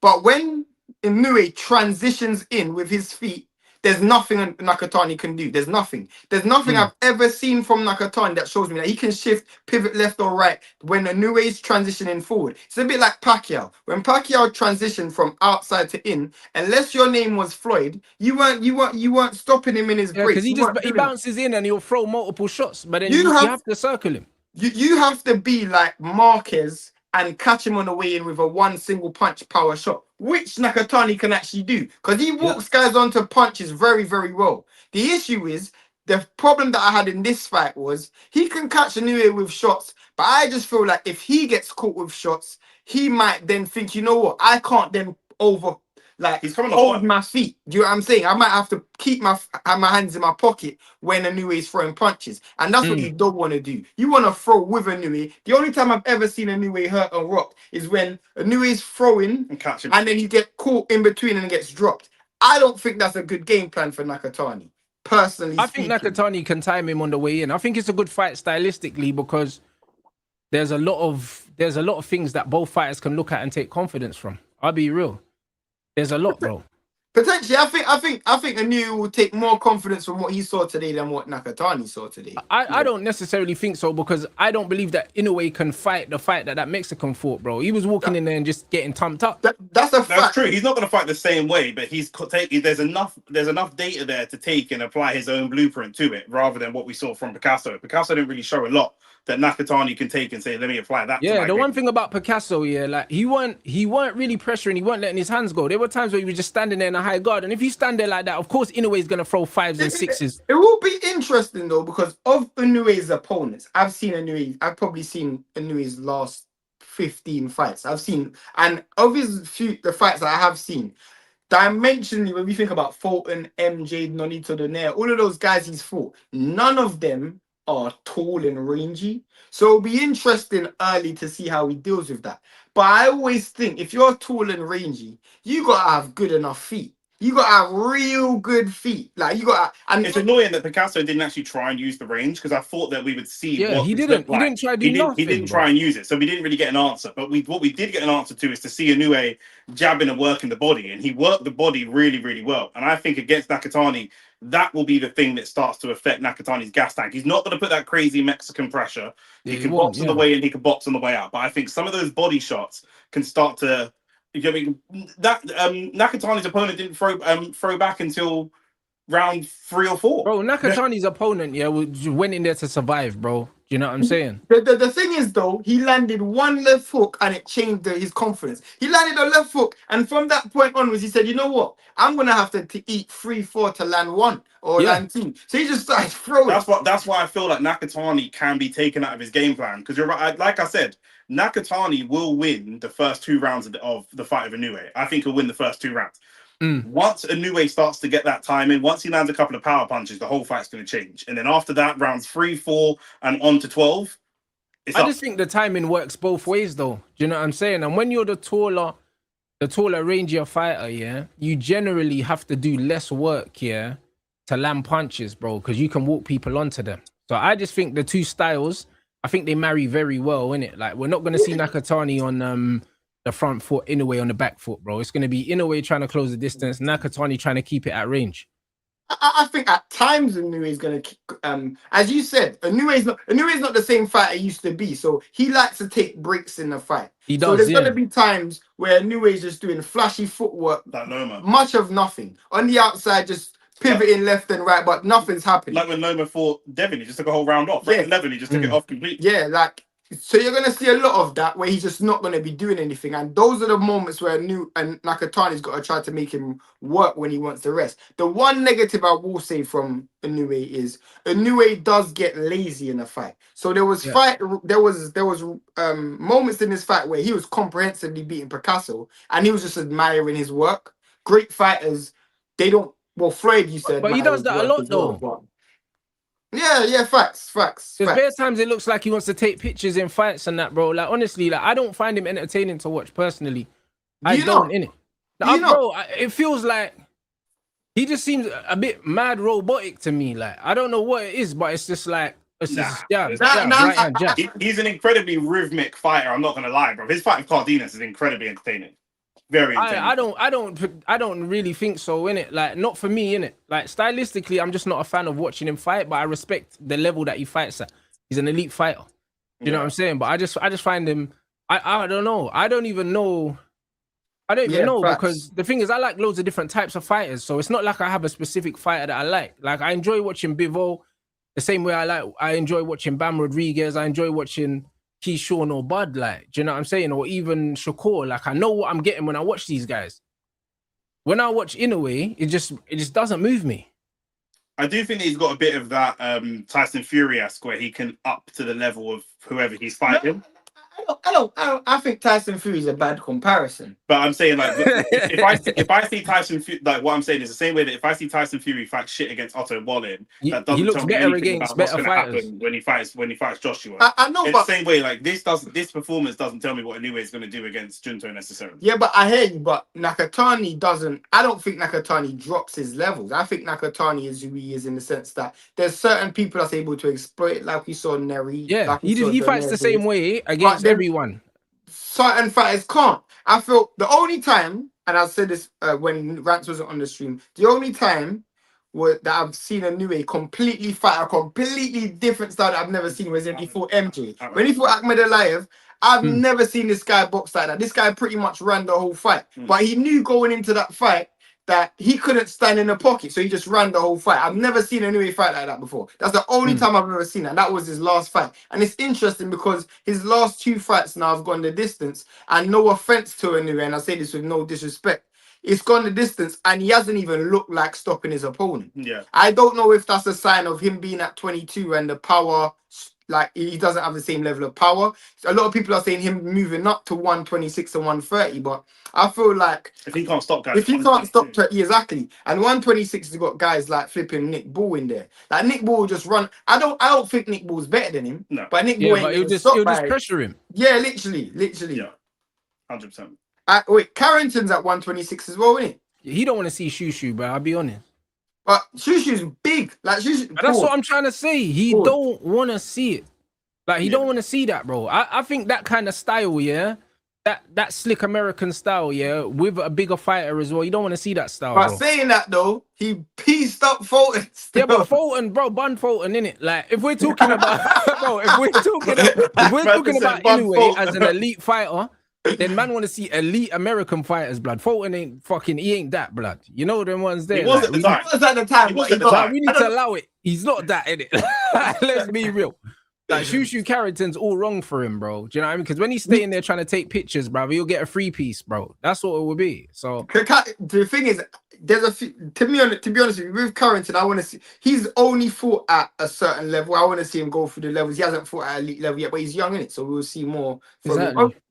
I'm actually annoyed that he's getting the fight against Castro other than against Nick Ball, because he was mandatory for Nick Ball, you know. But he wanted the Nick Ball fight though. Yeah, facts. But a lot of them Americans want to fight Nick Ball because his style's tailor made for a lot of these like counter punches to look good. No, but remember he fought Ford in it, and Ford, I didn't think he won that fight. Though. I thought Ford won as well. I thought Ford won as well. I thought Rayford won that fight. You know why Ford lost it? Because at times he tried to fight the Nick Ball style and stay in the pocket. Yeah. I still thought he won the fight. He won the fight. So I mean, that's horrible. That was a horrible thing. And to be Uh, fair, Nick Bull then got bumped.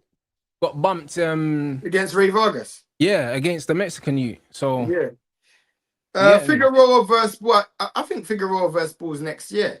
I think that's next year. Is that not next year? I think that's next year. I'm just looking at people in the comments. But I love for the rants read. You man hit the like button and subscribe and that. What were you live for the City game? yeah, I was live for the City game, and then I'm gonna watch the Chelsea Villa one later on, like 5:30 or something. Are you not live for Arsenal? Nah, bro, I ain't trying to, bro. I'm not trying to sleep, bro. You know them ones there. Like, it's calm, bro. I mean, City won, so now Arsenal need to win now. Do you know what I mean? So yeah, I ain't watching the Arsenal game. Yeah, that's mad, bro. But you lot are getting bantered as called sleeping pill FC. Oh, Bro. It's no, peak. bro. It's so peak, bro. Do you Trust me, still want to nightly. see that after watching tonight? Do you still want to watch Inoue versus Nakatani? You still want to see that fight? Absolutely, because we know in boxing styles make fights, bro. We know that. Do you know what I'm saying? So, do you know what I mean? You could look a certain way against a certain opponent and so on and so forth. It doesn't mean that that's how the fight's gonna play out, bro. Like every fight is a different, is different questions and different answers, bro. That's just what it is. So, I can't lie, bro. I think that. Well, like when man talk about Inoue's footwork and all these other things, I can't lie. I think it's slightly overrated. You think so? I think it's slightly overrated, bro. I think a lot of the time, what I noticed that he doesn't do that a lot of fighters, a lot of top level fighters do. You see when nothing's happening, they're circling, they're fainting and that. There's bare times where he's got both his feet planted, he's just standing right in front of you. And it's like, bro. He does have a tendency to get caught off balance. A lot of the Yeah, 'cause he of the just time he stands. gets knocked down is off balance. However, one thing that he does have is he can just find a way to win the fight. Like regardless of everything that we're saying here, he's been knocked down before. He's this, he's that. We can say all these things. He can just win fights, though, bro. He can No, just you're win right. fights. But that's why I'm saying I rate him, yeah, as an elite fighter. But I see stuff that he does Yeah, that other elite fighters don't do. I hate that. Against better guys, they can pick up on stuff like that I- because I- his feet are planted and even set. against guys that might be technically better, I still You're- feel like you're- he can find a way to win the fight. You're right, Rants, yeah. And this is where me and you disagree because I don't look at him like how I look at Usyk. I think Usyk is borderline. There's no one in the division that I think can beat Usyk. Yeah, I feel like Usyk's also a heavyweight, so there's no one above him as well. yeah, but I'm just saying in general. Yeah. With Inoue, I think there's someone that can beat him, but I don't think it's Nakatani. yeah. It's just certain. There's I don't certain think styles Nakatani's out there the that could person give him still. problems. I don't think Nakatani's the one to beat him still. I just Yeah, he might not be. He might not be. To me, if you were to ask me who I think beats Inoue, it has to be someone who, when you make mistakes, they're going to capitalize and you get hit with shots against If Nakatani beat Nakatani. him, it's got to be a 12-round fight. No, if you get hit by Nakatani, the fight ain't automatically over. Yeah, That's why I always said he will lose to Tank. Obviously, Tank is way too big. But I just always said, if anyone who's got like, if he fought Nonito Donaire when Nonito Donaire was young, there would have been a chance Donaire would have won. Because the shots that Donaire was landing that was rocking Inoue and had Inoue over the place, it's just because Donaire was too old. He just didn't have the stamina to maintain that pace. But when Donaire was in his prime, I think he would have beat Inoue. I think even Pacquiao could have beaten Inoue in his prime. Because them man have a racer power that you can't afford to make a mistake. Inoue makes mistakes, but against a lot of guys who, that's why when he fought MJ, he knew he couldn't afford to make the mistake, so he just ran. Yeah, The so whole fight he ran. He didn't stay in the pocket at all. That's why, I feel like some people are hypocrites. Because Inoue's ran before in a fight, bro. No one's ever said anything, bro. Inoue's ran before. Why are they hypocrites? Because when Shakur or Devin runs, they call them runners, fam. I've seen Inoue run before, bro. Man just wanted to say Devin, but he just pulled in Shakur to get Rance on his side, blood. But Nice. really, he's just Devin. He's talking about. What time is Arsenal starting? 3 o'clock. 3 o'clock. It's peak still. But yeah, no, bro. I think I don't know. Nakatani, to me, I think there are multiple. There's one way that Nakatani can win the fight, and I think there are more ways that Inoue can win the fight, in my opinion. Do you know what I mean? If that makes sense. Yeah. That's One thing Nakatani did show me though, he showed me he got a good chin still, because Hernandez can crack, fam. Hernandez can flip in crack, bro. That guy can punch still. Yeah. And Nakatani took some flush punches. He showed me got a good chin still.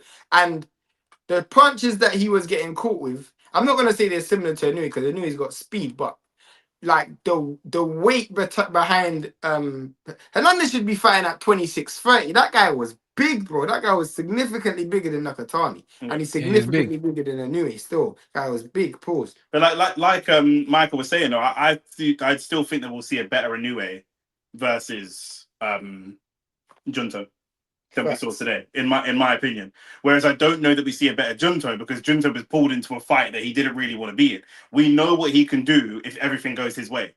But if things don't go his way, then what's the question? Whereas if things don't go Inoue's way, these pussies, look at that goal from Ryan Cherky. But if things don't go Inoue's way, he can still find ways to win the fight.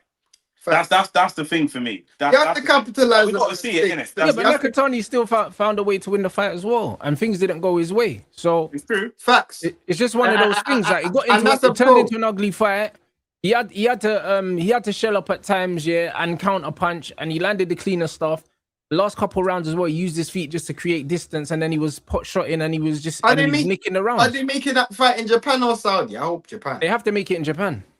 I hope they make it in Japan. They You have say to they make have it in to. Japan. You say they have to. You say that. Bro, you say that. These men are criminals, fam. I can see No, this I hear fight. it. I hear it. These men are buying up culture, blood. You know what I'm saying? That's what they're doing, bro. It has to be in Japan, though. It's Just like they had to do the Shakur one in New York, bro. I feel this one has to be in Japan. I'm hoping. I hope so. I'm hoping. I hope but so. bro, Who does that favor?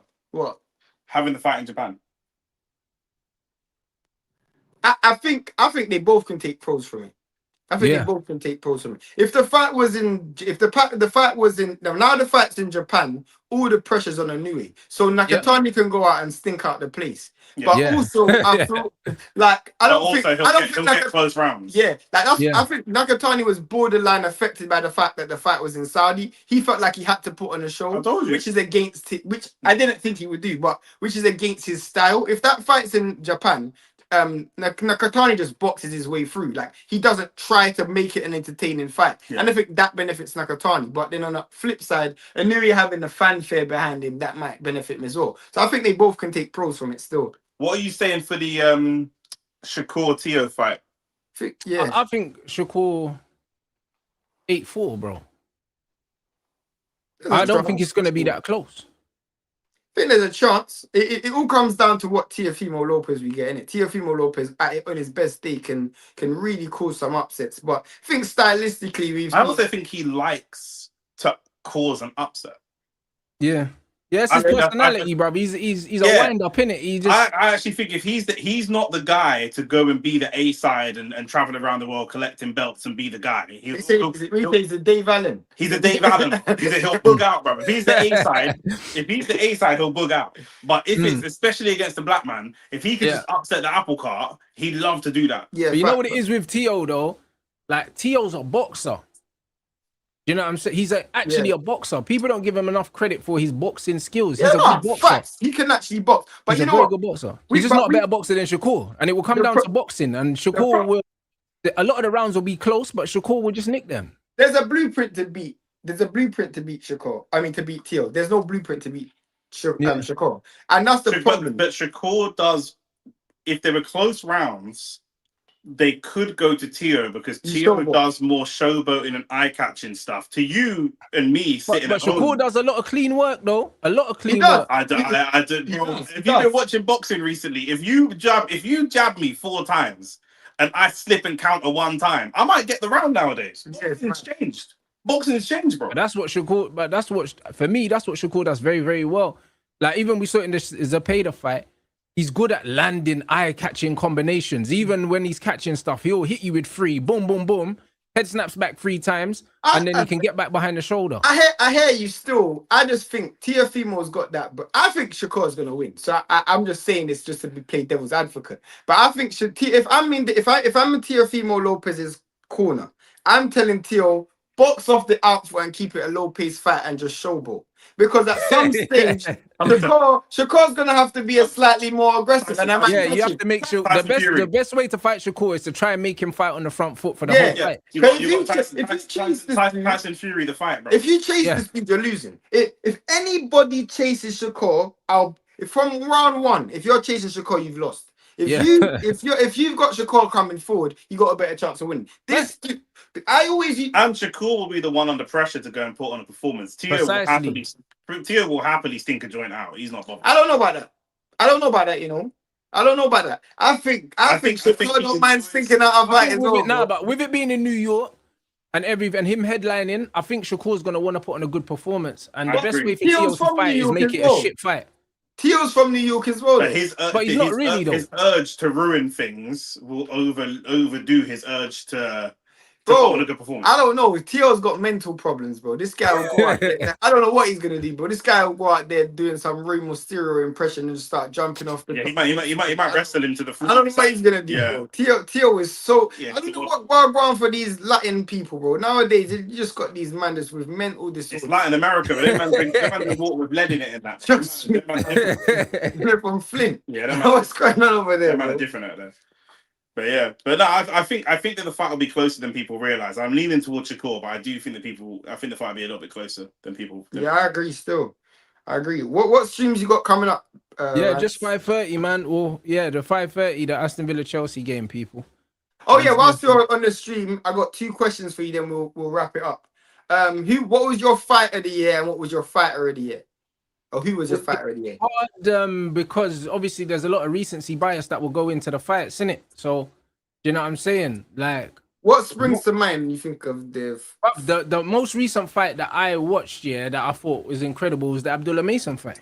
That was my fight. That was my fight of the year. That was my fight of the year. Yeah. You said Smith versus Boatsi, which was a great fight. But I said Mason versus No, I thought that was fantastic. I think that was the best fight in terms of we got everything in that fight. What it delivered, and also it was the expectation wasn't for the fight to be that good. You know them ones. Facts. I thought that Abdullah Mason was just gonna box his head off and it was gonna be a comfortable win, and he turned it into a classic, bro. Facts. You know what I'm saying? So it's funny actually. Both your picks and my pick are undercard fights. Yeah. Neither of them are actually main event fights. What about fighter of the year? Who's your fighter of the year?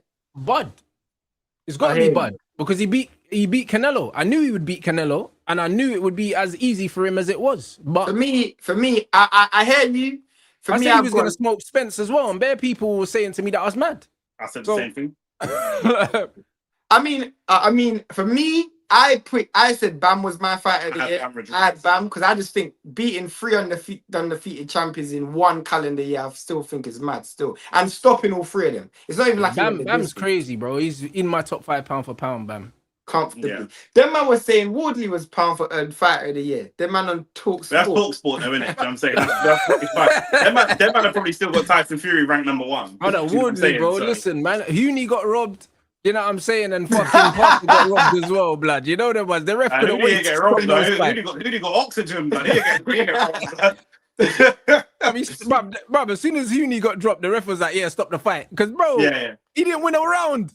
Bro, it was the same. Wait. Let me ask you a question. It's the same. It was a fast to Parker. Right. Yeah, it was. What happened with Parker though? Because man, what we saying? I ain't spoken to you since the allegations. Hey, bro, listen. The ref couldn't wait to stop that fight, man. You I'm talking about the aftermath as well, isn't it? I'm talking about his drug testing. I'm talking about his drug testing. What happened? But them man are saying that he had residue of cocaine on the thing, bro. He's saying that he's clean. If he's Tyson's friend, he's not clean. You know them, man. They might have that for breakfast, so it's one of them ones on the day of a fight, on fight week. Bro, I just don't know, innit, bro? Like, brother, man, see, Keyshawn was smoking weed and that in camp, and he got done for weed. Yeah. You were saying. You get me? So these man, bro, like, we just don't know, bro. These man probably have people that kind of give them a heads up if they think they're gonna get tested or whatever, or someone that smoking a cigarette when they just booked up. My old beast. Man, you were gone. You smoking a cigarette away. You know what I'm saying? But Shane Mosley snapped out of his mouth. Yeah. But them man are different. But yeah, for me, Bam Rodriguez definitely, and Boatsi versus Callum Smith was fight of the year for me. I really, really, really enjoyed that. That's probably my British bias because it was it was a high level scrap. Do you know what I'm saying? It was a punch up, but I thought that Mason and Noakes that was my one. Gave us the same kind of fight, but we saw more skills from Mason than what any of Boatsi or Smith could produce. Facts, and I also think with Boatsi and Smith, I think Boatsi kind of underperformed. Yeah. And I think Noakes and Mason both overperformed. What do you I think thought about Smith and Morel? Morel? That's a good fight. Bro, Great fight. we were talking about that fight earlier today. I like That David fight's Morel, you know. amazing. Huh? I like Morel, bruv. I think he's a sick fighter, bro. I think he needs to use Trust his me. feet more. He tries to fight a bit too much, but You know, he's another person similar to like we watched him when he fought Benavidez. Yeah, he's a guy who kind of suffers from the same thing Nakatani does, where yeah, when you box and move, you and throw power punches as well, it does take out a lot of stamina. Do you know what I'm saying? Yeah. But I feel he obviously he's got that Cuban style, so he's always Mm. gonna have good feet, which he does have good feet, and he does have better feet than Callum Smith. But Callum Yeah. Smith's a dog, bro. So Yeah. it's gonna be a great fight. Knocking out Callum Smith is not easy. I don't think he's gonna knock him out. That's what I'm saying. I don't think he can knock him out. That's Callum Smith is a dog, bro. yeah. That's what I'm Mm. saying. So that's a proper Callum Smith's an animal to try and stop. But Like, I'm not gonna let the Boatsi win blind my judgment either, because Boatsi's slightly shit still. I'm not even gonna do that. he lost to Zach Parker, blood. Yeah, He fact, did. I don't care what anyone says. He lost that. He lost that fight. That guy's shit, fam. Yeah. Nah, That guy's 100%. making Virgil Hunter look like a bum. Oh my days, Goy Caress is so shit, fam. Goy Caress is that was difficult. That is like a back That was pass, difficult, bro. That is like a back pass. That was It's difficult. the attempt. Bouncing. Look at the attempt. Nah, Yeah, Yokeres is drunk, Yeah, that's bro. difficult, though. He's still That's drunk, bro. difficult. It's the Baileys, fam. It's the That's Baileys. difficult. That's But difficult. look at the attempt. Nah, you it's could not, do, bro. You could No, do better than that. but I'm not getting Nah. 200 grand a week. Nah, that was I'm not getting difficult. 200 grand a Nah, that week. was Bro, the difficult. keeper's off his line, yeah. If you Man if should you're have tried to man, dink him or something. Nah, that was man, just difficult. went over the keeper. I can't lie. If that was Mbuemo or Cunha or Sesko, that's going in the back of the You net. know what that tells me, yeah, that finish, Nick, is that He's when nervous. the ball was traveling, he didn't look up. He didn't look at the goal because he would have seen the Yes. keeper was off his line. Facts. He didn't look, bro. Man literally passed it back to him. How are you gonna place the ball there? Difficult one, lads. Listen, it's a difficult one. I've been in them situations Nah, there. It's a brother. difficult one. Bro, can't lie. but how are you gonna place it there? It's early in the game, It was lads. the It's wrong. early. It was the It's- wrong. It was the What, wrong. these man never done shooting drills in the warm up. But man's took it back. Nah, you got to lift that over the keeper, bro. But it was the wrong. It was the wrong. Yeah, he should have struck it. Even Man just passed. if he hit the keeper, but he licked it, that would be more acceptable. But he didn't even lick You it. got to put your laces through that, or you got to Yeah, lift it you over the keeper. You can't be trying to Yeah, pass that. Man passed the ball into the bottom corner like he was Raul, fam. What is he doing? Yeah, he's moving mad. I hope Brighton win anyway. You man are pussies, bro. But yeah, that's crazy. we ain't even got. We got. Our young's not even streaming today, so yeah. We're live for all the football, all the Arsenal games. I don't know what United game Shane's gonna do, but yeah, we're live. still. We're live. Obviously, I'm live for Arsenal, Aston Villa, and then going into Jan, we're live for Matthias versus Smith, which is in New York. Caballero versus Niba, which is in Germany, and Atoma versus Franklin, and then of course Josh Kelly's funeral at the end of January. Andy Cruz is fighting as well. Man and said the- funeral, you know. This guy. Josh Kelly's finished. Josh Kelly's fighting finished. Markham Richards, bro. He's getting No, I hear killed. you, bro. It's a tough fight, but man, I said it's funeral. Bro, man's pre-ordered flowers, bro. Like, man's pre-ordered everything, bro. Yeah, that's nasty. I can't lie. Josh Kelly's not coming back after that, bro. This will be the end of Josh Kelly, bro. And then we've got Shakur Stevenson versus Tio. So yeah, man. Start January. You man hit the like button, subscribe to the channel. Love Rents for the raid and that. We've been live on. for like 4 hours and 5 minutes. So obviously, yeah, shout out to Rents, bro. Big love and support still. We got yeah, man. When the fight happens, when Junto and Inoue fight, we have to do that. We have to do that. It'll be We live, have it'll to be be live. in person. Yeah, we have to link up, We have to man. do that in person. We have to do that one. Yeah, we have to link up for that one. Rants don't come out. It's yours. House. I'll swear No, I down. don't. But we need to link up for that fight. That's a massive fight. Man, I'm always welcome at Mayo at any time, but Yeah. Also, what's it called? Shakur versus Teo fight. I pray for Rance's sake Shakur wins still. That's it. I pray Bro, for Rance's sake. what's that? Shakur wins.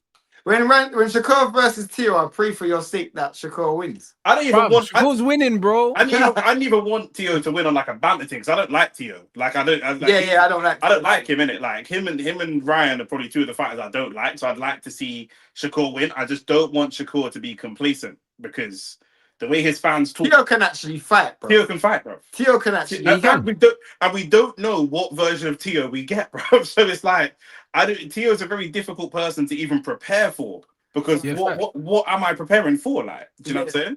So I just think Shakur just has to be the best version of himself. If you're the best version of yourself, you should think the best version of me beats the best version of him. Yeah. And that's what I think you need to be. But it's one of those ones where I can easily see that fight being a classic and we get 1, 2, 3. You know what I'm saying? Like, I hear Shakur talking about Conor Ben. I don't want to see that fight, bro. Nah, that's definitely. This is Oh, dead, bro. I wouldn't mind seeing Conor Ben get embarrassed though. Just not being able to hit anything, bro, for 12 rounds would be hilarious. I don't want to see Conor Ben get a world title fight. It's just It's disgusting. just ridiculous for no reason. Like, it's just long, bro. It's holding up division for proper fighters.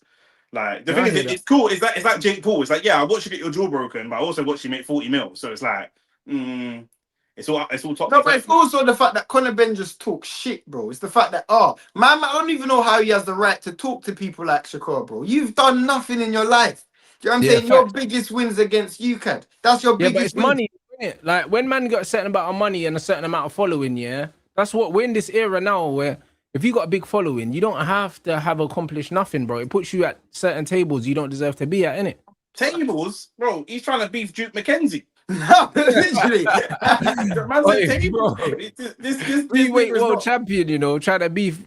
Bruv, you trying to beef Duke McKenzie's crazy, you know. Duke McKenzie will probably beat him up now. Bruv, Duke McKenzie's one of the best boxing pundits, you know. Like, he's one of the only brothers that I actually listen to, yeah, and he don't make me want to punch up the screen.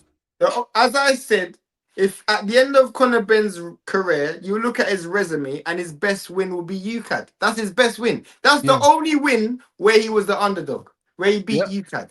That's the only one. That's the only one I thought that he was going to... His best win on paper will probably be Chris Algieri by the time he retires. Nah, that don't count. Chris Algieri was 60, bro. It don't matter, bro. And you know what I'm saying? And Eubank was 1 foot in the grave, blood. You know I know. That's why that win don't count, bro. I don't care what it says. The fact that Conor Ben celebrate that Eubank win is shameless, fam. Yeah. That guy was a dead man walking, bro. Yeah. That guy was Undertaker, fam. That guy was just... He was just dead, fam. I can't believe that you can even celebrate that. Do you think we're getting Fury AJ in 2026? Fury will accept it, then pull out, blood. What? He has to accept it because it's the only money. He'll accept it. He'll do all the chatting. He'll look shit in his warm-up fight, yeah. What is your goal? And then he'll pull out. Watch. He'll pull out the fight, bro. I think we get Fury versus Woodley, you know. Something tells me that we just never see Fury AJ. Brother, if Tyson Fury lost to AJ, he would be on suicide watch. Big man thing. That is word for word what I said. Bro, he couldn't live with that defeat, bro. That's why I don't think he'll take the fight. Because, bro, like, it gets deeper than that. We already know he's got a history of instability. You know what I'm saying? Losing that fight, there's not enough money that could make it all right for him. Yeah, that's a fact. Yeah, I agree. That is actually a fact. I agree. But he might think that he wins it, so he might take it. The only way he takes that fight is if AJ wins. The reason I think that we won't see it is because the only way that Tyson Fury takes that fight is if AJ wins a fight against someone of note, but looks very, very vulnerable. But AJ at the moment, he can't look vulnerable and win. If he looks vulnerable, he's losing.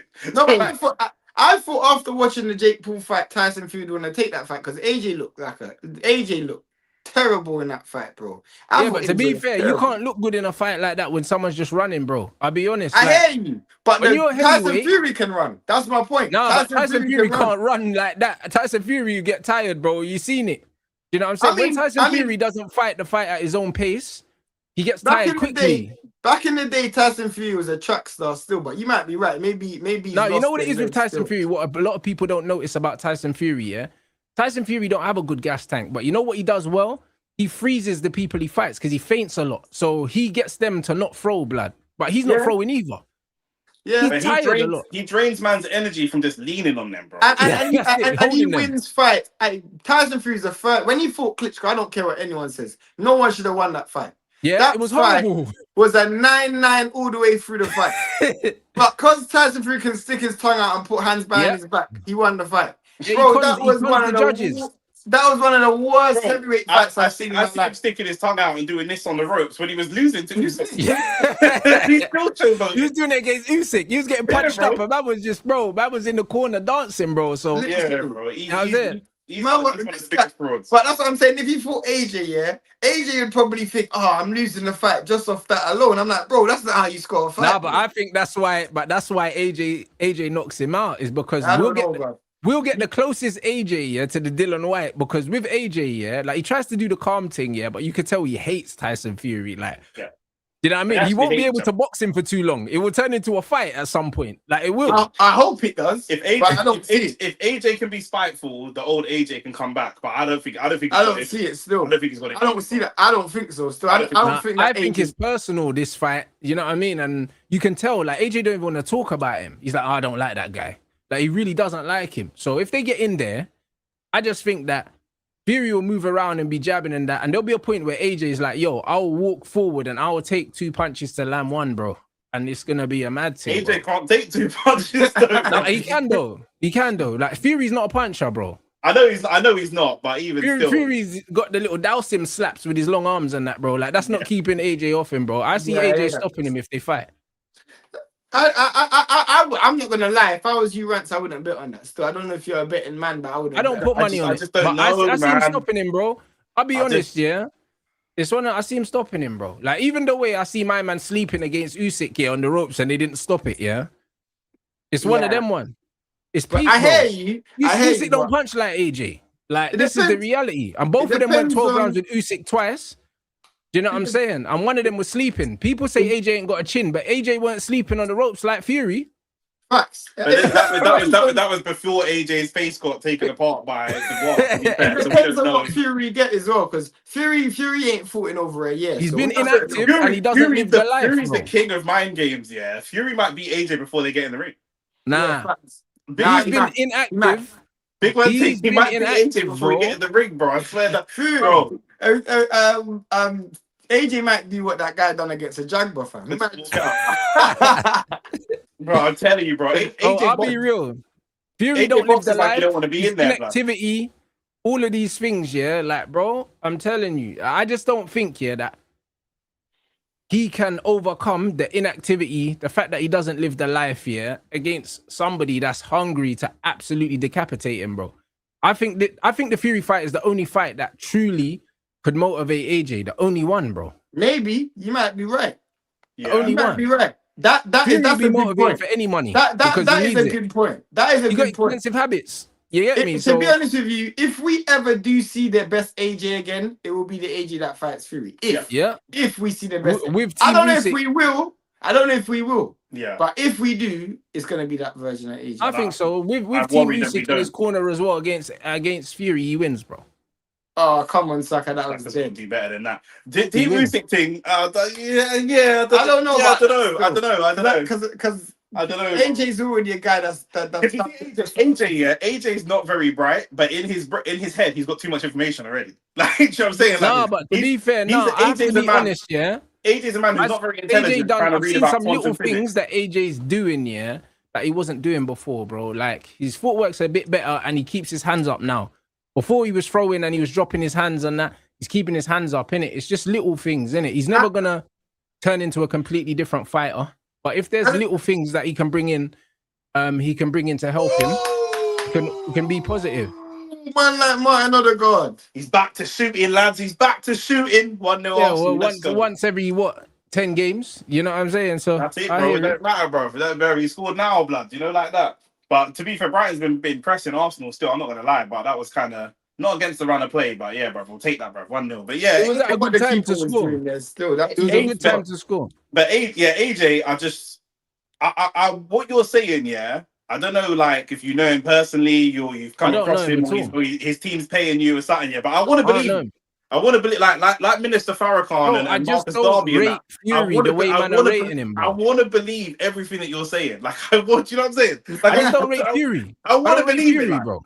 I hate, but Fury has an insane ability to make other fighters look shit, like just to make himself look but better. What Fury does is, Fury's bigger and stronger than a lot of these fighters, and he leans on them and he smothers their work, and then he pops shots and that. He's not bigger and stronger than AJ, bro. So that doesn't work. All that is true. I'm just worried. I'm worried that Fury can just nick the fight with nonsense. Like, Fury could win the fight. Fury could do what William Skull did to Canelo, but get the decision. I hear that. Fury's the only person that could get a decision doing that kind of thing. Like, he could win a fight against AJ and not throw no punches. Yeah. No, I hear that. Do you know what I'm saying? Like, he's got to survive for 12 rounds, though. Yeah, I hear it. He's got to survive for 12 rounds. AJ only Yeah. needs to be for what 20 seconds to end the Yeah. fight. You know what I'm saying? Like Fury has to be good for 12 rounds, in my opinion. Yeah. And we say That's that about true. Wilder as well. Like he only needs to be good for a certain amount of time. And we know Fury does get hit. So Wilder's got one punch. The AJ ain't got the one punch. yeah, AJ's got the combinations. He put his He's hands got the together. He's a good combinations. finisher. Yeah. If you were to put a gun to my head and ask me who I'm betting on to win, I'm not even gonna lie to you. I'm betting on Fury. The Still. best chance for AJ to win the fight, me and Shane said this on the podcast, is if it happens next. Because AJ is so booky that if he has a stay busy fight, no, but you know it's true. If he has a stay busy fight with someone that's meant to be dead, And then he loses it. That's he what can you're just get saying. chinned by like Justice Hooney or something for no reason, for Nah. no reason. And Fury will come back, do his normal MO of looking shit against someone low level, and then putting out a great performance against AJ. Do you know what I'm saying? Like the best situation for AJ is that they fight next. But I don't know if they Nah, will. Fury will want to tune up anyway. So Yeah. AJ's just gonna stay busy. But yeah, man. Love jumping on a podcast. Still, Nah, big up, man. Them. Yeah. We'll link up soon. Still. No, 100%, man. Anytime, obviously, I know you don't come out your yard, but like I said, anytime you want to do a live, if you want to do it from the house, everyone link up, whatever. But always welcome to come to my yard, regardless. Come on, G. All right, brother. Love. Shout out you, man. Safe. All right, innit, man. Love.